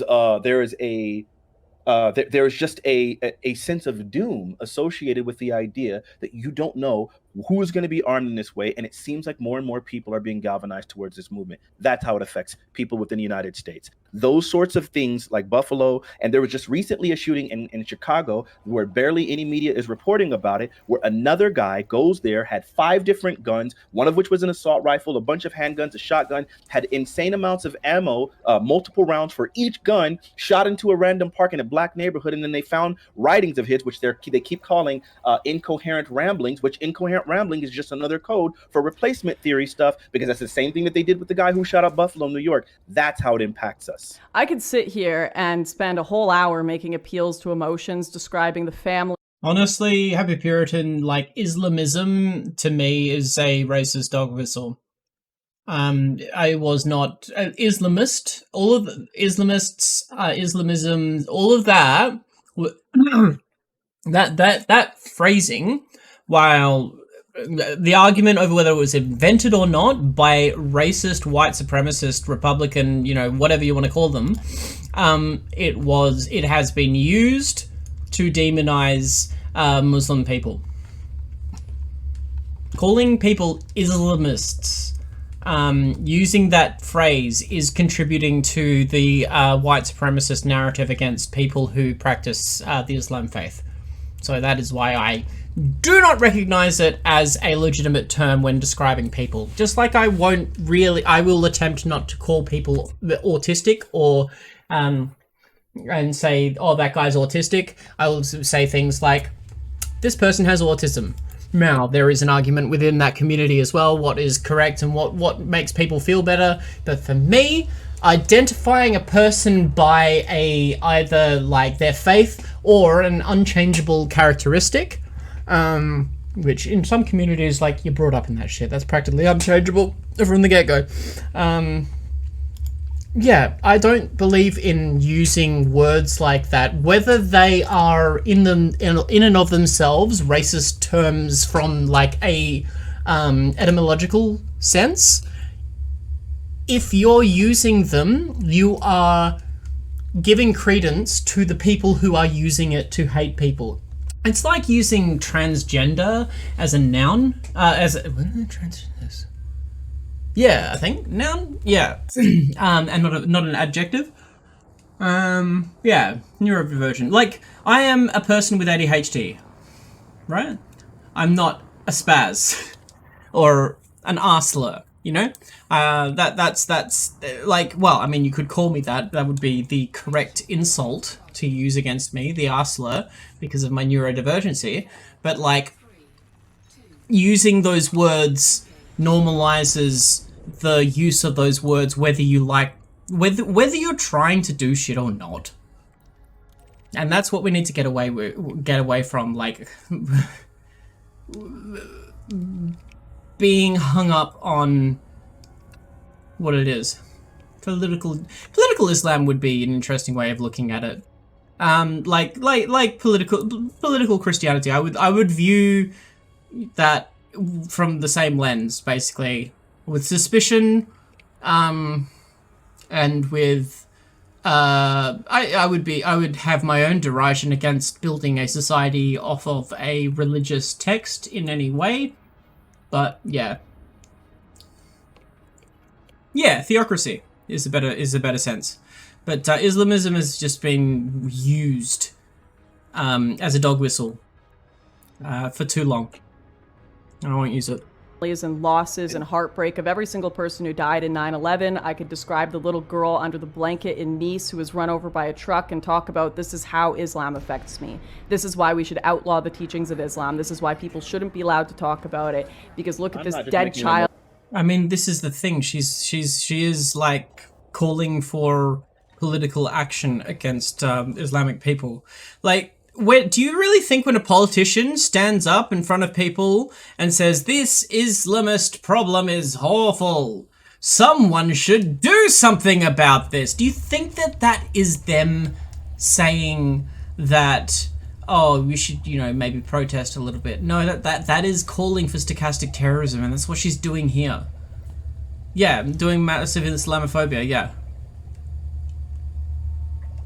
Like the you want to talk about what your Christian, I'm sorry, she's Canadian, but whatever, what the Christian US of A has done to predominantly Muslim countries. Do you want to talk about the 2 million children expected to be affected by or either affected by or to die from starvation as a cause of both the sanctions against and the recent wars against Afghanistan? Do you want to talk about the 500,000 Iraq children who starved to death after the Iraq wars? Do you want to talk about the massive deaths as a result of a Christian country, the country that you have some form of civic nationalism for? Like, no matter which way you slice it, honey, you do not come out looking good supporting a country that does these things.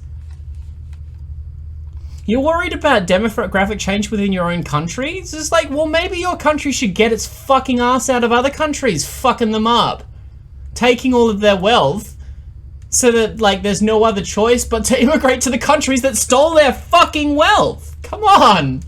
At a concert in Manchester, right? I could sit here and do that all day, but that would be horribly bad faith. There is a difference between... I'm sorry. People using the word bad faith. Oh fuck! I get come out in hives from the debate bro fucking buzzwords. Oh my gosh! All right, obligatory bad faith equals people that disagree with me. Advocating violence, there's a difference between committing violence, and there's a difference between talking about subjects. And if anything, oh yeah, the difference is one thing is something that you have done, contributed to, whether you like it or not, and that people are calling you out for it, and you refuse to actually see any truth in that. And the other is, a murderer. So you can either be the person who inspired the murderer or is the murderer. And I don't know about you, Lauren Southern. I don't want to be either of those people. Okay? My gosh! The Great Replacement has far more, background in actual fact and data than talking about certain religious beliefs in Islam. So the idea that people shouldn't be able to discuss certain topics or are responsible for the actions of violent, crazy people because they've discussed certain topics in a non-violent way is not only insane to me, but it's something that is directly in contrast to the argument that we've been hearing from leftists and progressives for years and years on end. No, it doesn't. I'm sorry.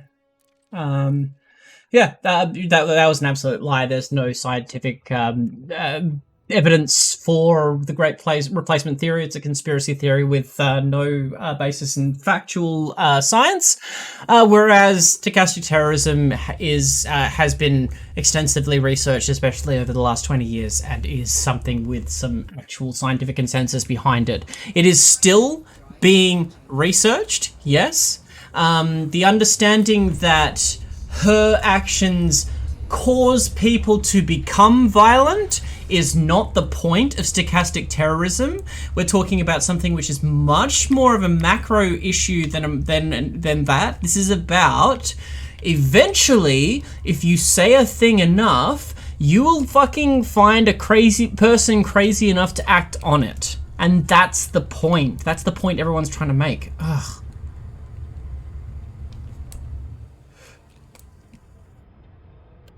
Yo, no, this is last few weeks. Last few weeks, this bitch is back on it. She cannot get off the white supremacist gas. Like, she is addicted to being a racist piece of shit. Not all Muslims. Don't you dare get upset about any Muslim. Don't you dare! How dare you! How dare you get upset at me, a Nazi! Fuck off! Muslim speaker or preacher or anyone who's just fuck off and jump off a Minecraft cliff. Jeez. Muslim, whatever. Their family's Islamic because they are not responsible for the actions of a few violent, crazy people. And if you're going to hold that standard to Islam, then you better damn well hold it to people having an intellectual discussion about the data happening with immigration in Europe. Again, it's not. Yeah, but like he pointed out how your data was fucking bullshit. So like you have no standing in science. Like that, it's been debunked. Oh, what Head? I thought Head was like getting based now, or like I don't know. She's anti-LGBT every year. She does the anti-pride shit every year. But like I thought she was like moving to the left. Oh, that's a shame. The problem isn't just specifically an intellectual discussion in which the data is being skewed. It's all. You can't have an intellectual discussion with Nazis. They only know how to move their mouth, eat hot chip, and lie. Also, again, the crisis narrative and tone of the video, which you also later on yourself said that is he tone policing a Nazi? Oh my gosh, I cannot believe this. How have we come to this point where a black guy is actually tone policing Nazis? Like this is freedom of speech gone insane. This is cancel culture, I swear. You know, Lauren Southern is an example of cancel culture. When you get called out for being a Nazi that many times, you don't have a platform anymore. I mean, like I bet like not even 1,000 people watch her videos. Oh, 1,000, 9,006. Ah, she tiny. She tiny. I don't know how many people are watching this. I think this is just a clip channel. I don't know if this channel belongs to her even. Hopefully it doesn't. Your tone and some of the imagery that you use in order so that people would not end up becoming galvanized towards doing violence. I don't think I'm responsible for people committing violence, but I absolutely, listen.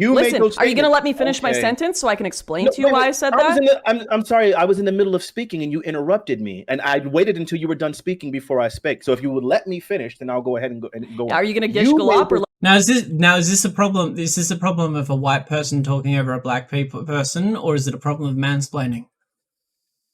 Fight in the comments! Fight! Kiss. Let me respond to what you've just accused me of. No, I'm not gish galloping. I'm not. What I'm doing is literally making a simple statement, and you just went on for. I love how these. It's not like I've been going on too long. These idiots are just like, like I can't keep up with this argument, therefore I'm going to call it gish galloping. It's the exact same thing as bad faith. Fucking hell, these debate bro buzzwords they don't even understand. Yeah, so like, why won't you let the brothers speak? Come on, hun. Holy shit, the narrative give him guns. This guy's being incredibly imprecise in his speech, rambling and incoherent. No, it is not. He is not being incoherent. She's just interrupting him in the middle of his fucking train of thought every time. Specifically, when you say that you recognize that some of your tone and some of the imagery and some of the crisis, and you didn't use the word crisis narrative, but just some of the way that you told the narrative, you would say if you would change that because you recognize that how that has been harmful. If you're saying those statements, and I have the quotes for specifically the things that you were saying, then it seems like, yeah, you do have some regrets for it. But now anytime we try to assign that, when you will make the broad statement. At what point has she shown any regret? Like, it doesn't seem like she has any right now. Right? I'm not saying that, Happy Puritan. Fucking hell. Hey, I regret this. But then when we say, hey, this is the results of it, you'll say, no, I had nothing to do with that. What's the point of regret if you're going to deny all of the attachment? I am always looking. Wait. Would you accept that she could take accountability for not wanting to repeat the action, but not actually be responsible for any of the shootings? Like, I think, like, is Lauren like somewhat bigger than I think she is? Is she? No offense, Lauren, but like, are you that important? Like, why would? I'm not making it. So no, I'm not definitely saying that she's bigger, and nor am I saying that. She was pretty big at the time, specifically. Yeah. And I'm not saying that she's directly responsible for the shooting, but I am going to say if she recognizes that the imagery, the way that she's doing it, the crisis narrative in the way that it's going, is galvanizing certain individuals, then absolutely, at some point, you can say there are more loose. So to answer that other girl's question, Lauren Southern is very popular within Nazi communities, basically, because she spouts Nazi talking points, because she's a Nazi. Associations. And then when she goes on record... Even if she doesn't call herself a Nazi, like, her actions and words, like, distinction without a difference.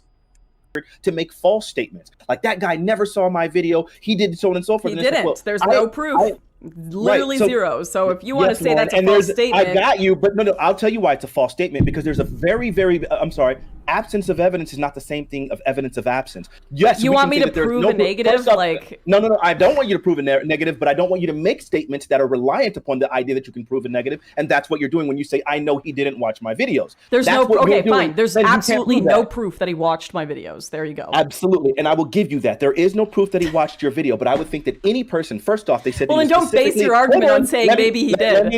Okay, no, I'm not... It doesn't matter. She popularized those white supremacist arguments. Like, even if she wasn't the first person he heard these arguments from, she was the one that popularized them in the first place and led other people to start talking about them.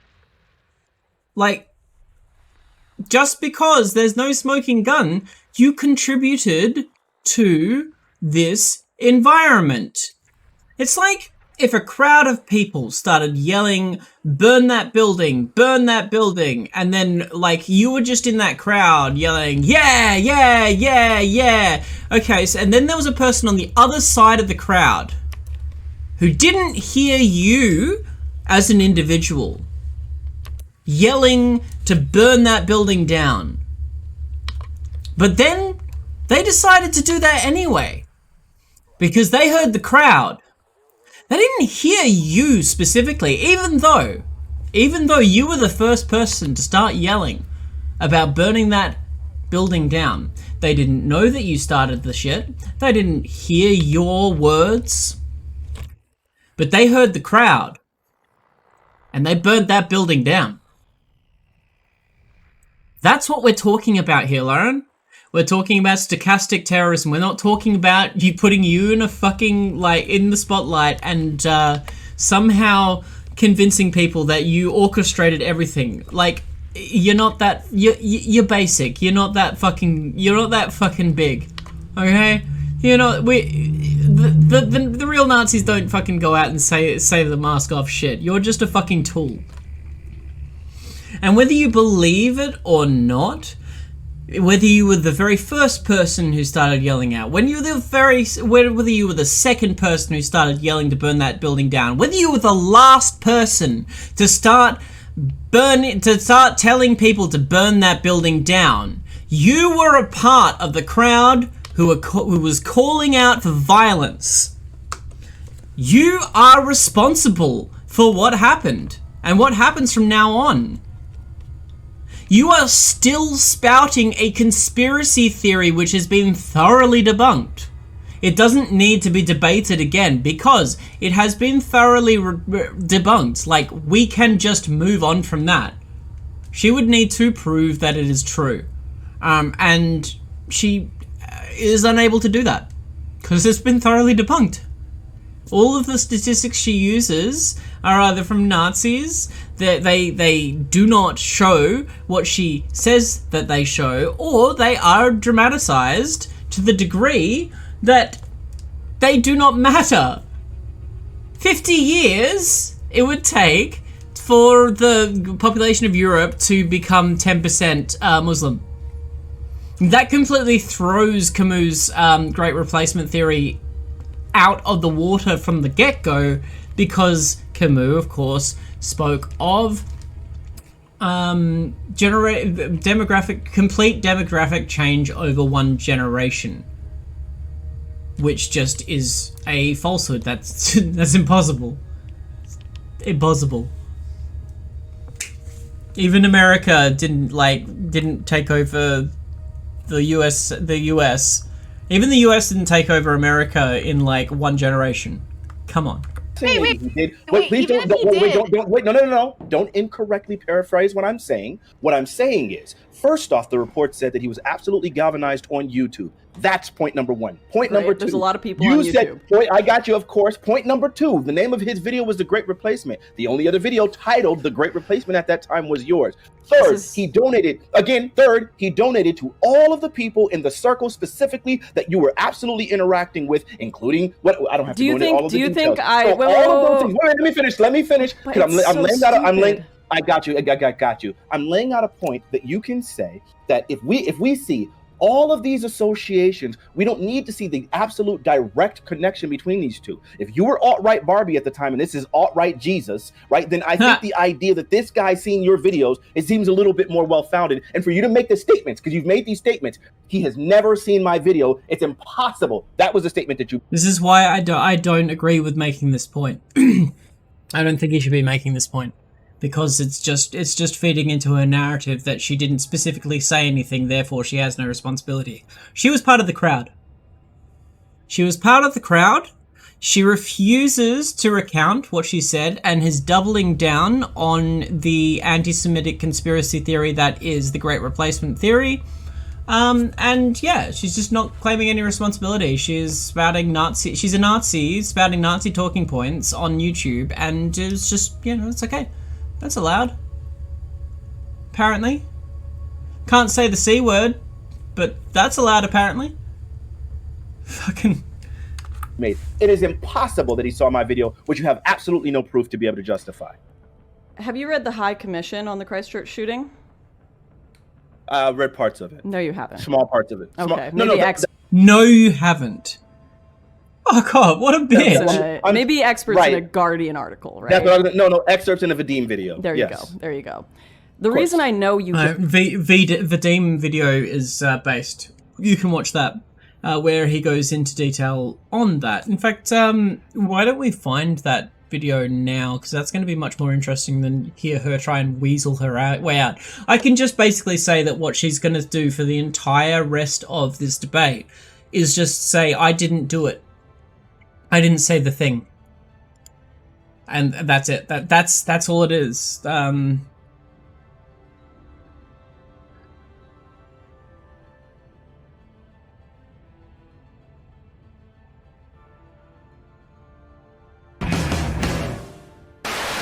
Hey, I fall into one of these categories, along with the individuals and organizations he donated to, a few of whom I'm pretty sure you might be acquainted with. So yeah, Lauren, your name wasn't mentioned, but to anyone who knows how the information in this report was curated, this just doesn't do the work that you wanted to.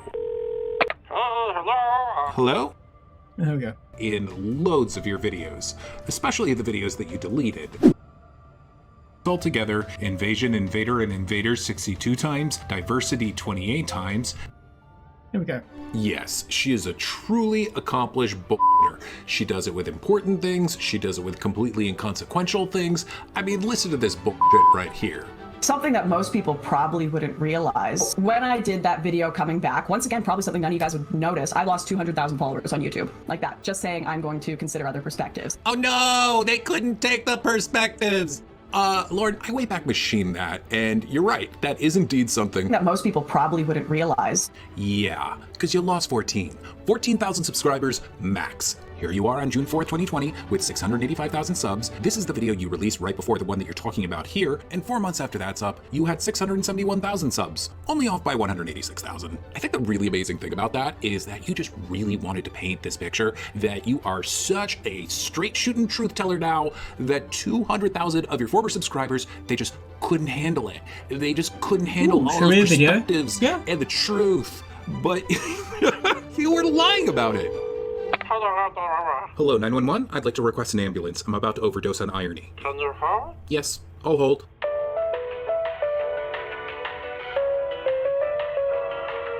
Part 2. Claims that make you go. He simply used the theory as a catchy title, Southern later said. It was not his inspiration, nor did it cause the deaths of 51 innocent people.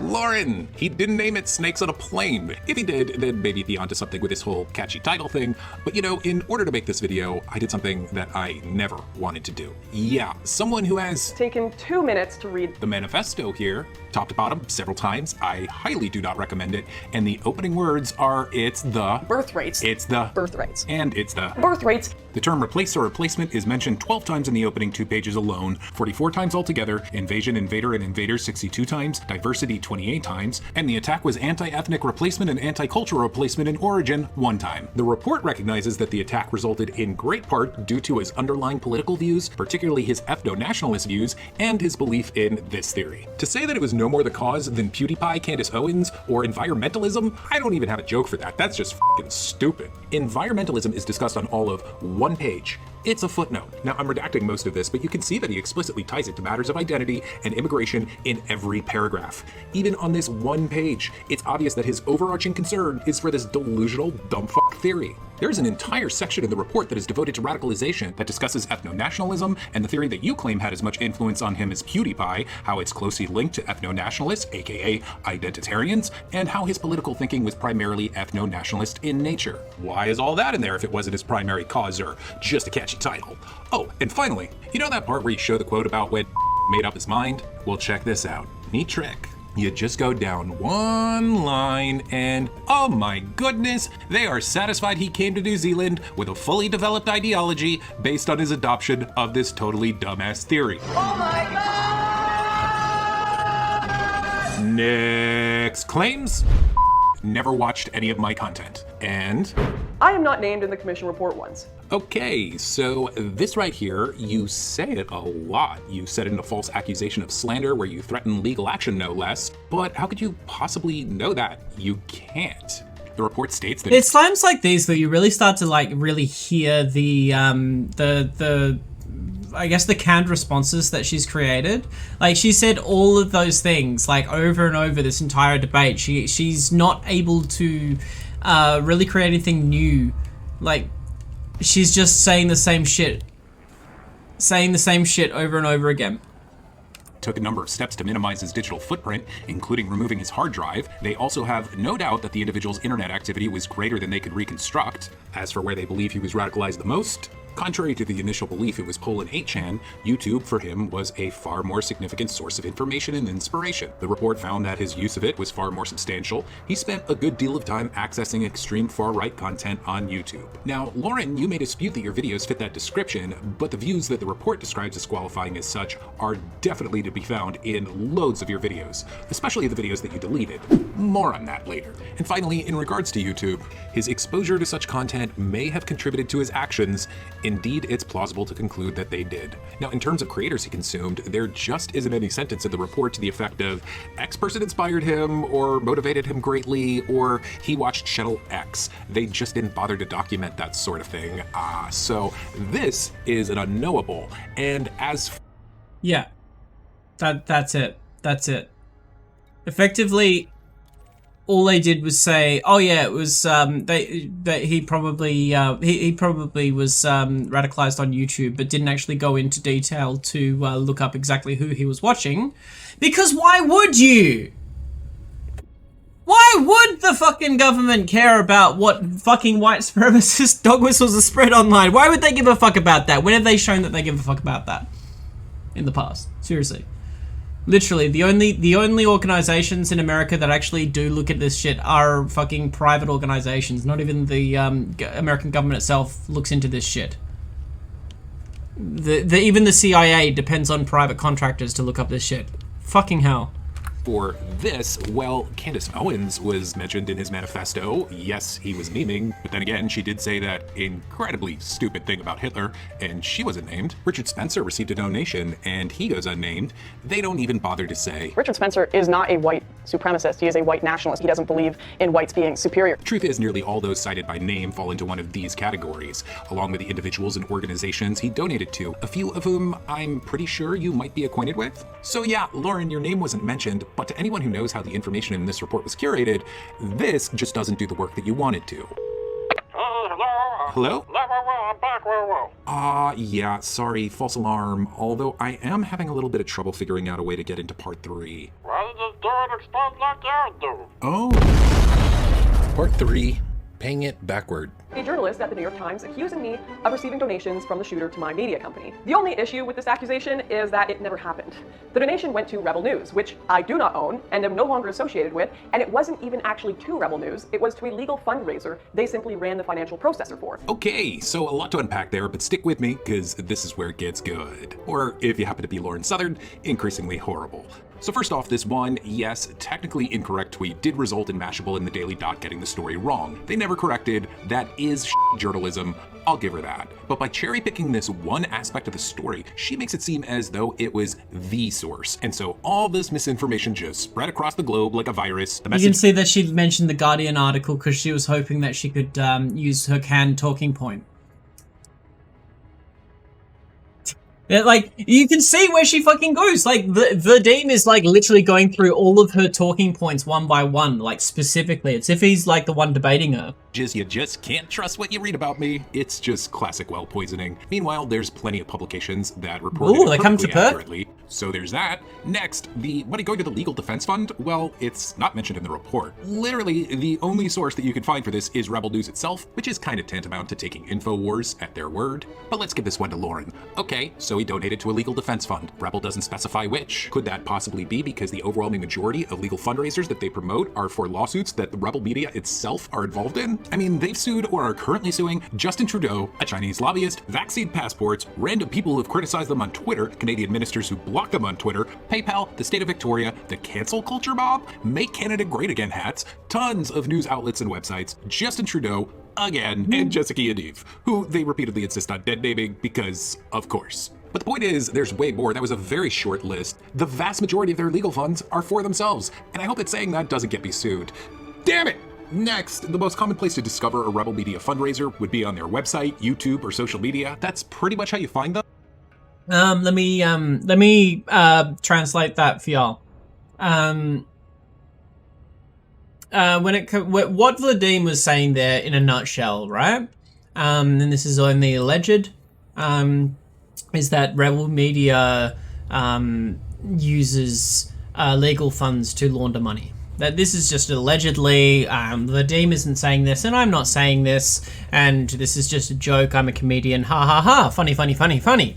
But yeah, I'm using legal fund as a excuse in this part, which Lauren says over and over and over again, that it's just a legal fund, it's a legal fund, it's a legal fund, is basically the same as someone who is the CEO of a non-for-profit organization saying, oh, it's just my salary, as they get paid $500,000 a year to sit at the head of a not-for-profit charity organization that takes donations from people in order to do its stuff, which an increasingly amount of time seems to be to enrich certain families within America. But that's just an alleged response. Basically, yeah, money laundering. Could be. Allegedly. Probably not. So I think that points to being an avid viewer. And why might that be? The ultimate goal of the East is to convert it. Convert or die. Our nations are being invaded by millions of Muslim men of fighting age. This is a holy war. Europe becoming Islamified in both culture and law could be a very real future. In these houses are enemy combatants who want to kill you, maim you, fuck destroy that guy. you. Multicultural. Fuck you. Fuck off. Fucking chav. They want to destroy our way of life. Okay, you get the point, and I apologize. You know what? Yes, I do want to destroy your Nazi way of life, you Nazi fuck. For subjecting you to that garbage that I imagine that rather enjoyed. It's just extremely hard to believe that him donating to that channel was some kind of... It's not that British fuckhead's or English fuckhead's video, but I just wanted to just enjoy this for a second here. I just want to enjoy. I just want you all to enjoy this while you're here. This is a lovely little video that I cut together just for funsies.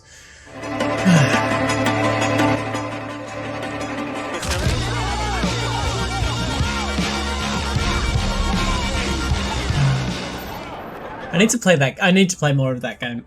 I really do. Especially since in his manifesto, he stressed the importance of donating to those who helped his cause. And every other single person or organization we know of that he gave to does or did just that. I'm going to show you guys these two graphics again because they're pretty important. And just, I can't emphasize it enough. I really can't. So why would this one fundraiser, led by Canada's #1 source of alarmist, xenophobic, Islamophobic cringe, be an exception? Ah! But now let's take a look at a couple of other donations that Lauren chose not to mention here. Aww. His first donation was made to far-right extremist and skull-size measuring egg enthusiast, Stefan Molyneux. Let's take a quick look at his oeuvre and see if we can figure out why. You know, I've spoken against white nationalism. I've always been skeptical of the ideas of white nationalism. I am an empiricist. He's known for saying things like, America within a generation will be South Africa. And then staring into the camera way too long, like he wants to murder it. And of course, crying tears of joy in Poland. He fucking came to Australia and started talking about Aboriginal people as if as if they were some sort of like savages when the white colonizers came over. I'm just like, they were like farming and trading with each other. What the fuck are you talking about? Fucking racist piece of shit. White people in one place before. Anyhow, Lauren was a frequent. Fuck off to a country you know about. Holy shit. Their new god, and no amount of worship multicultural. They don't even understand what that phrase might mean. This is the thing. They hear these talking points. This happens so much with these debate bro talking points. It's like, oh, they worship this as if it's a new god. Like, when I say that capitalists and ANCAPs, when I say that ANCAPs are worshipping the invisible hand of the market as if it was a god, I'm saying that they believe in objective truth within the universe that free market acts in always the best possible way. Like they're just replacing the Christian god or the Islamic god or whatever god that you want to put into it. Like they're just replacing that form of religion with another form of objectivism, which doesn't, whether objective reality exists or not, it doesn't matter because it doesn't interact with us in a direct way. It can't interact with us. We can only interact with it and others in a subjective sense. So the only possible way to move forward as a society is to accept that everything is subjective to a certain level and we need to have consensus over what our understanding of the universe is. We don't need the free hand of the market. We don't need to worship a god. Now, I will talk about that and go deep into the philosophy of what that means. If I was to talk to Lauren Southern about what I just said then, that would fucking blow her mind. She wouldn't understand what the idea of morality being subjective even means. Like, I've spoken to these people. These people do not understand the concept of a subjective reality. They don't understand it because they've been brought up to understand simplistic, individualistic answers. They understand that they, as an individual, know the truth of the universe and that other people have nothing to do with that. And every time that they come across this idea that reality is a collaborative process, they immediately come up with some sort of thought terminating cliche or some sort of god or something to get rid of that that cognitive dissonance that comes when you stare at the void. People blink when they stare at the void. Don't blink. Envelop yourself in it. Understand that things aren't simple. Yeah, MAGA. Hey, Goona! First time chatter, welcome to the chat. But yeah, Lauren Southern will say, like, they're treating multiculturalism as their new god, and she'll only say that because of the dogmatic nature of speech. It's a thought-terminating cliche to avoid having to come to terms with the facts that people say about multiculturalism. It's so that she doesn't have to Canadian fascists? I don't know. It's Canadians who come to Australia as well. They always come to Australia for some reason. Maybe because we did the same things as Canada. Yeah. Worshipping that god of multiculturalism. Since she stresses this as an important date, we should note that she made at least Well, yeah, it's much easier just to claim that leftists Canuck. I like that word, fascist Canuck. But like, it's much easier to argue against leftist ideals if you pretend that they have something to do with a dogmatic faith rather than actual scientific collaborative basis. Just a thought. In 2016 alone, to wearing merchandise from her Deus Volt shop. More on that later. I think you've nailed it down, New Zealand and Australia, the country of origin for... by the way. And incidentally, while on tour, Lauren's security detail were the Lad Society, a just super crazy hardcore neo-Nazi group co-headed by, this guy. I should probably also mention that the New Zealand report discusses how this guy, Thomas Sewell, the head of Lauren's security detail, attempted to recruit but was turned down as his mission was well underway at this point. However, he did donate to them as well. And finally, in a closed yet infiltrated Telegram group, once again, this guy claimed that when he talked to Lauren, she was 100% red-pilled on race, Jews, and all this other stuff right here. Now that info comes courtesy of Mr. Tom Tanuki, so thanks, Tom.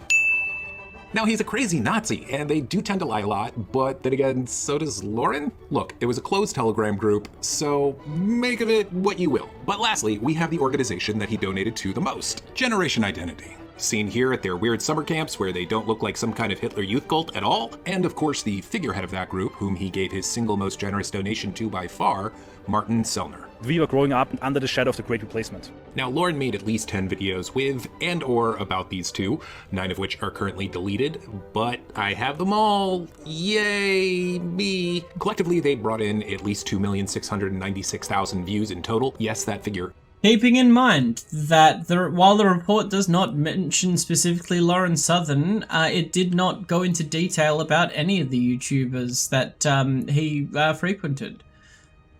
So we can only just extrapolate from the most likely thing is, and like Lauren Southern has touched all of these organizations and also popularized the term the Great Replacement. So yeah, I don't care if it's not a matter of clipping it. It's just her pretending that she has nothing to do with it. Because at the very least, she contributed towards the general atmosphere. She contributed to it, so. Is verifiable, and we're not even including numerous appearances they made together elsewhere. Like, for instance, a certain deleted interview on Rebel Media about stopping this. So let's review, and then I'll leave you with one question that you can answer yourself. Knowing that spoke passionately about donating to those he thought helped further the project of stopping the paranoid conspiracy that broke his brain, knowing that everyone he gave to did just that, knowing YouTube played a large part in his radicalization, that Lauren was a fixture on Rebel Media, that she also had close ties with the first individual he chose to donate to, that she signal boosted more effectively than anyone on YouTube, both the identitarian groups and group leader whom he donated to more than anyone, and knowing that Lauren not just documented and took center stage, but guided the freaking boat. Get in front, Thomas. In front of the boat. Yes, in front of the boat. Go fast. In their most notable, notorious, and lucrative publicity stunt ever? Well, what do you think the chances are that didn't watch Lauren Southern's videos? Very, very low. Like looking at the way that the YouTube algorithm works. You get recommended one thing from watching another. Anyway, I don't want to go the whole way through this video and Didn't watch it. Oh, you were gonna you sent me a video on did you send a video on the Discord or wait, sent a link? Oh, that's the link there. A network error occurred. Sharia law demystified. Muslim Let's say Central. you hear the word Sharia. What comes to your mind? You'd probably imagine a dark, scary place with women in chains, bearded men carrying knives, and malnourished hands being cut off for stealing food.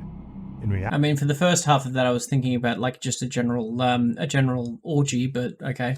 The Sharia is none of that. So what Not is the hands Sharia? cutting off thing, but What does it mean? And why does it chop people's hands off? Let's get right into it. Sharia in Arabic literally means a flowing spring or a watering hole. Technically, Sharia is a body of law that governs not only religious rituals, but also aspects of everyday life in Islam. It's the idea of God's law which aims Yeah. to protect the faith, Yeah. intellect, this is how it's been explained to me. wealth, health, and lineage. This is basically what Hakeem was saying in whichever video I was looking at. And the society at large. And just like any other broad legal concept, the Sharia is a unified whole that contains within it tremendous diversity. Sharia can primarily be divided into belief, aqidah, like belief in God and His prophets, practical rulings, fiqh, such as laws pertaining to food and drink, character and morals, akhlaq, like kind treatment to one's spouse and parents. Much of the Sharia deals with day-to-day rulings. I believe that like fatwa is like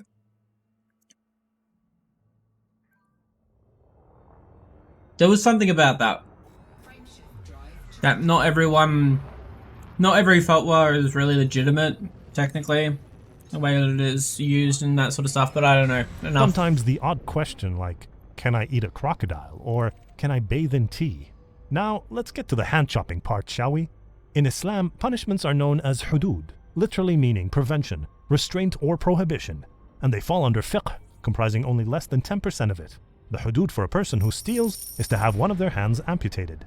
Hearing this, you might imagine hands being chopped off for all kinds of petty theft, but the reality couldn't be more different. Simply because, whenever a crime occurs, Sharia law requires due court process to take place, and the accused is innocent until proven guilty. Furthermore, there are more than 60 conditions that need to be fulfilled for the amputation verdict to be actually carried out. Some of these conditions are as follows. The item was stolen from a secure place, having a value of more than 10 dirhams of Meccan weight. The thief is an adult, of sound mind, not insane, and committed the crime out of his own free will. He was neither under duress, nor was he... I mean, I don't really need to hear all of these conditions. I still don't agree with capital punishment. Like, it just doesn't work. It's not necessary to create a functional society. Sorry. Drunk, or motivated by hunger. But like, you know, this is no different. This isn't really this is no different from like American legal law, really. When you bring it down, like apart from the end judgment being different. So that's where the argument is. Crime was witnessed by 2 witnesses of upright nature who do not disagree or retract their testimony. A month has not passed since the crime occurred.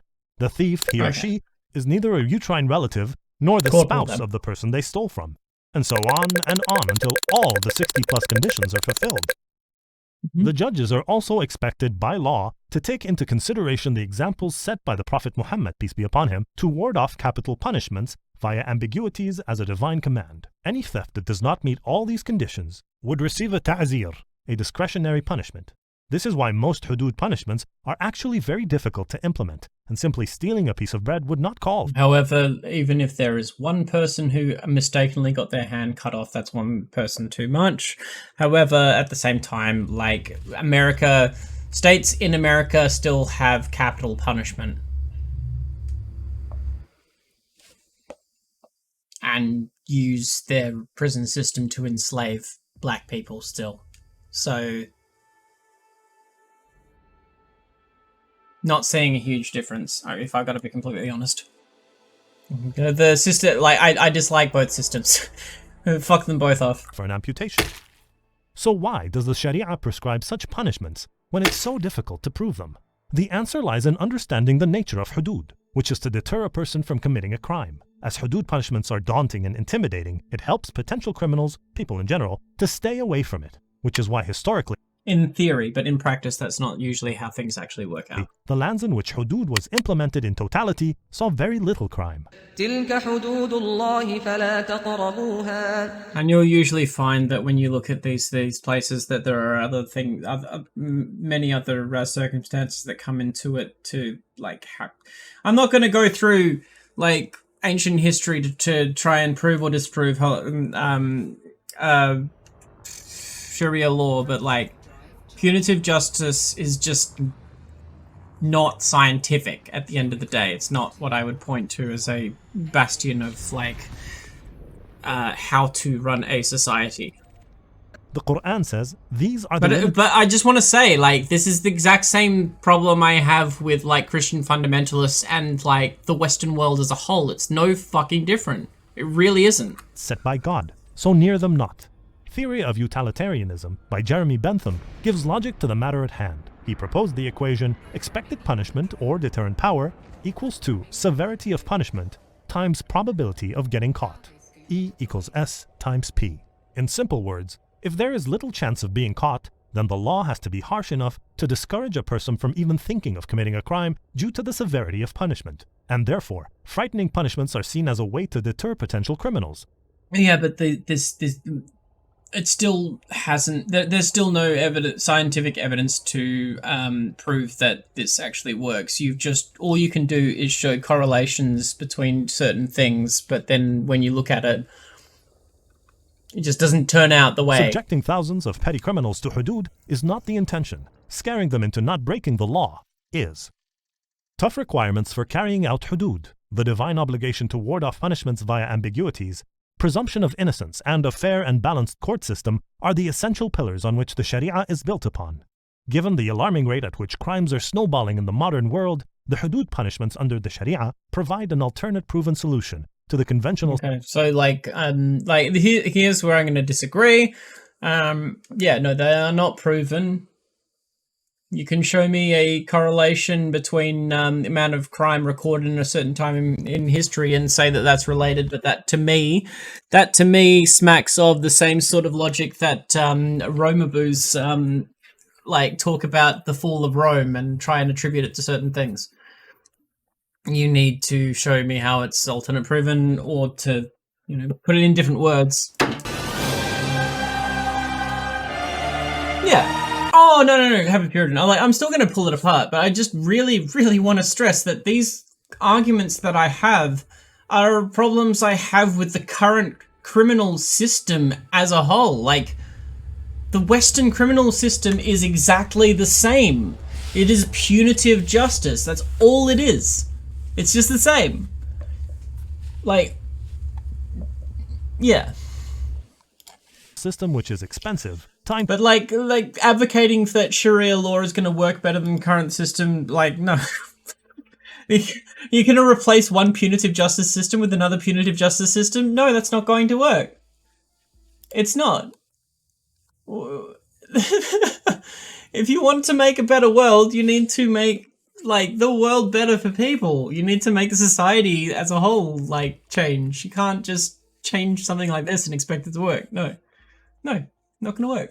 I'm sorry, not sorry, but yeah. Consuming and ineffective at keeping a check on crime. This video is brought to you by MuslimCentral.com, where you can browse through hundreds of audios, videos, and podcasts of Muslim scholars from around the world. I really hope that demystifies Learn it more for about the Sharia people. by clicking on the links in the description below. It's just a theocratic governing system. That's all it is. It's not any scarier than the death penalty in America, right? We do this already. We do it already. Mm-hmm.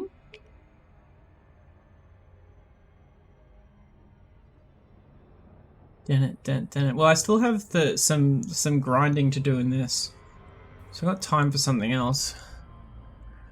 I think I've got a couple of short videos in there. This will be bifurcated. I was never... Yeah, it's just important to always question what you're told about stuff. Basically, that's all it is. Oh, never do what? Yeah, but let me just summarize this. All she's going to do is every talking point that Hakeem talks against in his video about her, she's just going to spout them over and over until the end. And then her viewers are going to say that he made no sense. His viewers are going to say that she's a Nazi bitch. And then they're just going to go their separate ways. And I'm going to get yummy, yummy content from them both. So thank you. Itadakimasu. Oh, my videos? No, go away. Alright.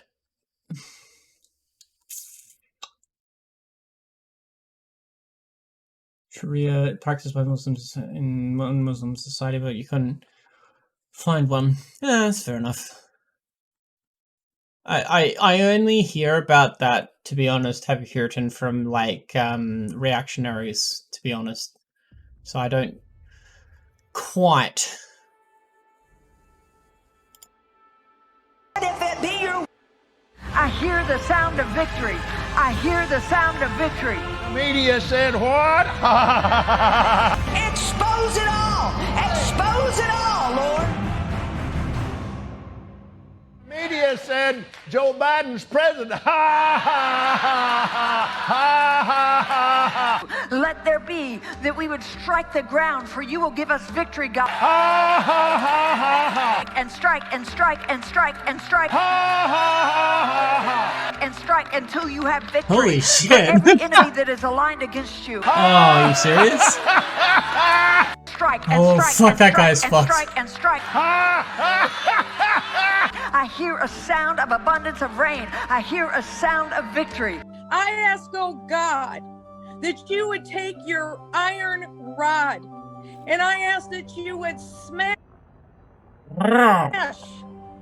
the clay jar of deceit in America. And Lord, if it be your will and if it be necessary, another election, another voting day, whatever it takes under your kingdom, oh God. Smash the delusion, Father. Oh yeah, of bring out Joe that iron Biden, rod, our God. President. Mm, He is yes. not. The Lord says it is done. Actually, I think it's The made out Lord of says it bamboo. is It's got done. more, Bring it all in line. more of a smack. Bring it all in line with the will of God. Why are you attacking the prophets, the intercessors, the Christians, the positive voices, no matter who they are, shit. even on the media, that are wanting to see Donald Trump reelected? Why are you attacking them? Could our faith be strong enough to pray for these two individuals that are at the helm of what appears to us to be a great pattern of deceit? You ought to be attacking the lying media. You ought to be attacking the liars that are wanting to strip our freedoms from this nation. Certainly of ideology that is anti-Christ, anti-biblical to its core. And if you think he's speaking in favor of the one that CNN celebrates, if you think he's speaking in alignment with the wicked of this world, if that's where you think God's voice is, then you don't know it. Let me tell you something. Every Christian, every pastor out there that voted for Joe Biden last night, you have brought a curse upon yourself and your family, your children and your children's children down to the third and fourth generation, and you need to repent.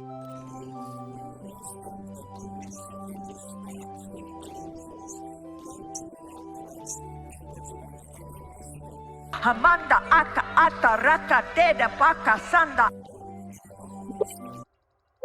I'm sorry, but whenever these fucking like false preachers start going at breaking out into tongues, it just makes me fucking laugh my head off. It's amazing.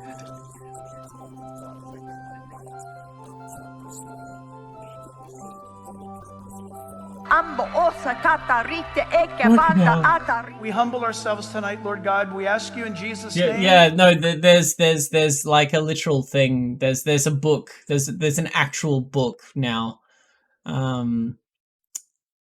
Like, oh, what was his name? Fuck. They're speaking in tongues to, was it Donald Trump?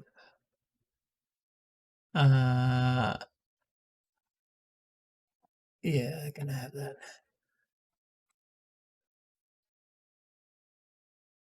Trump, God's chosen.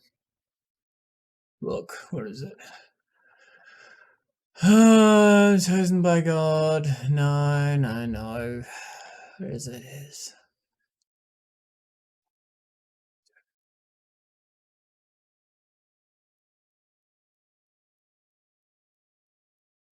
Son of Man. Where is it?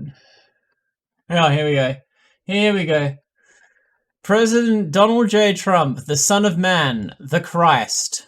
A real book. A real book. During the presidency of President Donald Trump, it became evident to me that by the prophecies about the Son of Man, as predicted by Jesus in the Bible, were 2. a significant extent, fulfilled at the hands of Mr. Trump. The Bible speaks about two different Christs or Messiahs. Da-da. Jesus, the Son of God, is the one Christ, whereas the Son of Man is the other. Jesus always referred to the Son of Man in third person. The greatest distinction or significance between the Son of Man and the Son of God, the Lamb, is their respective positions at the throne of God. There are numerous differences between the Son of God and the Son of Man, but overall, people read these scriptures and they do not realize that the Son of God, the Lamb, stands in front of the throne of God, whereas the Son of Man is positioned on the right hand of God. Jesus spoke about the two different killings in the four Gospels of the New Testament. People read these scriptures and are not aware that Jesus, the Son of God, predicted his own killing in the first person, as opposed to the several prophecies he made in respect to the Son of Man who will be crucified. Ooh, ooh, ooh. Cancel culture is literally crucifixion now. Okay. The book will explain in depth how Donald John Trump's full name literally means the ruler of the world, graced by Yahweh the Lord, and the descendant of a drummer. Woo! Woohoo! It speaks about the end-time prophecies and biblical revelations regarding President Donald J. Trump, the Son of Man, the Christ. Report incorrect product information. I mean, there may be some inconsistencies there. Oh, like there's a video that I found. I played it last week, but no one was online. I was talking to myself basically. But I'll play it again since like Happy Puritans here. I think it'd be interesting to. Why can I not? Ah, no! I'm too close. I'm too close. No! Fuck you! Why am I so far away?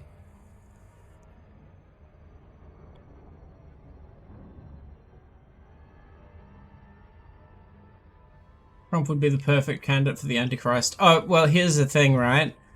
He calls Jesus the Antichrist.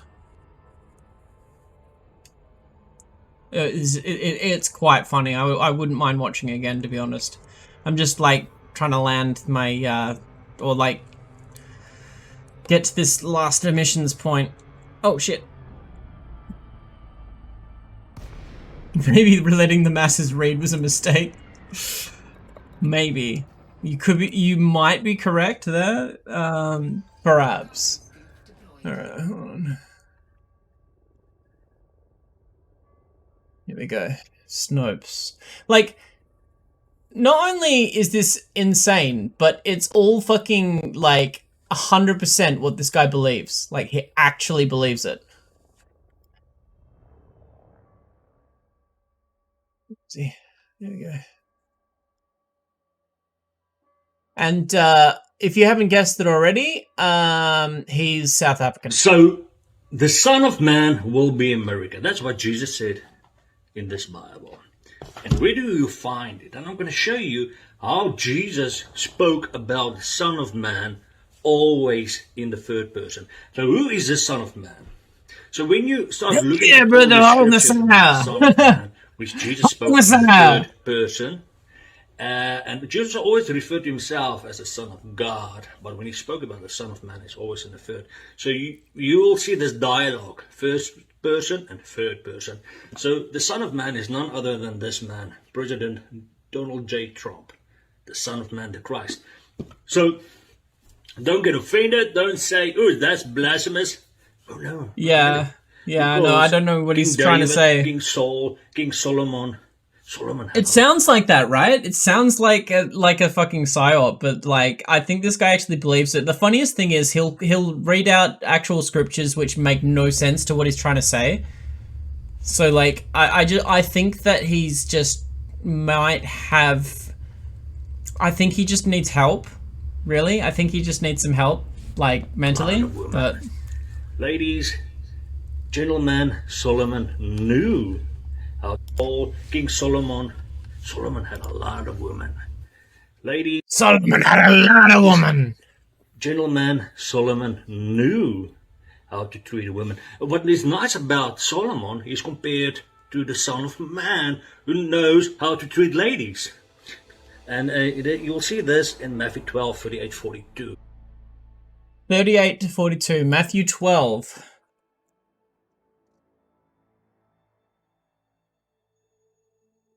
$38 to 42. Hold on, I'm down to 1 minute away. Come on, primary server, don't fail. Cool. Open play.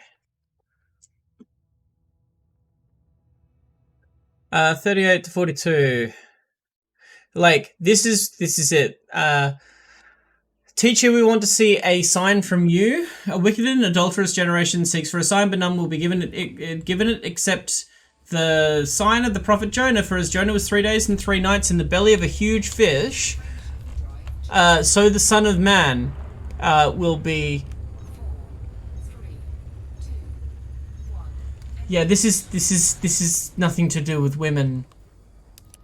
Like, what are you even talking about, dude? Like, has nothing to do with what he's talking about. Yes, just got it. Like, he said Matthew, right? Do not come. Do not come. I'm gonna come.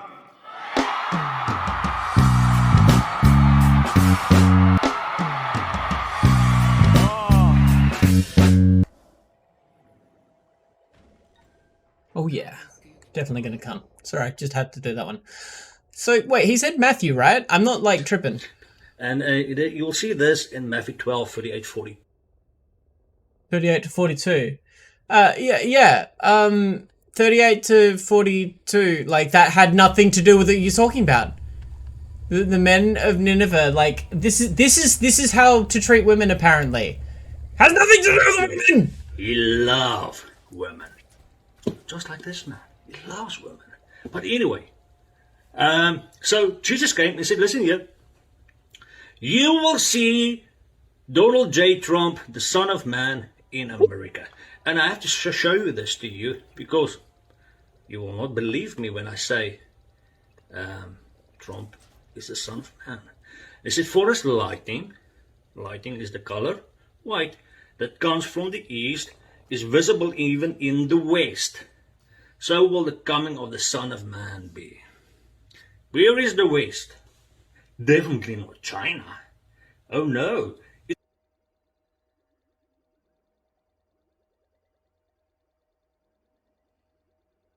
I thought he was going to say something about, like, the sunset being orange or yellow. It's America. But so you'll see this.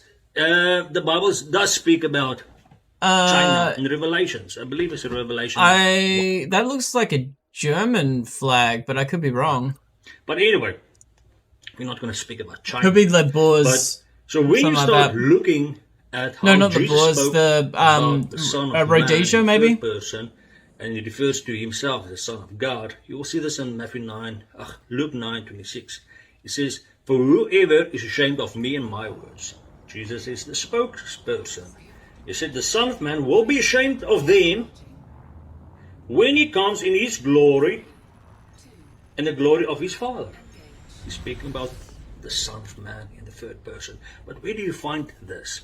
Because you will see, I gave more than 20 differences between the Son of God, Jesus, and the Son of Man, Trump. And when you start taking all these scriptures about the Son of Man, Donald J. Trump. So this is basically a conspiracy theorist brain dude who's just basically just making up a conspiracy theory about, like, the Son of Man and the Son of God being different things, without going into the original, like, Jewish translations or any of the actual, scholarly discussion around the topic. Like, I'm not going to go into that, but, like, oh, yeah, probably. Right. you will see how Trump fulfilled the prophecies of the Son of Man, which none other than Jesus, the Son of God, gave. How is that possible? You will see the 2 impeachments, which Jesus mentioned. You will see the Jesus mentioned the impeachment. Direction. You'll Okay. see Biden's inauguration and so forth. Many things that Trump did. And how the media, Like, should I get this book? Should I? Should I get this book? I will. I will get this book if you'll listen to it. media, I love the American media. CNN, MSNBC, Fox News, how they numerous time and again says Trump is the Son of Man. They confirmed it by saying all the things which Trump did fulfill. Exactly. I wonder if the library has it. But anyway, going back. So Moses says, you'll get the tablets of God and the tablets of man. These 2 tablets are different. They came from different directions at the mountains. You'll see that. What is he talking about? The same. And they look like each other, but they're not. They look different, opposite. The one is the Christ, the one is the Antichrist. The one is the Christ, the other one is the Antichrist. Jesus is the Antichrist of Trump. Trump is the Antichrist of Jesus. So forth. Because in Judaism, they teach you. And because there's like 3 sides, Illuminati confirmed. Do not come, Kumar. Mashiach ben Joseph, the 2 Messiahs. And where do you find in the Revelations? You see the throne of the Father, the throne of God are different. The glory of the Father, the glory of God, they are different from each other. And then you will see, where does Jesus, the Son of God, find him? And where does the Son of God, Son of Man, find himself? There you go. It's not the same. Jesus is the King of the Jews. Trump is the King of Kings. Thank you for listening.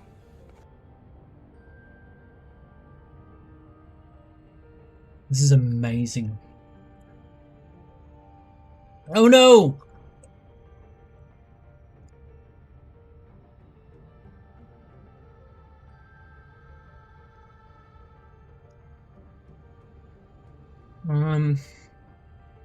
Donald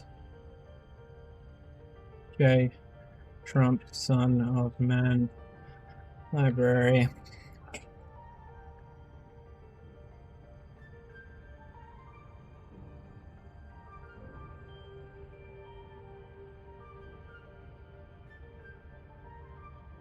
I'm just looking it up.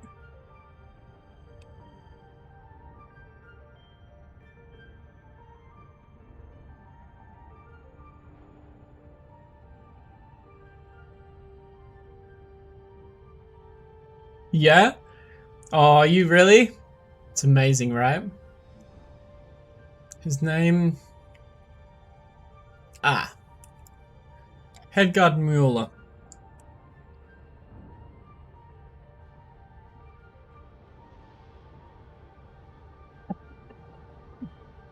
Dying, sorry.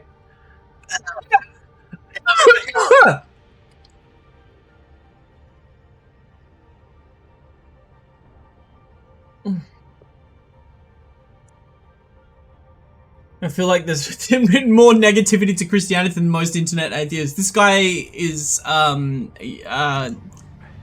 is a gift. Oh, yes. Tis a gift. Oh, I need to see if a library has the book, 'cause then I'll take it out and read it, and it'll be amazing.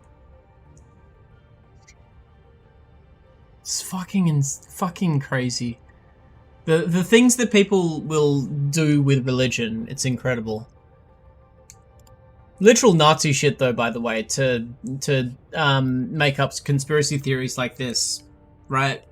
Like, this is literally Nazi shit right here.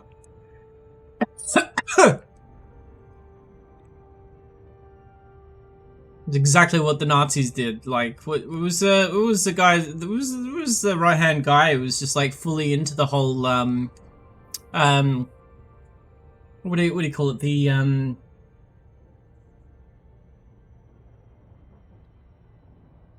What was that, like, the country that sank? It was a myth. It's a mythological city that sank.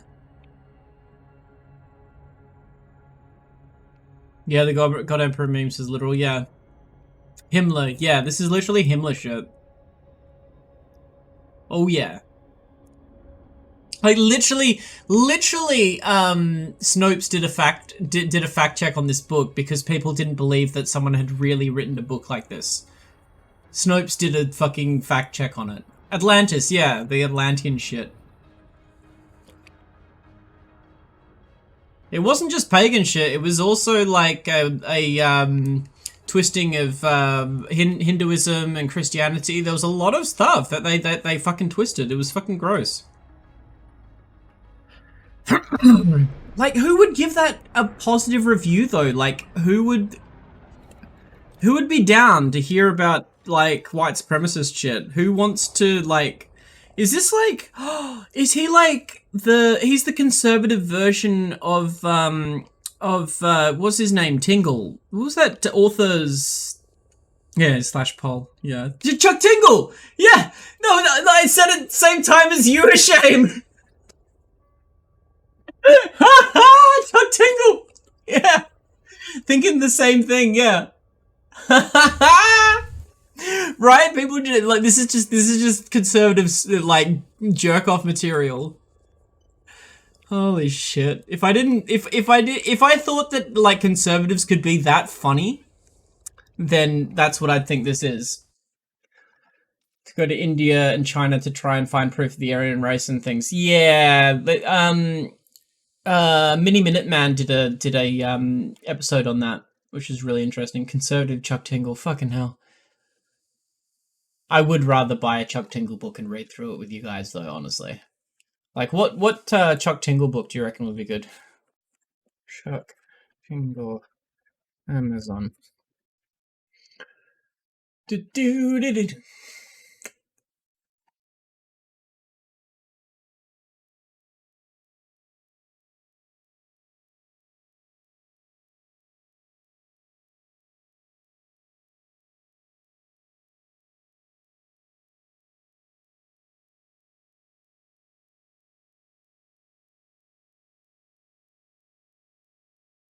We got Harriet Porber and the bad boy Parasaurolophus. Parasaurolophus. Parasaurolophus. Parasaurophilus. Ah! And the bad boy Parasaurolophus. Parasaurolophus. Parasaurolophus. Yes, not pounded by anything. Volume 3. 6 more platonic tales of non-sexual encounters. Halloween Eats Me Out by Chuck Tingle. The Triceratops lawyer objects to my ass being uneaten. And my crack legal team agrees because I am representing myself and an ass eating sounds awesome. What do you reckon? Book reading? Book reading? Book reading? Book reading?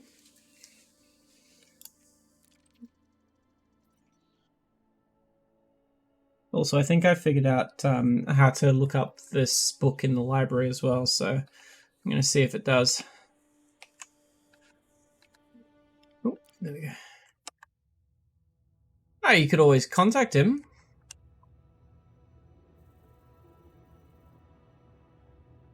To all humankind, this is salvation. Future generations will remember. Aww. Rude.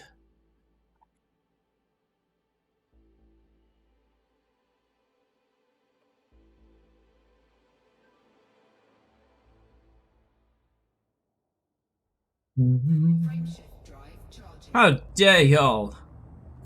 I'm sure that it couldn't get terms of service as long as it didn't say any, like, slurs. Wait, does saying sexy things mean, like... Is saying sexy things against TOS? Wait, what?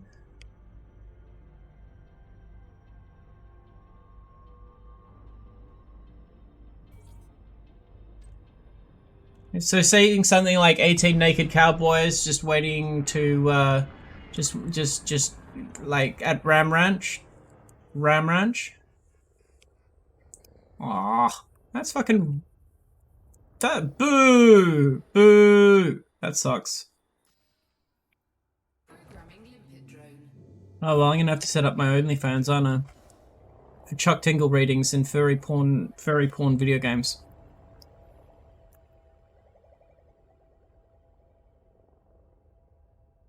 Landing gear deployed. Why landing gear? Landing gear retracted. Cargo scoop deployed.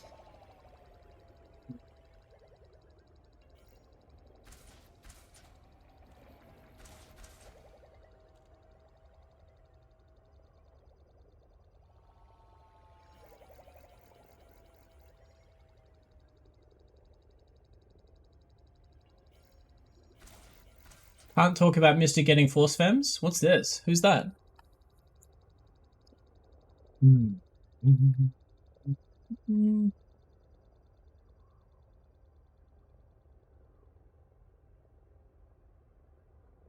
Ah, happy Puritan. Ugh.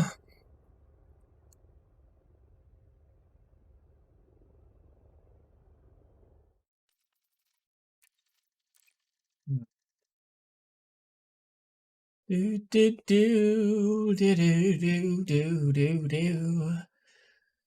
Russia grants citizenship to Edward Snowden. Ooh.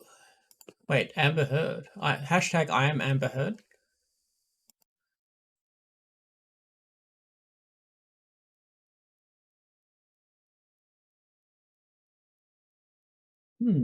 People really hated Amber Heard.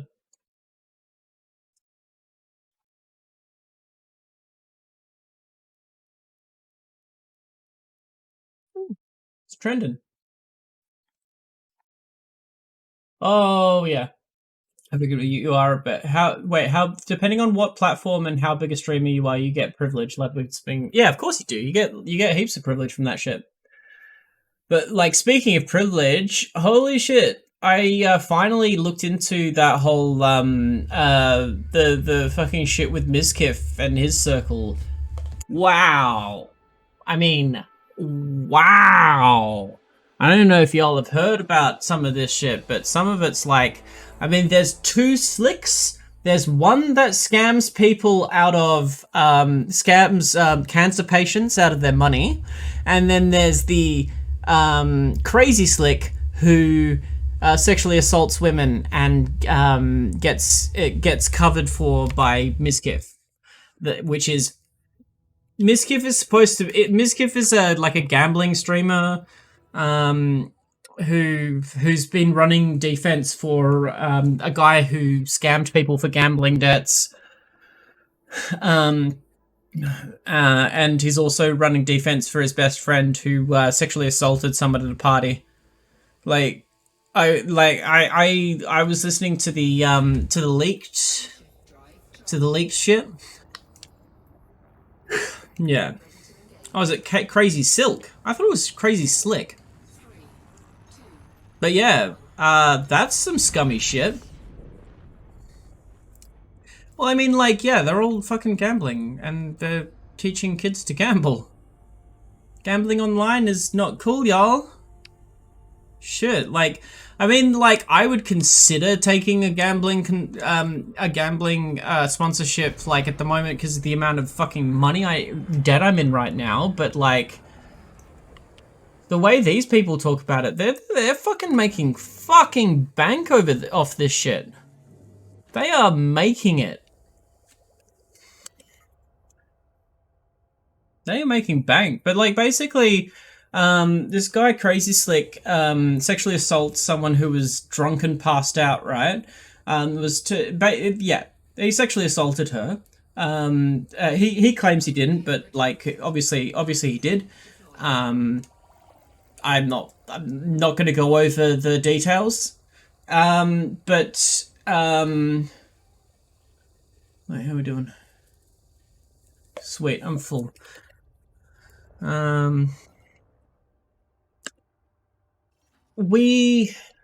So what happened was, let me just hold on. Give me a second to get back into full screen game mode.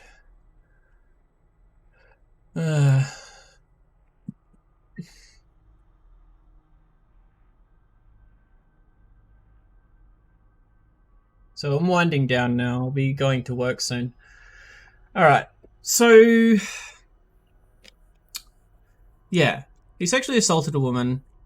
And basically, Miskiff sent his then girlfriend to gaslight basically the girl into like changing the way she approached it to make it sound like it wasn't as bad. And that's where we're at the moment, which is pretty fucked. She literally gaslit her. Like the specific quotes were oh, you know, you were drunk.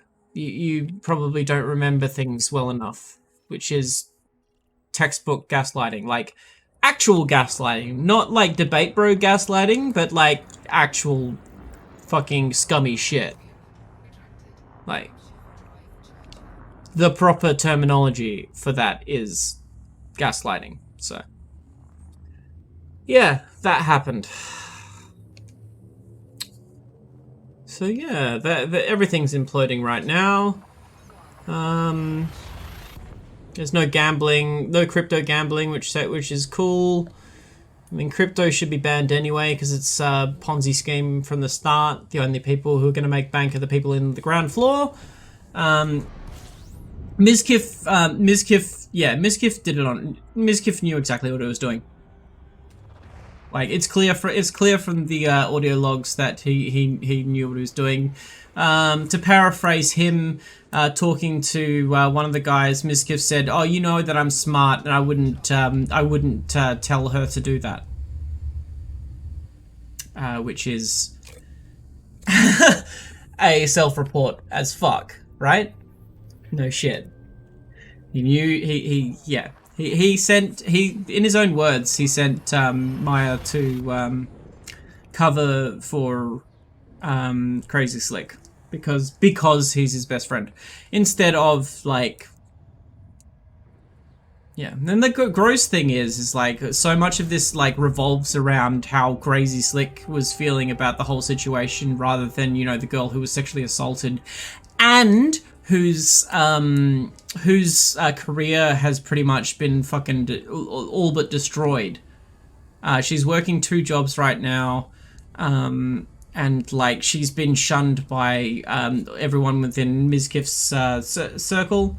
So yeah, there have been actual ramifications. They threatened her, they gaslit her, and they still shunned her because Crazy Slick was going around DMing people telling them to avoid her because she triggers him. So yeah, complete scumbag. Sexually assaults a girl, gets his rich and famous friend to cover for him, and then goes around trying to isolate the person that he sexually assaulted, so that she doesn't get big enough that it becomes a problem for him or for Miskiff. Like, scummy shit. That's in a nutshell basically what happened. There's a use of social justice language to further abuse. Is triggered really like social justice language these days? Stopped being that way a long time ago.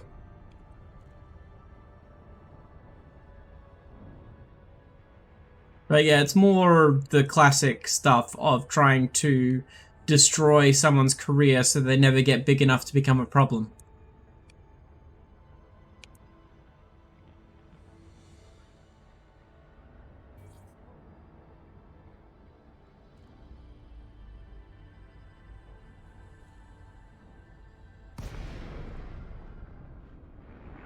Yeah, the revenue split thing was never surprising. Like, people who who have more money get more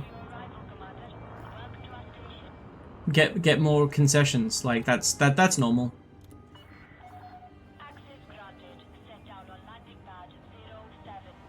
So like that doesn't surprise me. That's just capitalism working as designed. People with money have more power, and they then make more money because of the power that they have. That's it. That's what it is.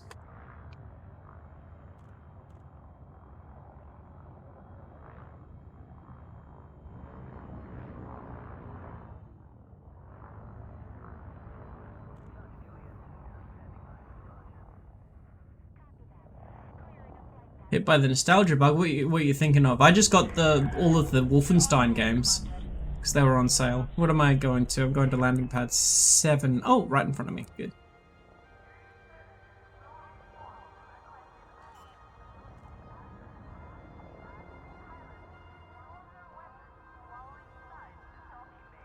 Landing gear deployed. Hells yeah. Fancy a little bit of Nazi killing?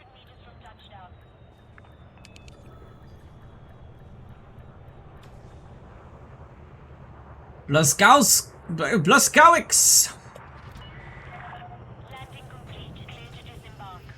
Woo! And that was a full round of grind. This game has a lot of grind when it comes to the engineering. The old Rap City videos and 90s commercials and stuff hits the guts. Ooh. Rap City? I'm not familiar.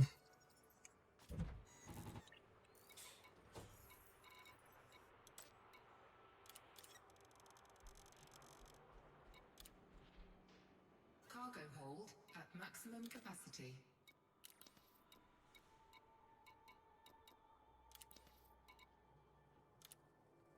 Material trading. Ah.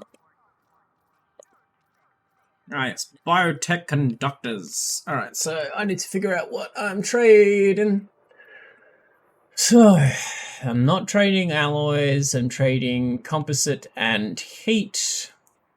Okay, composite and heat. Composite and heat. Alright, heat. Alright. Pew pew. Pew pew pew pew pew. Confirm trade. Urban youth. Opposite? Yes. Oh my gosh. Anything else I can friggin'...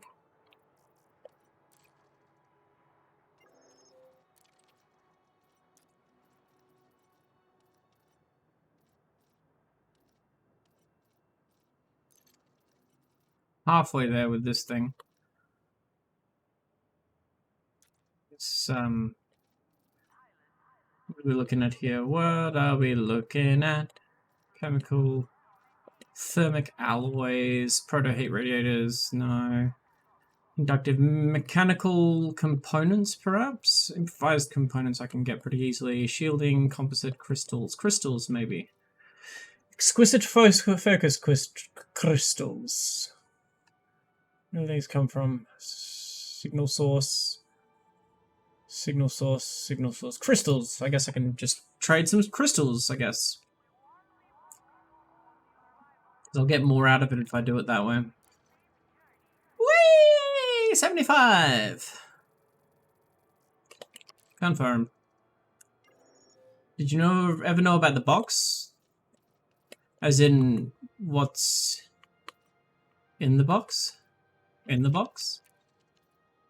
What's in the box today?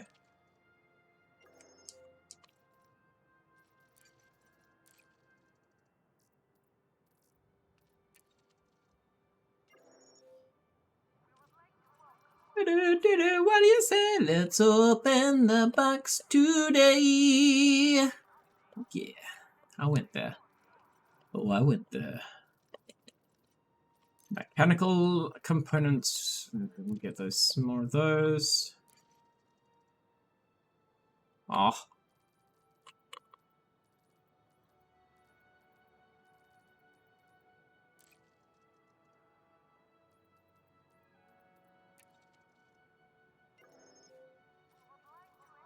I think I've figured this all out.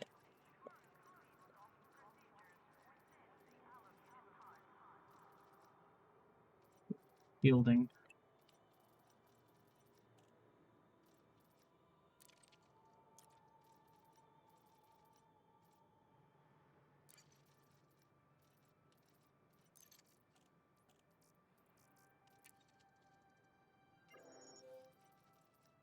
I'm basically just trading stuff across this point.